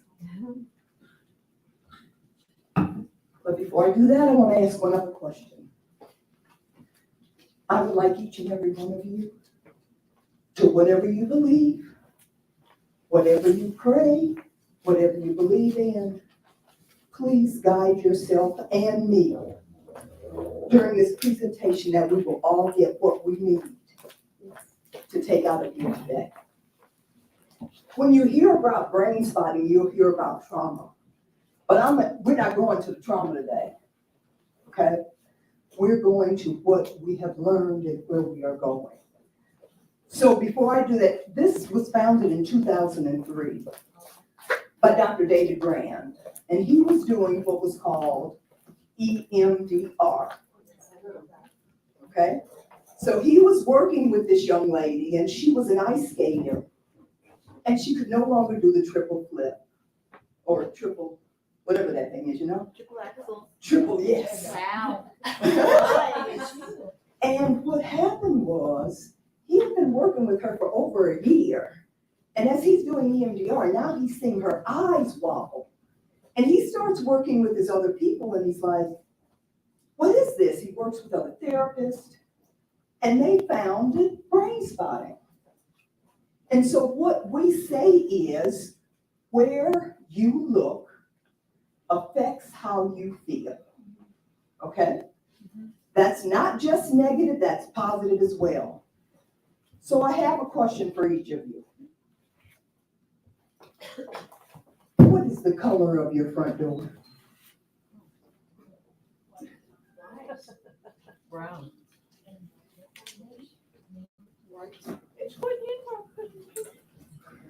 Let me tell you why I asked that. When you tried to pull up that memory, you looked somewhere, right? Your gaze spotting. We do it all the time. And so I'm gonna talk a little bit more about how you do this in order to get yourself to where you wanna be.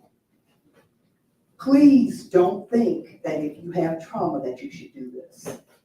You need someone to support you and be there for you if we're talking about trauma.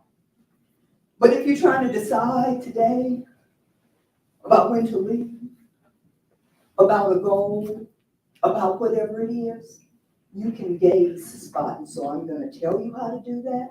That is a form of brain spotting. And I'm also going to give Nicole a sheet that gives step by step on how to gaze spot. Thank you, teacher. No problem. I think it's great. What happens is our eyes go inside. You know, our eyes are the first thing to pop out when we are in vitro. And it's dark where the brain is. Our eyes are connected directly to our brains. And our brain is connected to our spine, to every portion of our body. So when we talk about how we feel, what we're doing, and I start working with people, and I'm quiet, and they say, oh, what's that? I don't know. You know better than I know. You know who you are. So we create new pathways, neurons that wire together, fire together, right? Right.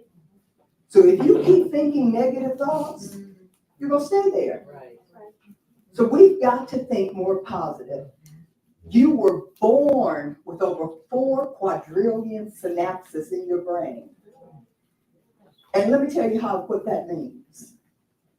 If you took 2, not 1, 2 Olympic-style swimming pools and filled them with sand, every granule of sand would be a synapse.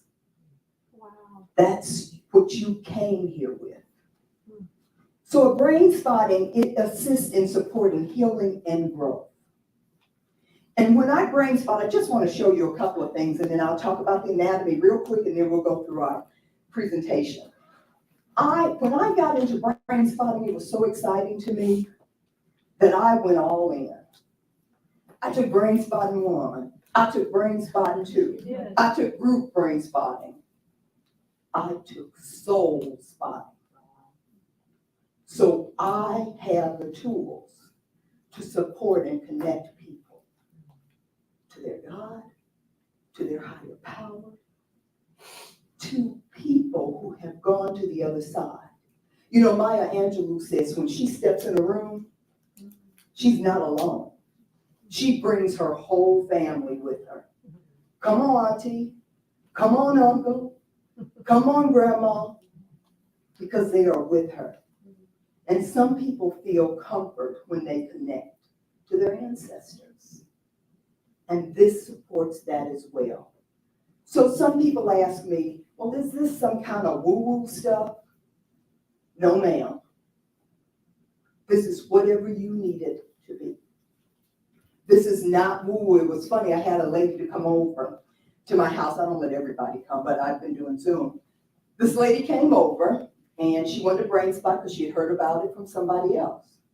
She takes her shoes off and puts her feet up. I'm good. We're brain spotting. I take this little wand out, talk about what she wants to work on that day. And then I ask her, what does she want to use as a topper? So some people want fun toppers, right? And some don't. So this lady is doing some serious work. And she's going in and really working. Next thing I know, she pulls off her wig and throws it on the ground. Now I'm like, oh dear Lord, I'm trying to be a brain spotter, and I got 2 little dogs. And she just threw her wig on the floor. I can see my dog running. That was the devil. That was something different than what I needed to be. Because when I brain spot, I gotta be there for you. I gotta be there. I don't have time to watch the dog take the wig. I don't have time to worry about you taking off your earrings and your shoes. And so if I'm not grounded and settled, you can't be grounded and settled. And I'm telling you these things because there are brain spotters all over the world. And if you are interested in brain spotting, you can call me. You can go to brainspotting.com. You can find somebody in your area who does this. That's why I tell you those things. And then you get a pointer. And when we say where you look is how you feel, we look up, we look down, we look to the sides. But before I go any further than that, I want to tell you something. I found this while I was here. And it doesn't give you everything, but our neocortex is where we talk from, right? That's in the front. It's before the cortex. And that doesn't do the healing because a lot of times our thoughts are stuck further back because our brains and our bodies want to protect us. They love us. Our body knows what it needs to do. And so it takes those feelings of trauma and other things and stores them and encapsulates it. So today I may have gone through something that I went through as a child. I may not know why I felt what I felt today. But when I brain spot, like I told you guys earlier, I know. And the reason I know is because there is no talking as part of your subcortex and as part of your brainstem. You know, Dr. Pamela showed us yesterday a picture of a brainstem. And that's what goes all the way down through your body. So we may have, when you're doing brain spotting, you may have a twitch, You may see something or remember something. All of those things happen. And where those memories are stored is in what we call our reptilian and mammalian brain. Now, we have more brain power than anything else, any other animal. We're the highest being, right? But we still have some primitive brains. And those primitive brains are where we feel, where emotions are stored, where memories, all of those things. And although our neocortex thinks it knows us well, it's actually our subcortex that really knows the truth. So I have a shirt that says, "Don't believe everything you think." True. So I got all this stuff, but what I want to do is take you through a gaze spotting. Brain spotting supports you finding your highest possibility to expand your desires and your dreams. It's helpful for gaining clarity and becoming more grounded. And that's why we're going to do this today.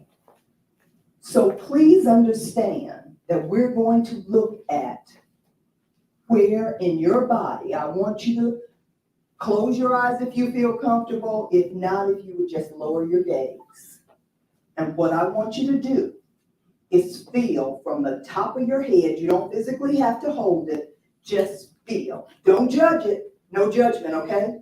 This is a judgment-free zone during this. From the top of your head to the soles of your feet. And I want you to think about what has transpired in these last 2 days in this conference. And I want you to tell me, or feel it. I don't want you to tell me, I'm sorry. Where do you feel that in your body? I want you to find that place.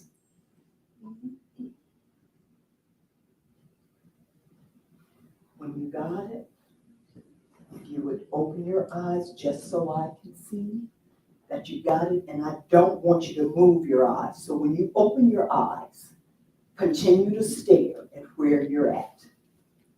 Okay? Whether it's looking at me, whether it's looking at a space on the wall, whether it's looking down, it doesn't matter. Wherever you're looking should connect you to that feeling of what happened this weekend.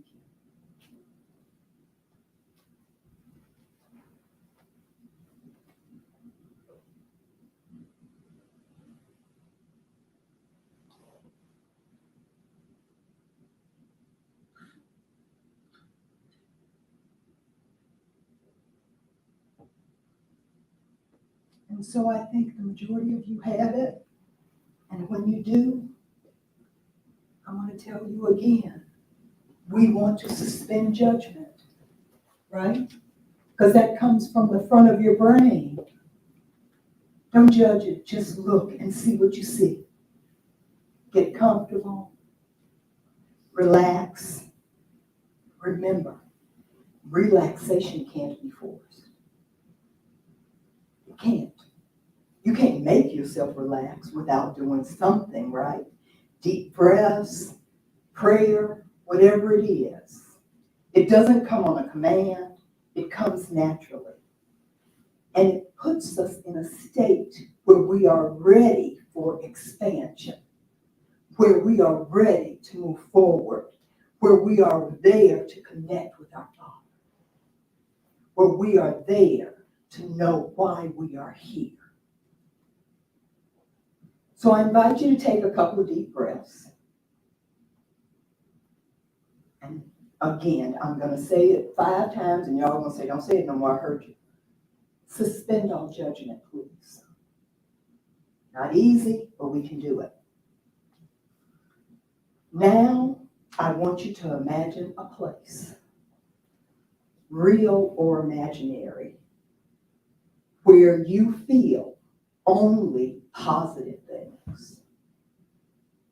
And I invite you, if the negative thoughts come through, you say to them, "Can you please step aside right now? I'll deal with you later." So if you're worried about traffic, if you're worried about your flight, if you're worried about money, worry about that later. Let's go to the positive with all that we have learned this weekend and follow along. And Holly has on. So now this place that you see, whether it's imaginary or real, you only have positive thoughts. This place has the temperature you like. It has the smells you like. It has the colors that make you smile. It has the sound that makes you calm and inspires you. This is a place where you can go to expand your connection with your spiritual resources, your true self, your sacred truth. I invite you to see this place of serenity in the distance. You notice a beautiful book as you get closer. I want you to take this book in your hands and open it. Within this beautiful book are the positive events that you're taking away with you from this conference.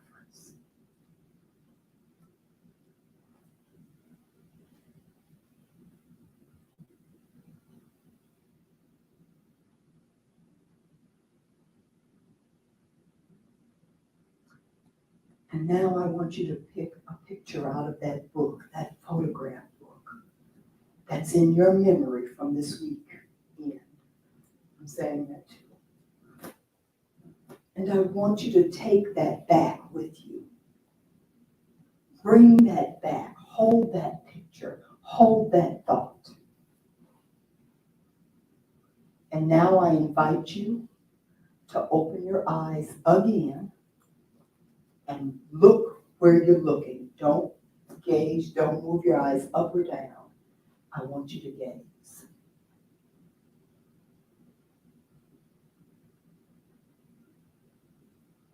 In your mind's eye now, notice that picture again that you brought with you from this weekend. Hold on to the positive things from that picture. If that picture could give you some advice about where you are today in your life, what would it tell you?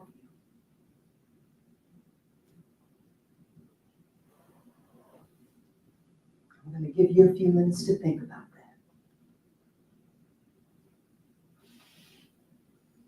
If that picture connects you to God, and there is a message for you there, what is the message that the Lord would want you to have?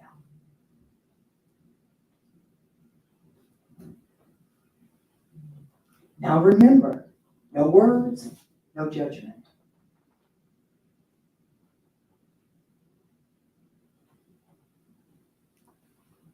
I want to invite you to write down 3 words or phrases that you have gotten from this weekend.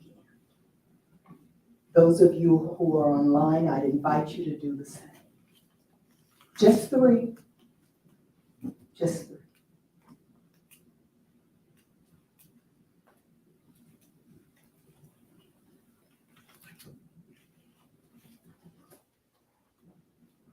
I'm taking away love of a sisterhood here. I'm taking away so much.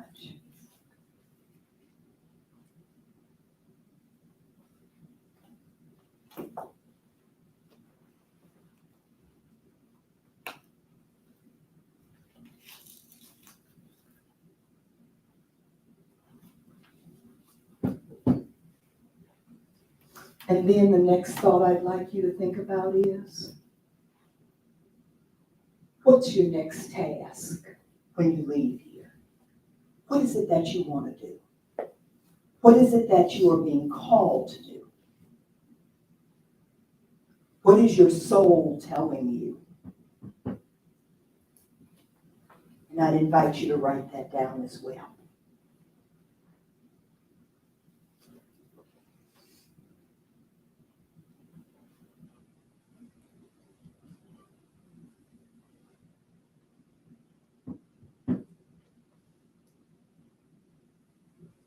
Good. What I'd like to go around, because we have pulled so much, and if you would just share one thing that you're comfortable sharing, one thing that feels good. Remember, we have suspended all judgment and the negativity is behind us. So all we want to do is now take forward from today the positive. Just being you raised your hand. Would you like to start? Yes. The one word.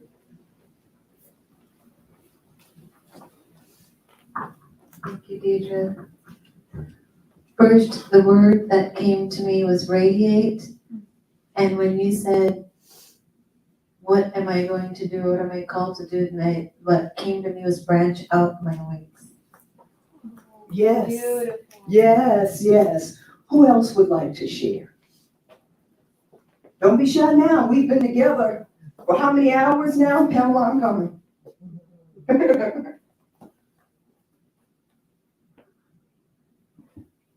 Collaboration.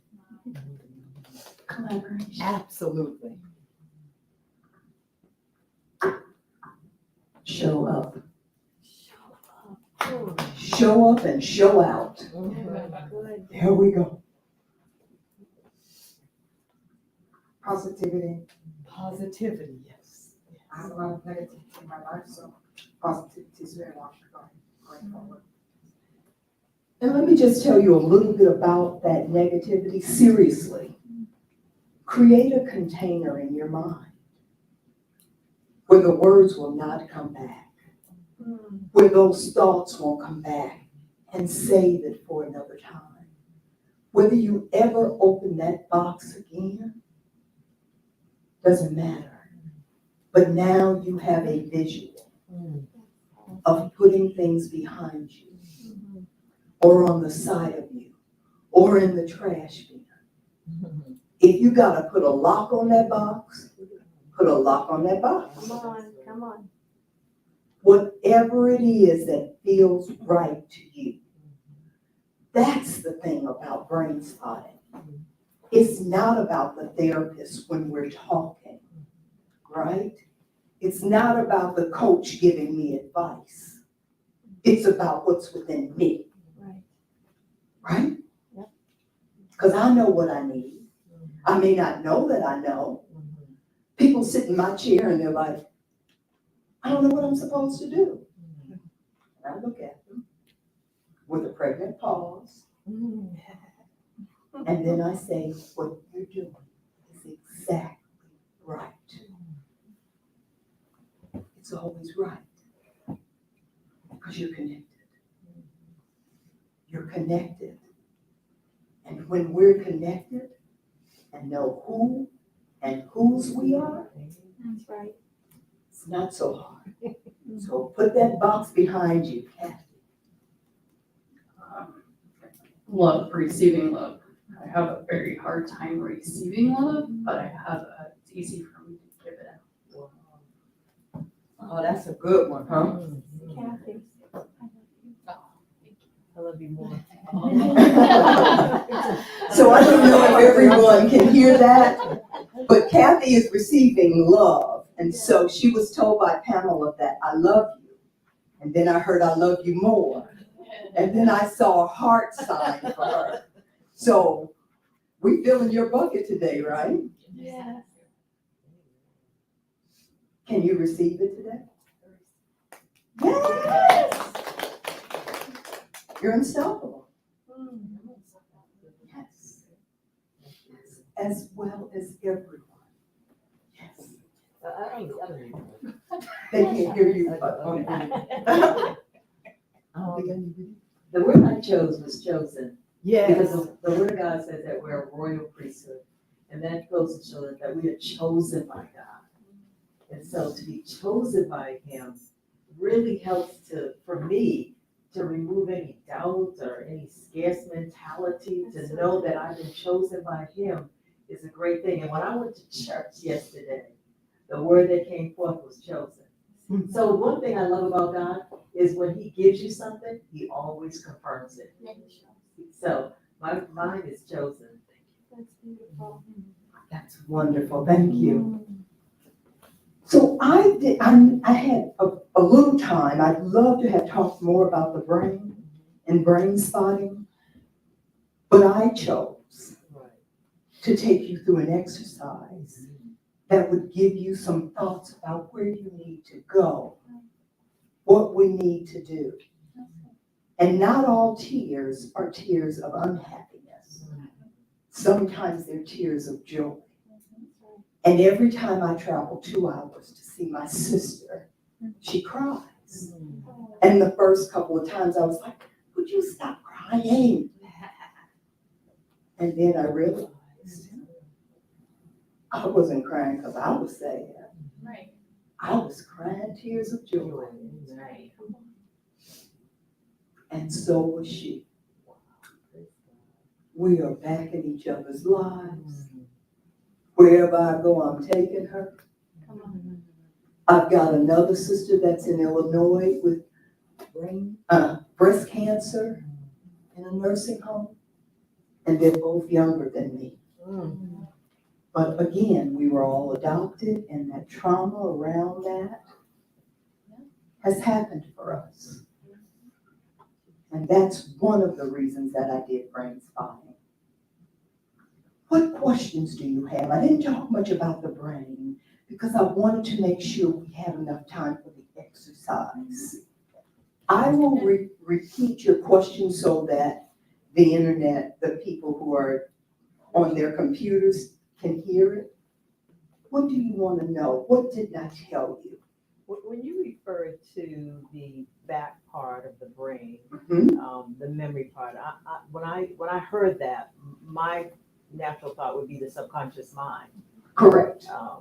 So the question was, well, the start of the question is, when I referred to the back of the brain, it was regarding, you saw it as the subconscious mind. Yes, absolutely. And it's the subcortex, right? And it is not something that comes up right away. And that's why I asked you what color was your door, front door? Because you can't, you don't recall it right off, right? You got to go back somewhere in there and look at it. Go ahead. I stopped because I wanted to make sure. Yeah, no. So it just made me think of that. And with your subconscious mind, it only does what you tell it to do.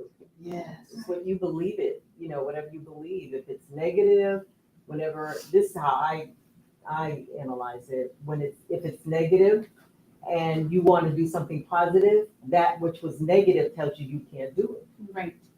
So therefore, I love what you said was to feed your mind or your brain with positive things so that when you go to do something, you feel more encouraged to do it. Like what Kathy said, she gives love. She loves to give love, but she has a hard time receiving it. So I want to stop you so I can let the others know that are our friends and family that are online. What I heard you say, and maybe I should have given you the mic, I apologize, but you are saying that the negativity, when it comes, we need to suspend it, and that our minds tell us what we're thinking. And we can change those things. Absolutely. Okay, I did hear you, right? Absolutely. You're right. And when I thought about what you said, so now she knows, and I don't know if you feel this way, I'm just talking about from what I heard, is that the very fact that you think you can give something, but it's hard for you to receive it. Then it takes us back, why is it so hard for me to receive? Right. What happened? And it could be even as far as our childhood. That's right. Something that happened that we just, I call it the unknown, that those unknown things that you don't want to remember, or you just bury them so deep. That's what happens. And so what we were talking about was when Kathy said that she could give love and not receive it. That because some of the things that happened in our childhood are so far back, And we want to know what happened. Why are we like that? That's exactly what brain spotting does. It connects us to those memories. So I told you guys about my weight issue and how I worked through that. When I heard about my sister, it was amazing, the path. And part of it was I needed to deal with me. I needed to be okay. I needed to rise because some decisions had to be made. And those were placed on me. Whether my sister lived or died was placed on me. And let me tell you, that wasn't fun. And so the thing I did was got on the horn with my brain spotter, with my coach. And I said, you gotta help me out here. I can't do this. What I remembered was I walked from high school if somebody messed with my sister in her grammar school. I protected and took care of her all her life in my mind. And for 7 years, this man had taken her away and had harmed her. And I couldn't do it. I couldn't protect her. But that's not where I stayed. That wasn't the end of the story. My sister weighed 70 pounds when she went in that place. My sister's 90 pounds. She can point to things and tell me she wants a chocolate shake. Don't bring me vanilla. No vanilla. Chocolate. But I had to get myself together because I couldn't go in there all frail and upset and crying. I got to be who I am. I got to stand in the power of who I know and what I know. That girl is 90 pounds and she is doing well. TMI, but so I had to get her Social Security because she's disabled. And so when I went down the last time, her ex-husband came. And we sat around and we talked. And I told her, I said, now I can start to move you. I can look at moving you closer to me. Next thing I know, because I give her my phone all the time, that girl done pulled the credit card out of the phone. Oh. Her ex-husband said, nothing's changed. She has the wherewithal to know that was her money and how to get it. Can you imagine what I'm going to do when I get her closer to me? This brain spotting and acupuncture and chiropractic care and God and prayers and everything else is going to happen. It's going to happen. Because he's faithful to his word. Right? What else, Pamela, what did I miss? What else do you need to know? What would you like to know? So I want to tell you. I was kind of skeptical, I must say. Most people are. They're like, what is brain spot? Come on now. I didn't know if it was woo-woo. And because, this is my first time meeting you and not being here. I don't want to say this. I want you to say it. I want others. Yeah, I wasn't really sure. To be honestly, I was here to support Angela and Lisa and to meet you.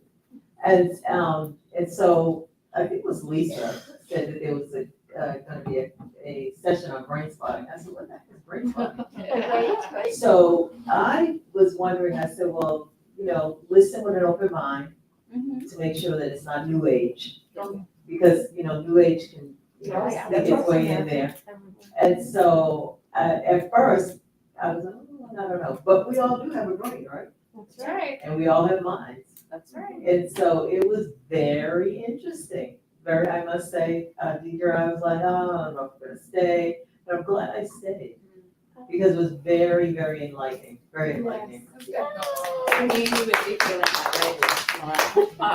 Actually, I will. I'll say something. I knew you would be feeling that way. I was mindful of you being here and experiencing this, but because I've had a session with Deidre before, and then I also had a session with Pamela, Dr. Pamela, just a couple of days ago. I was like, it's okay. I know that you'll be okay. Because I didn't say anything. I need to communicate that with you. You're a grown woman. You can make your own decisions, and you're very discerning and wise. So, yeah, I'm glad you felt about it the way that you did. It helped, I mean, because that's how I think of your conscious mind and your subconscious mind. I Yes. mean, you guys, and it's the same thing. Someone could say your subconscious mind and your conscious mind, oh, she might be talking new age, but it is a reality of who we are. That's right. And so I just want to show you, since I got a few minutes, so I have a young lady who is very dysregulated. And what I mean by that is she's been diagnosed with some really severe mental health issues. And she will call me and she will say, Deidre, I need a brain spot. Okay, let's get on Zoom. All right, but I need a dinosaur. What dinosaur you want? She said, don't give me none of those nice dinosaurs, Deidre. I want a mean dinosaur. Oh my God. Well, which one is mean? And so when she decides what she wants, then I put it on the top of my topper. And what this is used for basically is to keep you in the back of your brain, into brain spotting. And so we can look up and we look down and we go to the side and we go to the other side and we find where you are connected to the issue. Now there are others, adults, I use colors, okay? And the funny thing was I had a topper and Lisa, I want green. Okay, let's put the green one on there. And this is one of those funny looking things that you put on the end of pencils. Right. And I had it this way, sideways. And she said to me, I don't like the way that looks. Okay, what you want me to do? I don't know. Well, you gotta want something. You don't like this. What do you like? Turn it sideways. Okay, that's the back to me, but it's sideways to her. Why am I gonna say that's not the back? So I turned it this way and her processing went so much further. This is good as we've talked about with trauma. And the reason it is for those people who have been through, for police officers, for people who have been abused, for people who just can't talk. Then I have others that talk the whole time. Ooh, I'll tell you about a young man who had lost his sister. And I was on Zoom with him. And he's like, I just need to know she's okay. He had been sent to me by his minister. He puts his hands on his belly and he's far enough back so I can see it. And he takes one hand and puts the other on top of it and he's patting it. And so when he is ready, when he has stopped processing, I asked him, what happened? And he's like, we were walking on the beach like when we were kids. And I saw her write, I heart you. Said, you need to process some more, you good? I'm good. Because at that point he knew that that's what they did when they were kids. And nobody else would know that except for him, right? Right. It was there. It was there, exactly. That's what brain spotting will do. Find yourself a brain spotter. Yep.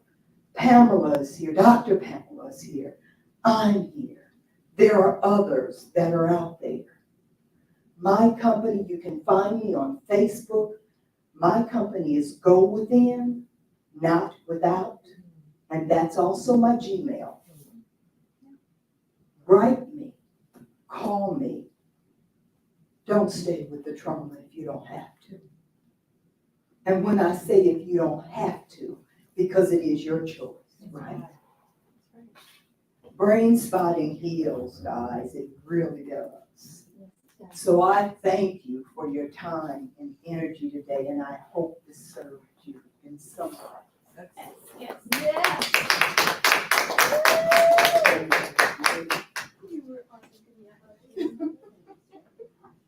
Did you get something out of that? Yeah. Some something out of that? Got some direction now, more direction. I know you had direction, teacher. That was awesome. That was awesome. If you need a potty break, take it. Otherwise, we're going for the home stretch here. Okay? So, we're going to, for Nicole, we're gonna go with, the next part, which had to do with the habits. And then I'm gonna wrap everything up there and we'll go into the ending ceremonies. So, we're the ideal, darling. We're the ideal. We're gonna wrap both of those up. That's okay. We're the ideal. We're the ideal is a statement that I like because it's a nice way to talk about goal setting. A progressive realization of a worthy ideal. A progressive realization.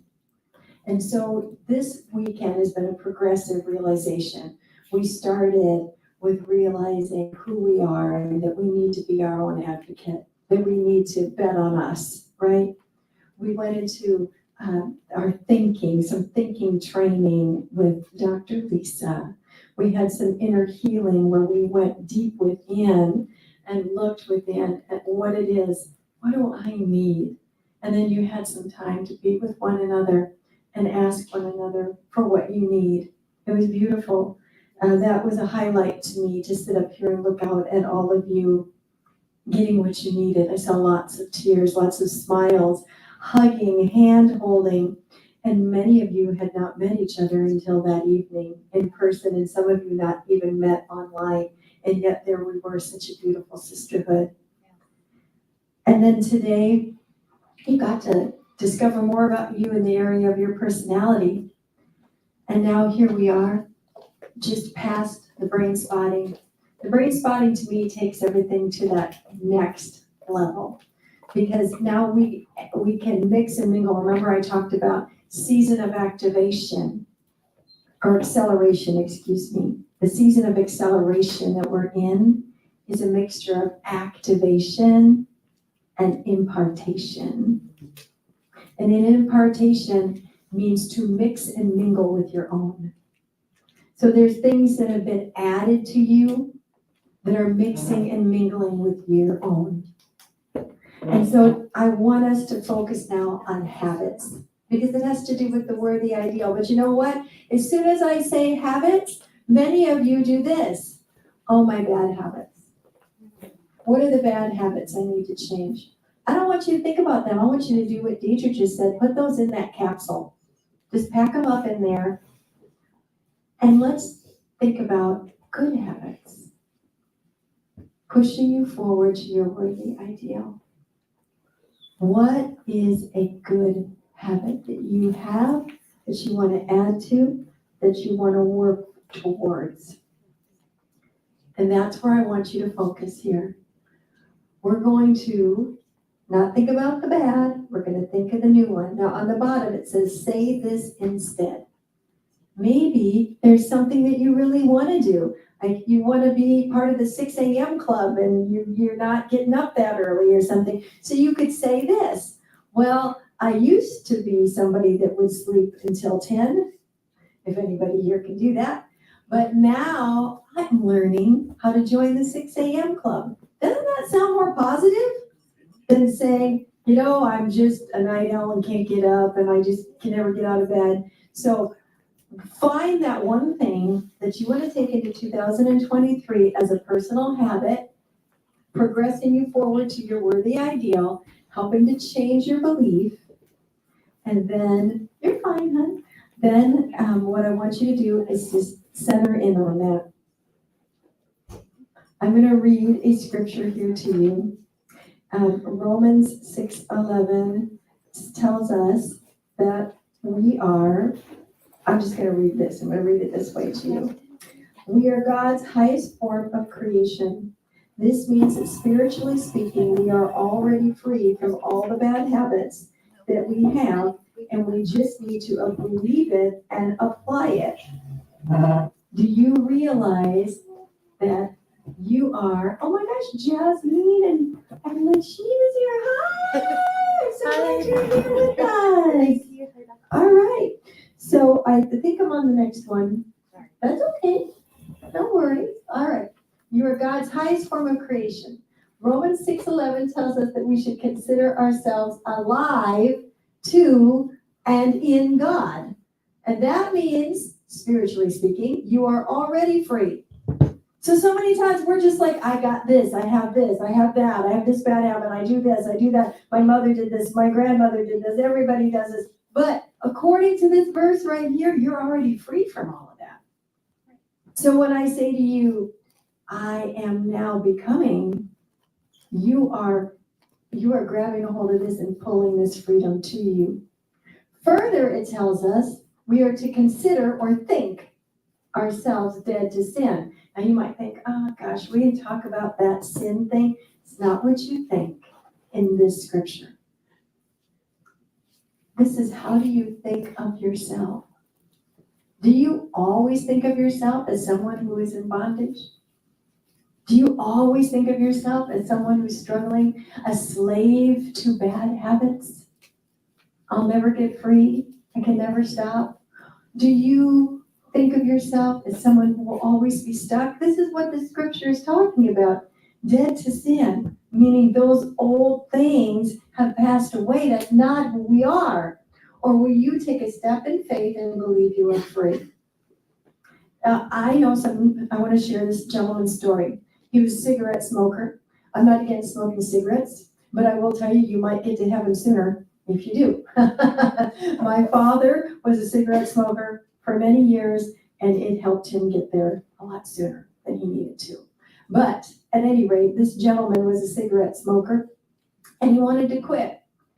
And he tried all of those things to quit, and it wasn't working. He was embarrassed to go to this ministry that was in the town at the church and say, I really don't want to be a smoker, but somebody had taken him up and said, when this man prays for you, you won't smoke anymore. So he thought, okay.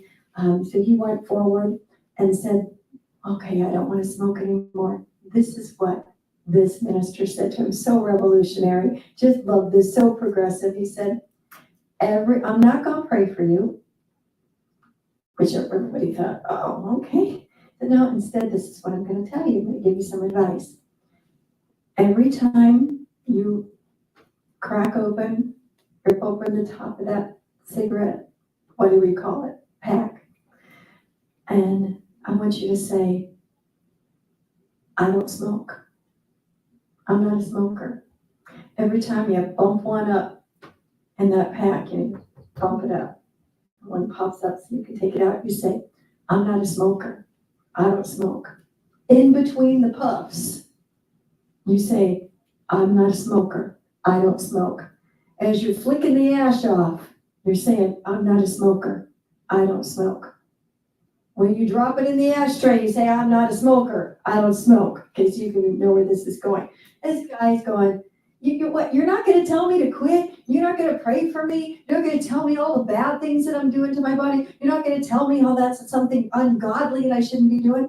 And the guy said, minister said, well, what good would all that do? Right? Thank you. What would that do? You have to change your mindset. How do you change your mindset? Out of the heart, the mouth speaks. This man came running back into that church about 3 weeks, 2-3 weeks later. Guess what? Guess what he wasn't doing anymore?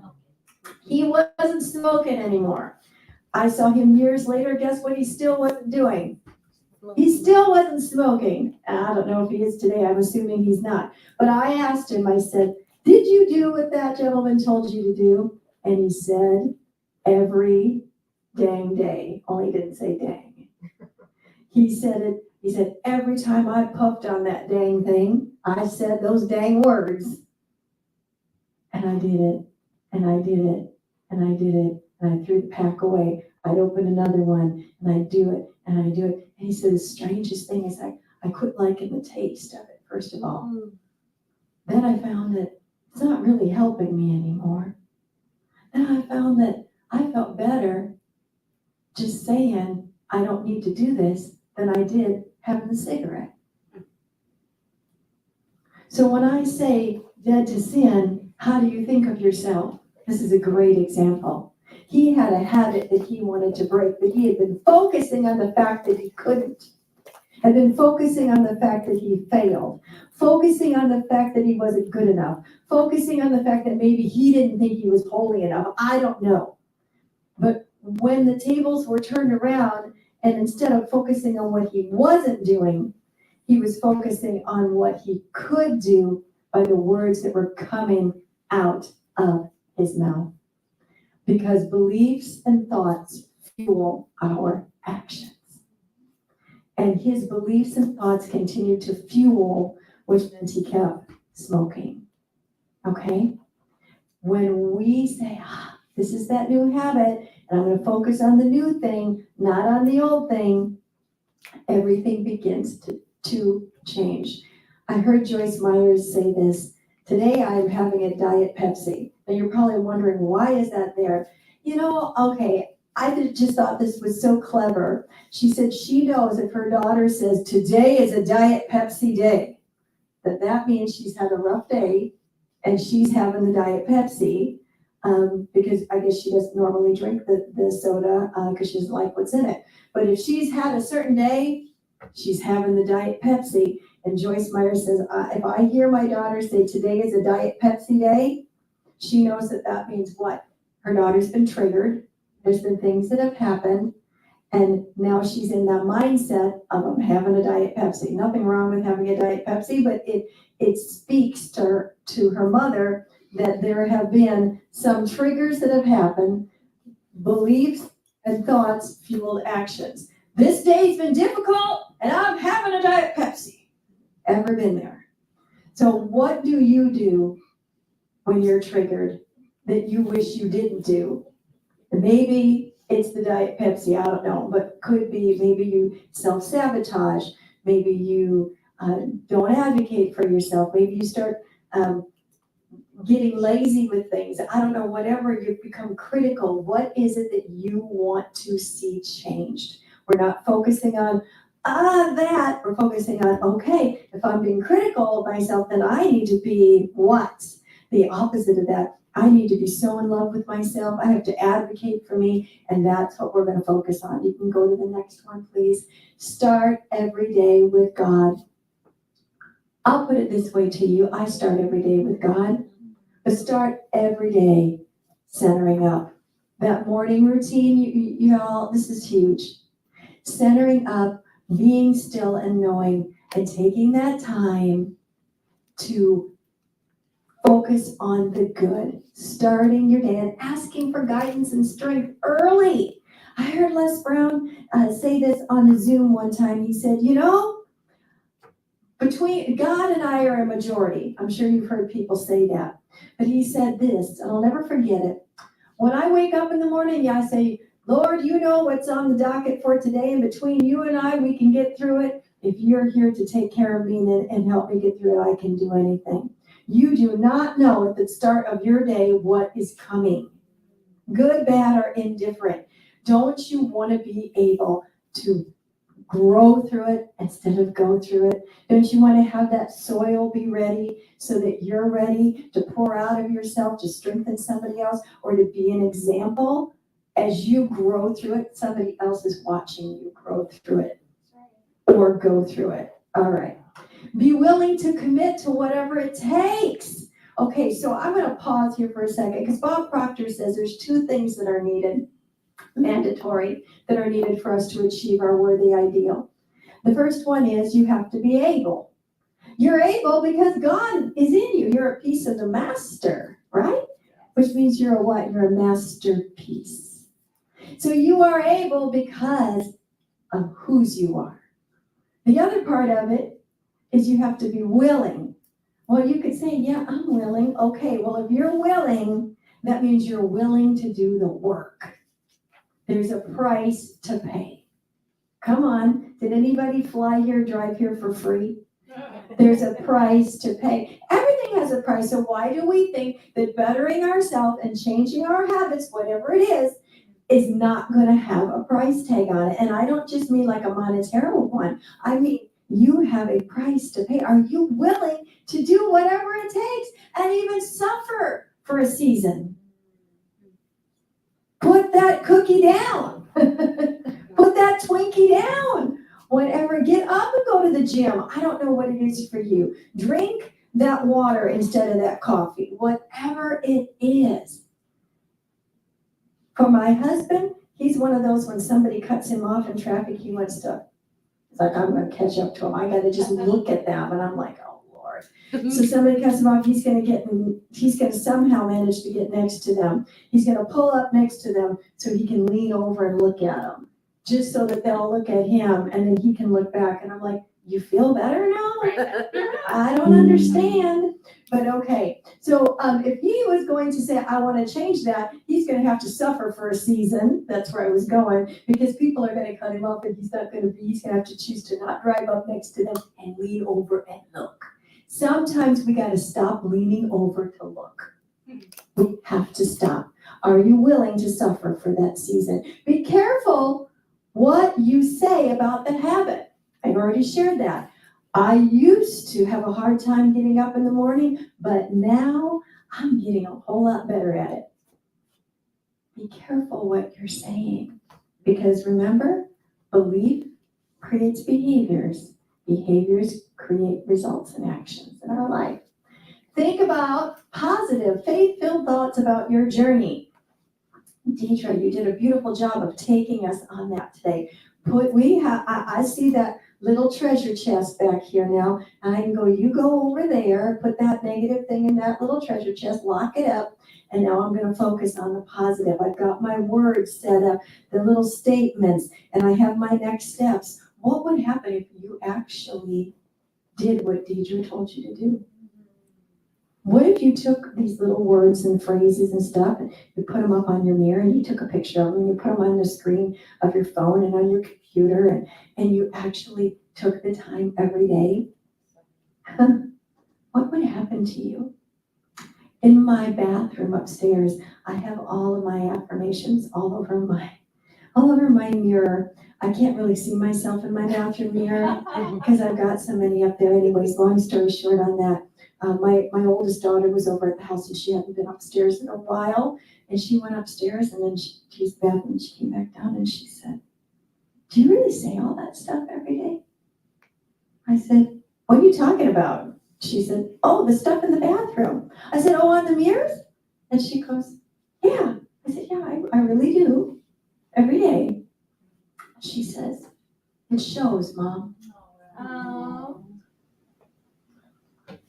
It shows, ladies. It shows. People are noticing. Lives are hanging in the balance waiting for you. What are you thinking about? Set that timer on your phone to go off every 15 minutes and notice, oh, what am I thinking? Remember, I told you, I was transparent with you last night. I said, man, I had some stinking thinking going on. Yeah. Come on. It's time to step up. Believe even when you have not yet seen the results. Romans 4:17. You believe that it's coming. And God himself created that universal law. He says he calls things that be not as though they were, not though they will be. So a lot of times we're calling what we have instead of what we desire and know, right? I'm stuck with this, but I want that. And you got to switch that around. Call things that be not as though they were. Because again, what we believe, we act out. Okay? You can go to the next one, please. Decisions and focus. You can draw the line in the sand right now. And I want you to do that. I want you to draw the line in the sand right now. What is it that you want in 2023 to see happen? If we were together right now and it was December, fa la la, 2023, and I passed this microphone around and I said, I heard this was the most amazing year, Dr. Angela. Why was this such an amazing year, Dr. Angela? Dr. Angela, what would you say to us if this was the most amazing year ever? What would you say? What would you say? If you really thought, yeah, really, yeah, yes, tell us. Gosh. What would it be? What would it be? If it was the most amazing year. Yeah, most amazing year ever. Most amazing year ever. Oh, what would you say? I don't know, you blow my mind. I know. My mind is blown. If it was even better than this year, then it would just be, it would be worth it. Everything that I would have changed and learnt today even would have been worth it. Would you have gone to Cambodia? Yes. Would you be writing your book? Yes. Yeah, and I would have been in Mandy's. And you would be you would have the featured position, featured author for Mandy's book. Okay, so there's just a few things there that she's saying. She would have done her ministry work in Cambodia and helped the women there. She would have her book out. She would have been the featured for Mandy. We would, of course, be coming to Australia for a book tour, and all of us, we'll have fa la la Aussie style, okay? So here it is, 2023, and you just said that. That means it's the greatest year ever, and we're all cheering you on. Well, are you going to start to visualize that now? Are you going to close your eyes and visualize it's December, fa la la, 2023, and you've accomplished all of this? Will you do that, Dr. Angela? Will you all do that with what it is that you want? Because this is what it means to draw the line in the sand right now. What is it that you want? What habits do you need to develop in order to see that happen? Are you willing to sacrifice, even if it hurts, for a season? Are you willing to do whatever it takes? Angela's going to go home and pack up her whole house, sell what she needs to sell, and she's getting herself a one-way ticket to Cambodia, more or less, and she's going to go do it because she knows that she's sold out to do it. All right, now, I picked on her for a minute, but it was a really beautiful way for you guys to start to lay it out there. You need to see that yellow brick road in front of you and follow the yellow brick road. Get out on it and start walking. Let your mind, your brain, set the goal so your belief can get the goal. We have to have settled it. You have it here. This is dictating to this, not the other way around. Remember, it's not this way, it's this way. Settle it so that you can go get it. Your belief will go get it. We'll go get it for you. Are we in fa la la or not? Yeah. Is this manifest? Are we here, Nicole? Yeah. Wait, did this happen? Yeah. Are you here? Am I standing here in front of you? Did I have to endure my speaker reel? Yes! You see, the brain set the goal. Heart said we're going to do this. Brain said yes. Belief went and did it. We're almost done. So good. Thank you, Lord. Action step. I like action. In fact, my vision boards, and I know that Kathy says, well, we don't just put pictures in there. We put action steps with it. Because I like to take my vision board and put my pictures up there and put action steps with it to help me stay focused. Example, you want to lose or release 20 pounds or something. Well, I would put up pictures of what I want to look like or clothes I want to wear or whatever. And then I'll put some action steps up there, like drink 60 ounces of water a day or whatever it is. Because then when I'm feeling like, I'm missing it, or like I ate too many cookies at Thanksgiving or at fa la la or something, I can go and I can pull that up and I can look at it, be inspired, and then I can say, I can make myself feel really good today by doing something positive for myself, and I can drink that water. I want you to start showing up for yourself. It is time to rewire and rethink. I want you to start living as the cause and not the effect.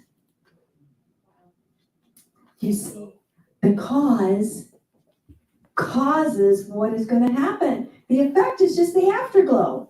So many of us live as the effect, that we are the effect of all the causes in our lives. But I just asked Angela, what would it look like if it was 2023 December, and this has been the most magnificent year? And she told us what that would look like for her. Now, is she gonna cause that to happen? Or is she just gonna live in the effect of whatever does? Ooh, girl, come on. You're gonna cause it. So are all of you. I want you to live as the cause, not the effect. And that is gonna start right now. What are you gonna do when Fa-la-la is over? What are you gonna get on the plane or in the car and drive home with? Is it just gonna be, yeah, that was amazing, oh, that was fun, Kathy, man, I loved your PowerPoint presentation and everything you said, you inspired me. Ooh, Angela, that was amazing, Pastor Angela, Dr. Angela, and her shoes, woo, I've been seeing those on all of these social media, there's Angela's shoes, there they are again, what are we going to take away? Man, that was so empowering, what Deidre brought forth, and Pamela, you inspired me to go after my best and to go get it. And then back to the daily grind. Then the life starts piling in and you become a victim of the effect. Or are you going to rise up from the moment you rise up from this chair today and start making some different decisions and developing the habits that you need to take your world by storm? Rethink. I want to start to close this out with this.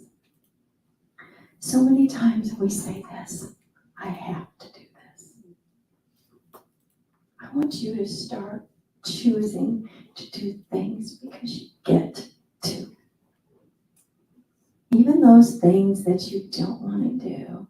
I gotta go home. I gotta cook dinner. I gotta get this ready. I gotta get that ready. I gotta get.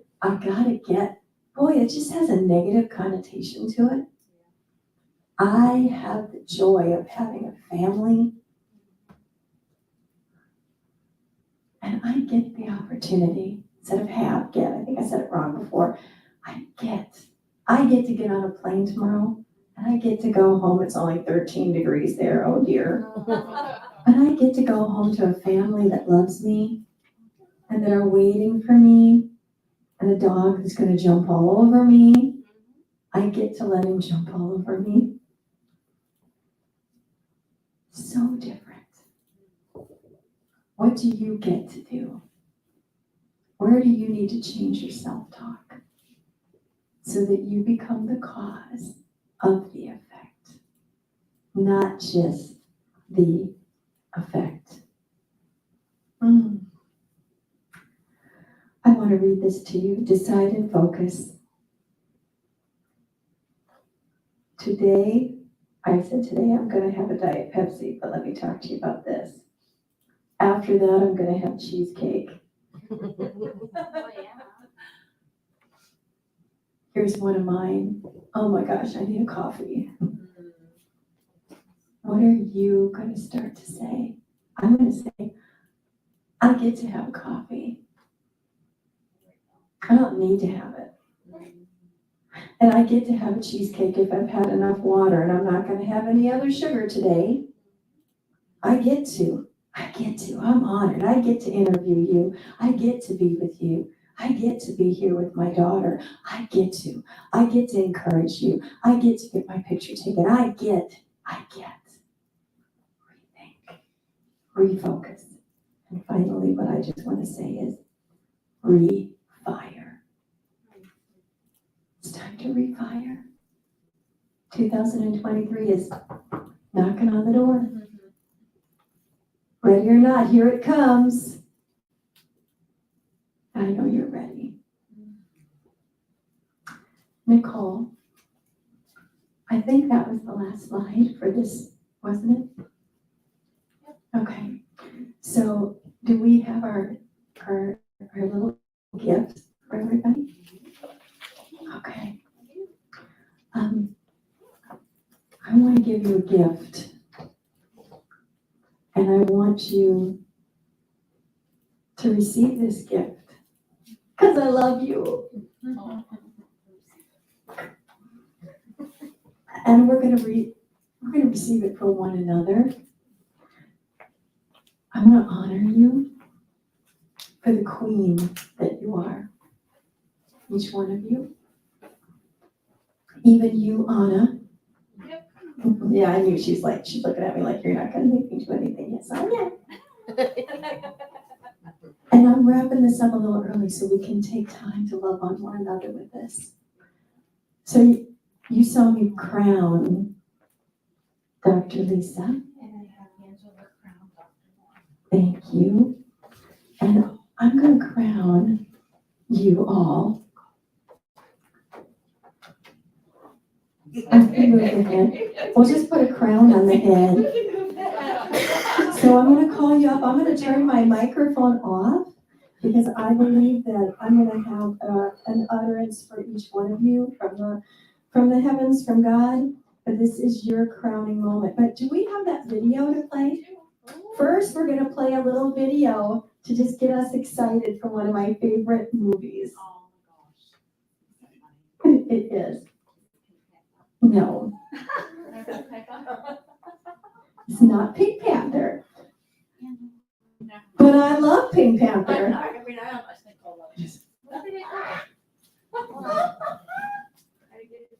Yep, that's fine. I want to play this for you all. And we're going to go table by table. And everybody is coming up to get crowned. Anna, we will crown you if you can't come up. Crowd surfer. She would like that though. All right. Do you know that? Yeah. Randy's already laughing.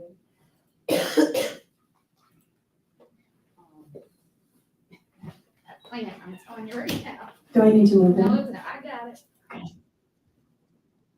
Okay, first we need sanitizer. Thank you, Nicole.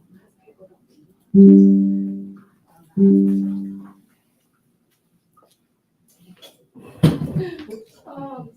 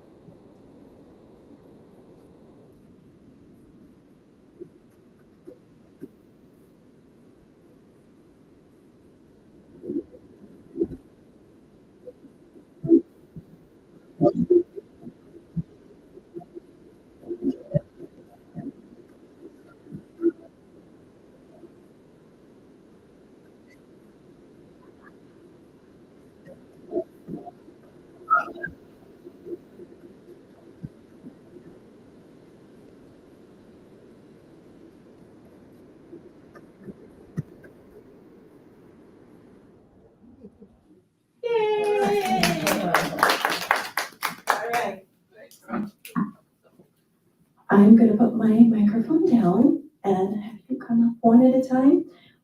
Everybody who's waiting, just join in sending love and prayers to your sister up here because this is the crowning moment that's sending you forth into your next. Dr. Angela, would you like to lead us?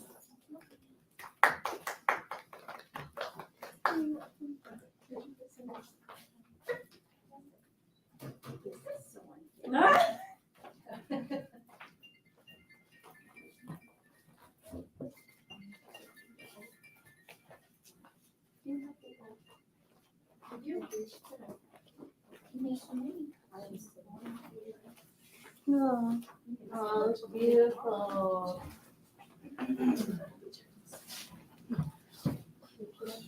Yeah. I swear to be loyal, to devoted advocate, and to devoted advocate for myself and my fellow and my fellow citizens. I promise to be a servant leader and a vessel of honor and integrity. I will live my life adding value to others, being the salt and the light everywhere I go.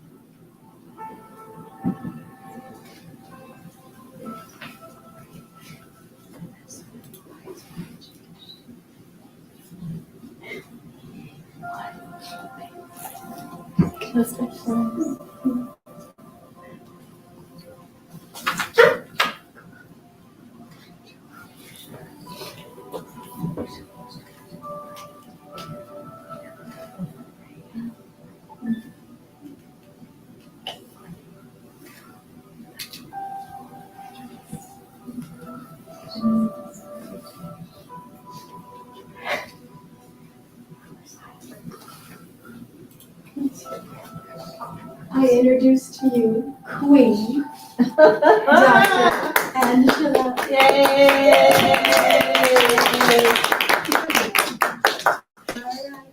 Who's my next lovely? I'll save the best for last because you can teach us all how to take the pictures in the meantime. Yeah, well, we gonna get Just really- No, but I just want to.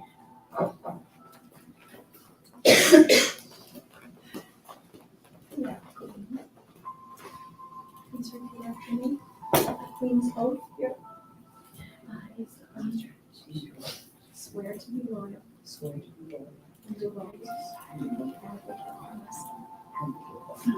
And my purpose by design.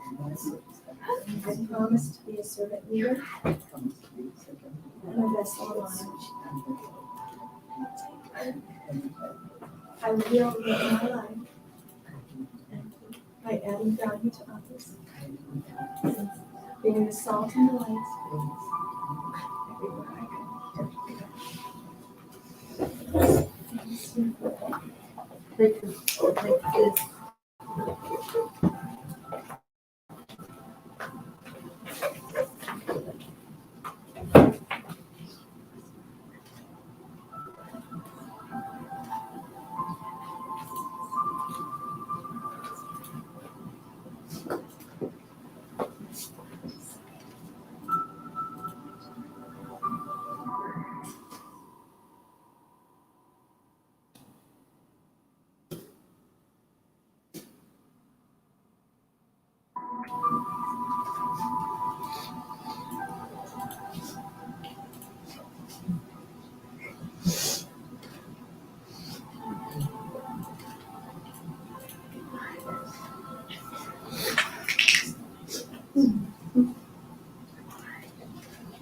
Queen Deidre.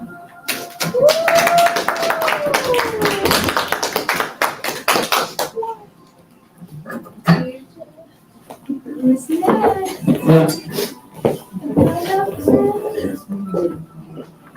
This is beautiful, just love on each other.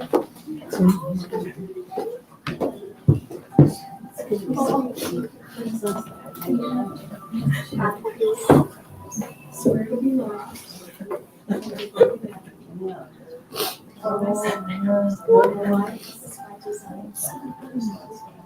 Promise to be a servant leader. And integrity. I will live my life, adding value to others, being the salt and the light everywhere I go. Face your people. Me.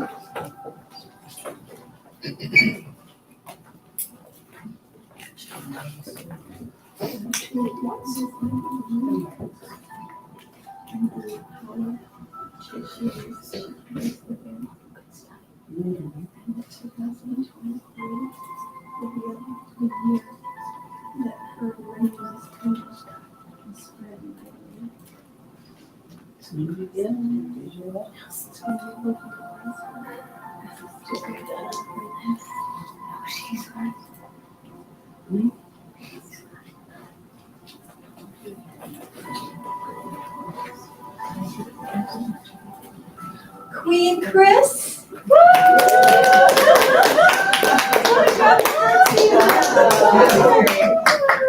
All right, who is next?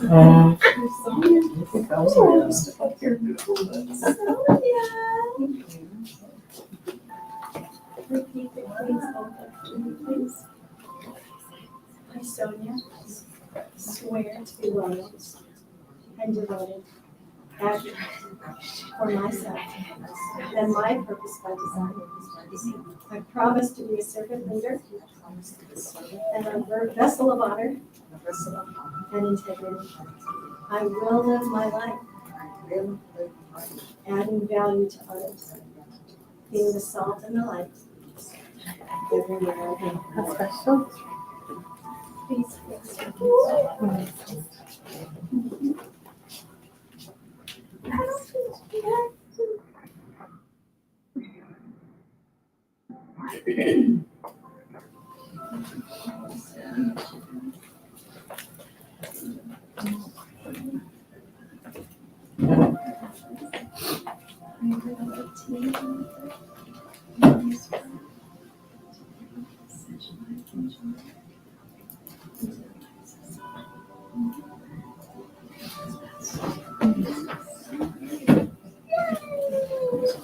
Queen Sonia!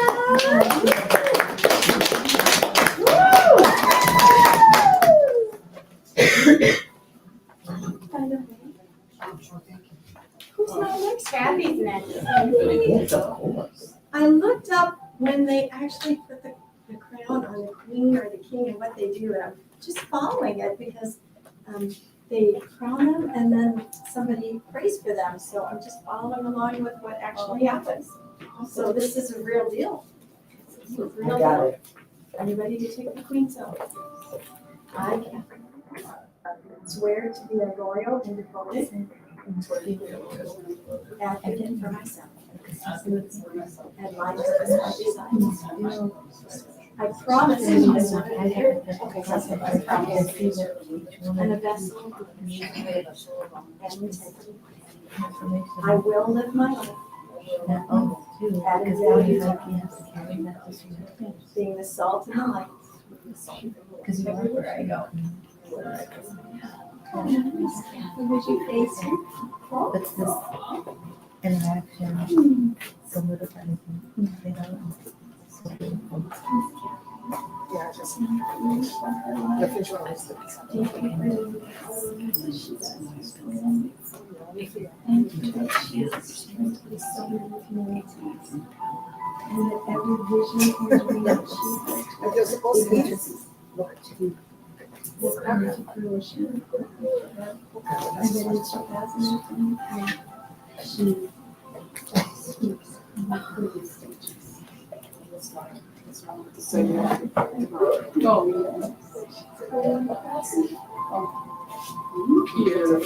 Queen Kathy!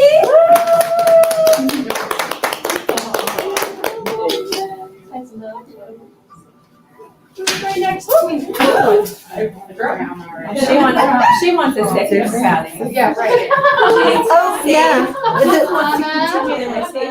Anna. Kathy, Kathy, because the wood shop prepared to crowd.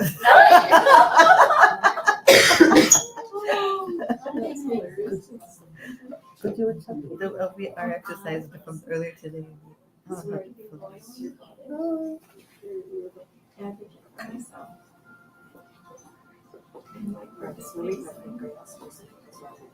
I promise to be a servant. And a best integrity. And really, having value to others. Being the sons of light. Now, when you go in, you believe right now, what do you think? When you go in,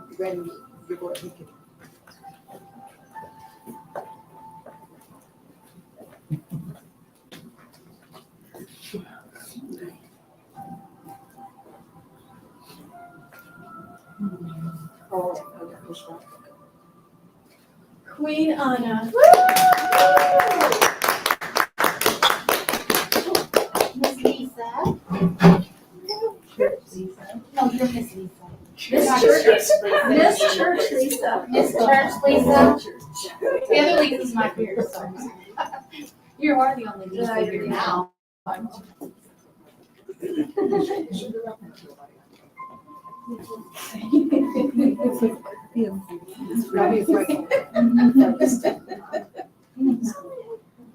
you ready to take your own?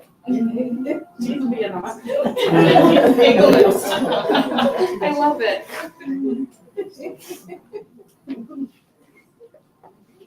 Hi, Lisa. No, I correct that. I, Elizabeth, thinking, swear to be a loyal and devoted advocate for myself. And my purpose I promise to be a servant and a vessel of honor and integrity. I will live my life having value to others, being the salt and the light.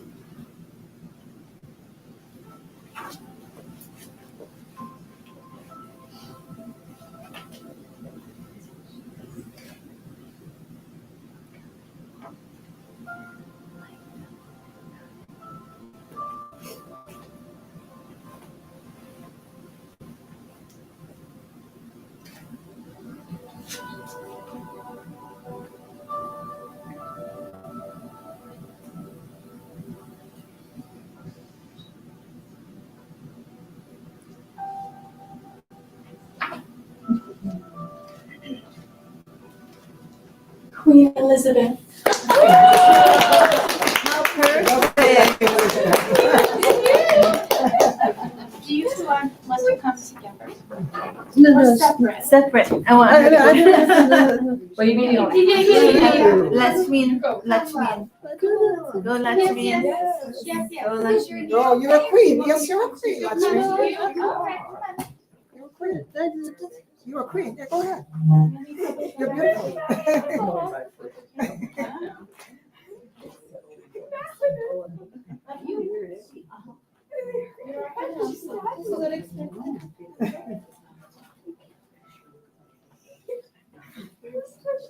Sticking out the front.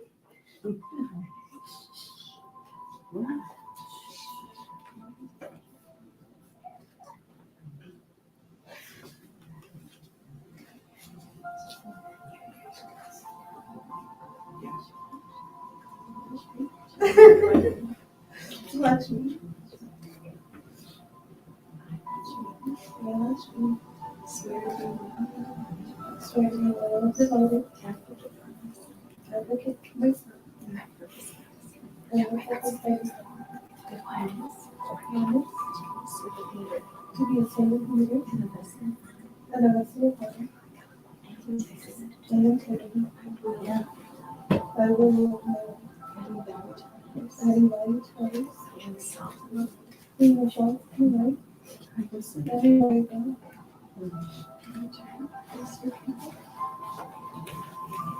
Could I make this somebody give this on the clean napkin for her beautiful tears? Yeah, I can do it.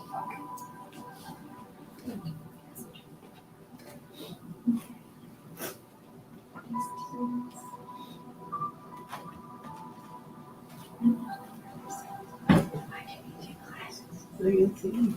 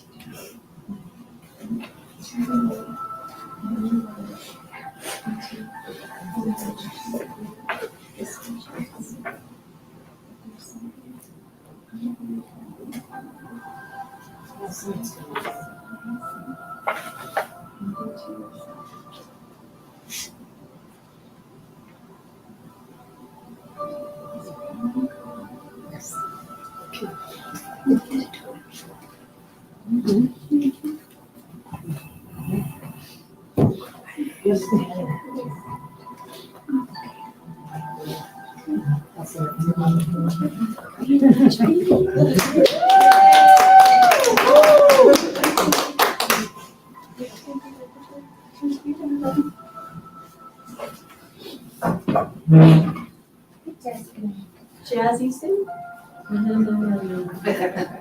Where are the tissues? Yeah. Hey, guys, a couple. Yeah.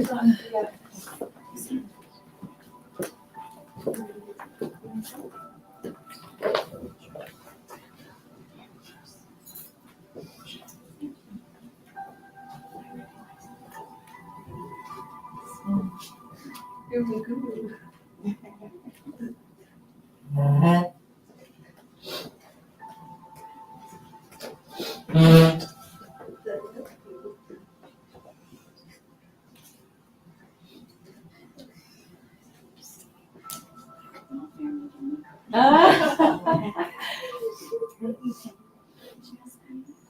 I just gave it is where I feel loyal and devoted, advocate for myself, and my purpose by design. I promise to be a servant leader and a vessel of honor and integrity. I will live my life. I will live my life. Adding value to others. Adding value to others. Being the salt and the light. Everywhere I go.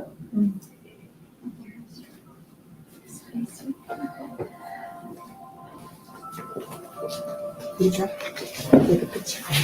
Just show Keisha when I send a picture. She just got to the hospital. Picture of you. Take it over here. No, I have one dress up over there already.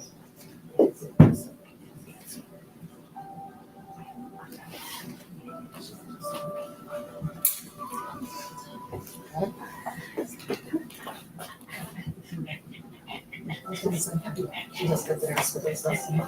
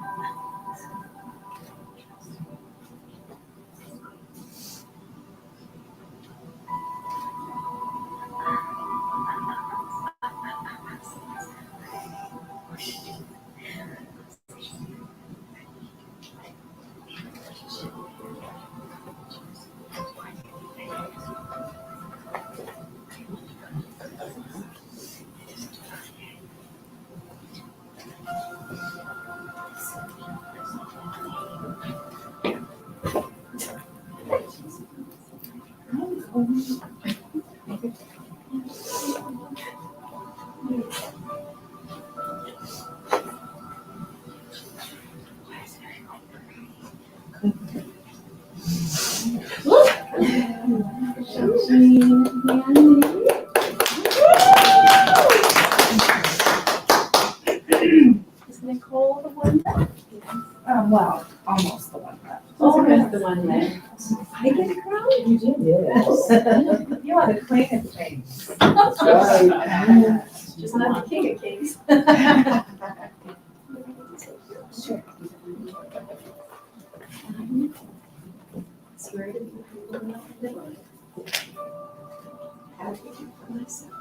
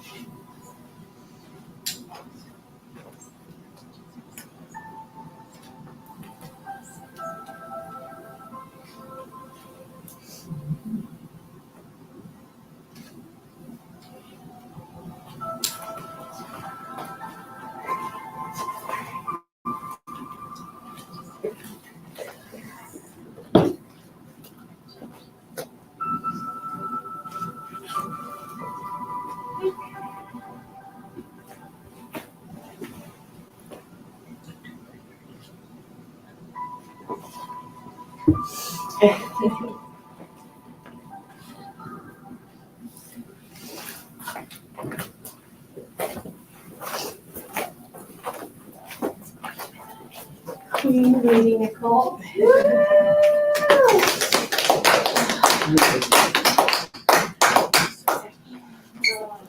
All right, love. Party, it's time to party. I think we should all gather around. Yes, Yes. Queen Dr. Say Pamela. something first. I'll start. So. So, I'm a sappy one. Everybody knows that about me. are we still on? Yeah. I'm a sappy girl. My husband calls me a sappy girl. It's me. But watching, we do this.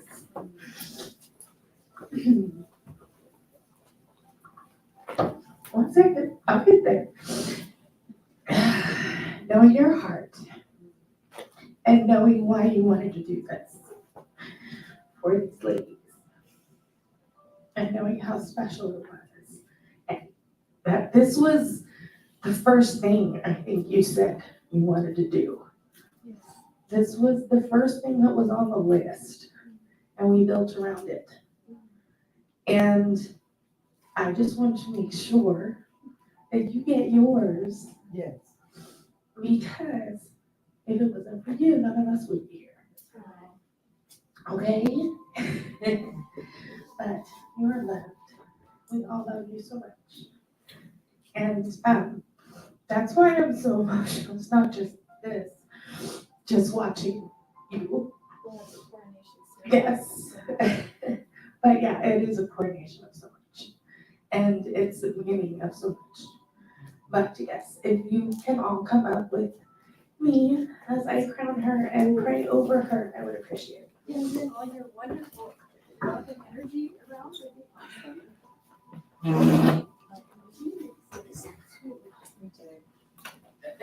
Should we all say it together? Pamela?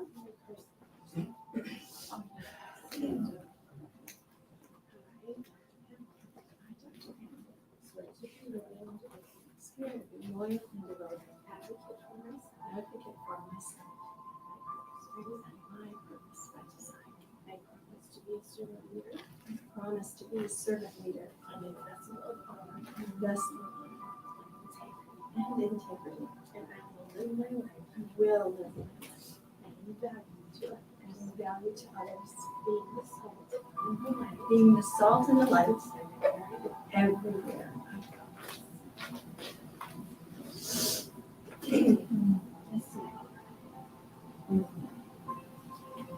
Father, can I just thank you for Dr.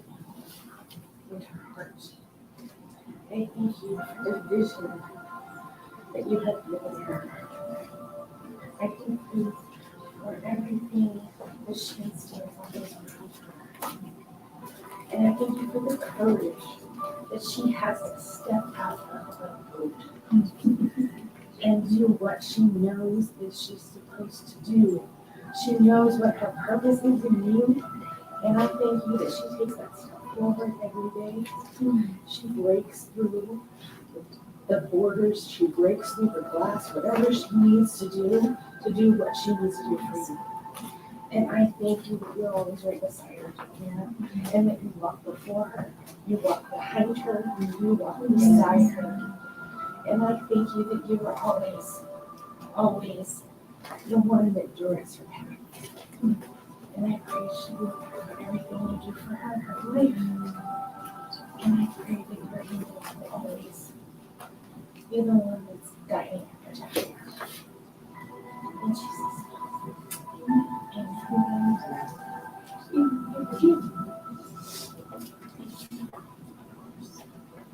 I go around over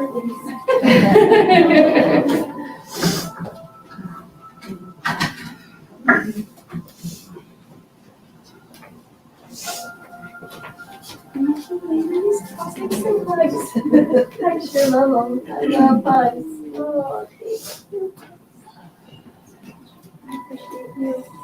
It's so good to feel like I've known you for so long, and yet I just met you. Yeah, but it feels like a lot longer. And I look forward to knowing you more.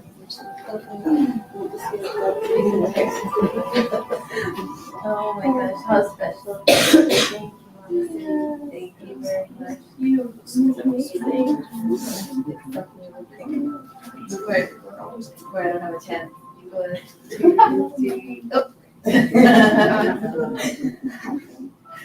Leave it to the kiddo.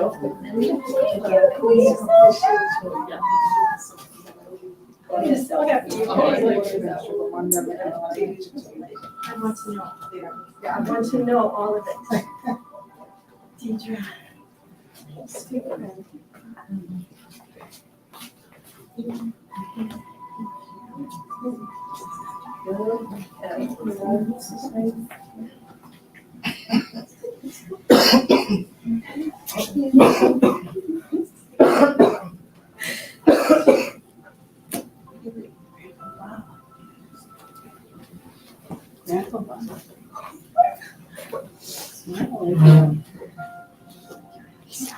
Go back here and smile.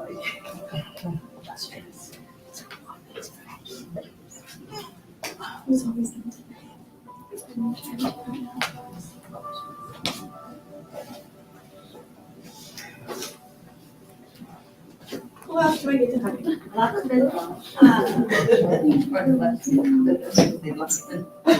was gonna say, she just called you one. She's called you.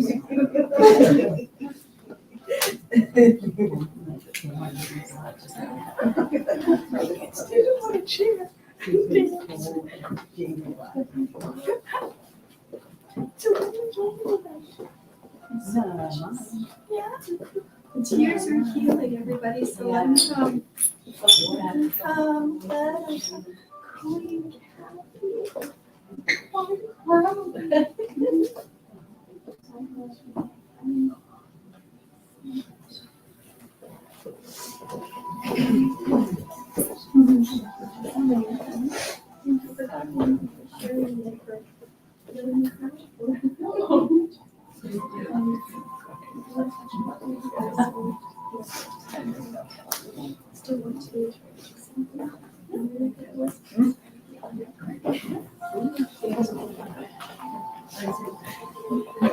yeah.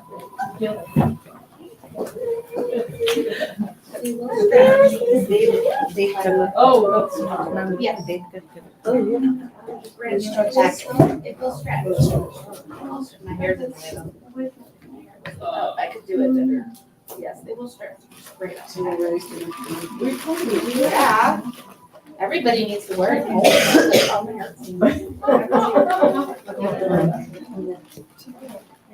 my daughter. Well, actually, that's fine. But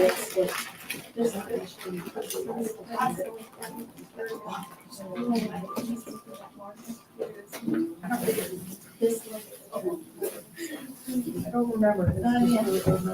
Smile.